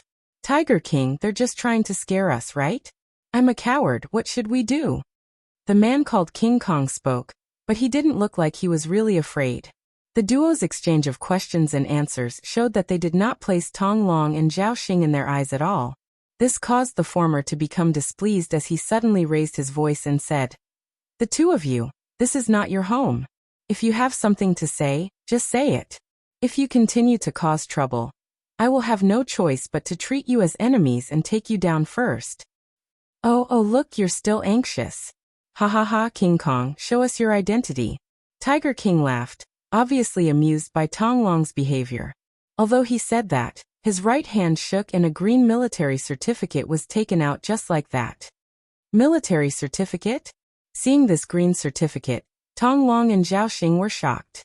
They also had the same certificate, which was proof of their identity. After confirming that the people who came were indeed on their side, the 2 of them relaxed a lot. Then they reached out and took Tiger King's and King Kong's certificates. But when they opened it, the 2 of them were stunned and looked at the 2 people in front of them in disbelief. Tong Long and Zhao Xing's shocked expressions were not out of Tiger King and King Kong's expectations. Then Tiger King said, "What? Don't you know how to salute when you see your superior?" Oh! This question woke the 2 of them up from a dream. The 2 of them quickly put their feet together, stood at attention, and said in unison, "Hello, sir." The 2 of them were the captain of the Wolf Fang Special Forces, Tiger King, and the captain of the division, King Kong. The Tiger King, also known as the Iron Tiger, didn't need to be mentioned. Although he didn't have many soldiers with him, only a few hundred, he was experienced and powerful. The missions he completed were also irreplaceable. His military rank had long since been promoted to the rank of senior colonel. Even King Kong, who was the captain of the division, was also a colonel. In comparison, the commander of the newly established Liaodong Cavalry Regiment, Tong Long, was only a lieutenant colonel, and Zhao Xing, the deputy commander, was only a major. When the lieutenant colonel and major saw the colonel and the colonel, of course, they had to salute to show their respect. The 2 men saluted, and Iron Tiger and King Kong returned the salute. Then, the 4 men clasped their hands together. Tong Long said excitedly, "I've long heard from Commander Bai Shuang that there's an extremely mysterious Wolf Fang Special Forces in the 5-star army. You've completed a mission that even thousands of soldiers and horses would find difficult to complete. It's really admirable. I didn't expect to finally meet you now." "That's right. We've admired you for a long time. I didn't expect to meet you here. It's just that you're here for." Although Deputy Commander Zhao Xing had some guesses in his heart, he still couldn't be sure before he received a concrete answer. Tai Hu laughed heartily and said, "We are here on the orders of the 6th young master to help you capture Yiji. How is it? Do you have any leads?" "Ah, that's great." Hearing that they were here to help him, Tong Long was naturally overjoyed. If he still needed the help of others for a mission, he wouldn't be in a good mood. However, Yiji was a place that was easy to defend and hard to attack. It couldn't be better if someone came to help him. "Yes, thank you Wolf Fang Special Forces for coming to help. To be honest, the commander and I were still worried about the mission. We really couldn't think of any better ideas. Zhao Xing said excitedly. He seemed to have seen the hope of capturing Yiji. The two men were so honest that Taihu had a good impression of them. He laughed and said, "To be honest, when we received the orders from the 6th young master to help you capture Yiji, we didn't really understand it. It's just one soldier and a few more important towns. You have 5,000 cavalrymen. It shouldn't be a problem to complete the mission." However, when we really understood it, we realized that this mission is indeed not easy to complete. Even Taihu said that the mission was not easy to complete. Tong Long and Zhao Xing were both shocked and said, "What? Even with the strength of the Wolf Fang Special Forces, they can't complete it?" Haha, our Wolf Fang Special Forces is also made up of people. There are also many missions that we can't complete. Taihu said honestly. For example, they couldn't enter the palace of the Great Ming Dynasty to kill the emperor. There were many palace guards there, and they were quite strong. If they couldn't complete the mission in a short time, they would be in danger of being surrounded and swallowed. Taihu actually admitted it. This made Tong Long and Zhao Xing's faces turn ugly. If even the Wolf Fang Special Forces couldn't do it, then how could they deal with this mission? Without waiting for the two to say anything, Taihu laughed and said, "There are some missions that our Wolf Fang Special Forces can't complete, but it doesn't include the mission in front of us. It's just a small town. There are more people than us." Oh. Hearing this sudden turn of events, Tong Long and Zhao Xing's expressions changed. "So you're saying that you can take this place? There's no problem at all. We have already investigated. The one guarding Yiji is a general of the Great Ming Dynasty. His name is He Wei. His specialty is that he is good at fighting defensive battles.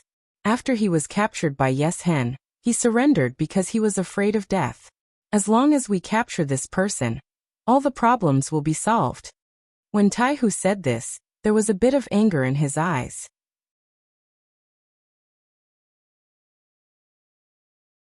As a general of the Great Ming Dynasty, he actually surrendered to another race because he was afraid of death. Such a person, in Yang Chendong's words, was a traitor. And to deal with a traitor, no matter how excessive the method, it was nothing. Therefore, it was fine if this He Wei cooperated. If he didn't cooperate, then he didn't mind letting him suffer a fate worse than death. Both Tong Long and Zhao Xing understood the method that Taihu proposed. The two immediately asked, "Are we going to capture the leader first? It's just that it's a bit difficult to achieve." "This is nothing. This is one of the subjects that we often train in. Plus, the other party doesn't know that we are here, so the chance of success is 90%. At this time King Kong, who hadn't spoken much, spoke. 90%? Then 10% is? When he heard that it wasn't 100% certain, Tong Long asked with concern. According to the 6th young master, there is no mission that can be 100% successful before the mission is carried out. Therefore, we only said 90%, but it's no different from 100%. Taihu explained with a smile, which was equivalent to giving the other two people confidence. So that's the reason. Tong Long and Zhao Xing chuckled, then asked, "Then when will the mission be carried out? What do we need to do?" "The 6th young master is urging us to take action tonight. We need the cooperation of the two commanders. When the time comes, it'll be like this." In the following time, as the person with the highest military rank, Taihu became the overall commander, and came up with a military plan to capture Yes Hen. He Wei. He wasn't very tall, and he was even a little chubby. He had a round face, a big mouth, and his eyes were sometimes cloudy and sometimes clear. He gave people a feeling that they couldn't see through him. Speaking of which, he was very capable, especially when he came up with a series of defensive tactics. He once made the grassland cavalry, who wanted to come to the Great Ming Dynasty to harvest grain, suffer a lot. Later on, the Great Ming Dynasty was divided into two. For example, the army guarding the border didn't have any logistical support for a long time. Under Yeshen's heavy siege, they finally surrendered because they had no food. As the general guarding the city, He Wei was naturally taken care of. At first, Yes Hen tried to reason with him, and wanted to be used by him. Unfortunately, he didn't move him even when he offered him a high position, a generous salary, and even money and beautiful women. Later on, he wanted to kill him out of anger. However, he didn't expect that he would find his weakness. He was extremely afraid of death. Since He Wei didn't die, he naturally became the general that Yeshen chose. He was given the mission of guarding the important town, Yeshen. After accepting the mission, He Wei made full use of his strength. Although he didn't have many troops, he was able to defend Iji like it was an impregnable fortress. In his words, it would be impossible for anyone to take down this place without an army of 30 to 50,000. If such an army really appeared in the vicinity, he would have received the news long ago. At that time, whether it was asking for help from Yexian or Torpan in the west, they wouldn't ignore it. After all, taking down this place was equivalent to opening up a path to the other two places. Even if it was for their own sake, they had to take action. With these things to rely on, He Wei's heart could finally be at ease. However, after the previous experience of being captured, he stayed in his home in the town almost every day. When he needed to go out, he would be accompanied by at least 20 bodyguards to protect his safety. Yeshen knew about this. He also knew that He Wei was a capable person, so he specially strengthened the level of protection. Because of his confidence in He Wei, this was also the reason why Yeshen didn't immediately escape to the desert in the north after he was defeated in the origin city. Instead, he went to Chaotic Well City first. There was still a way out, so he didn't need to panic. He took the opportunity to bring more people and supplies out, which would be more beneficial to his future development. However, Yeshen didn't know that in order to cut off Yeshen's escape route, Yang Qindong actually sent out the most elite Wolf Fang special forces. This was a problem that had to be solved. If Yeshen knew about it, he wouldn't have wasted so much time in Chaotic Well City. After the sun hung high for a day, it finally set when night came, and the moon hung high in the sky, overlooking the earth. Dong dong dong. The town guard beat the drum 3 times and shouted, "The weather is dry, be careful of candles." The sound echoed in the quiet city that had already fallen asleep, like a piece of music that lulled people to sleep.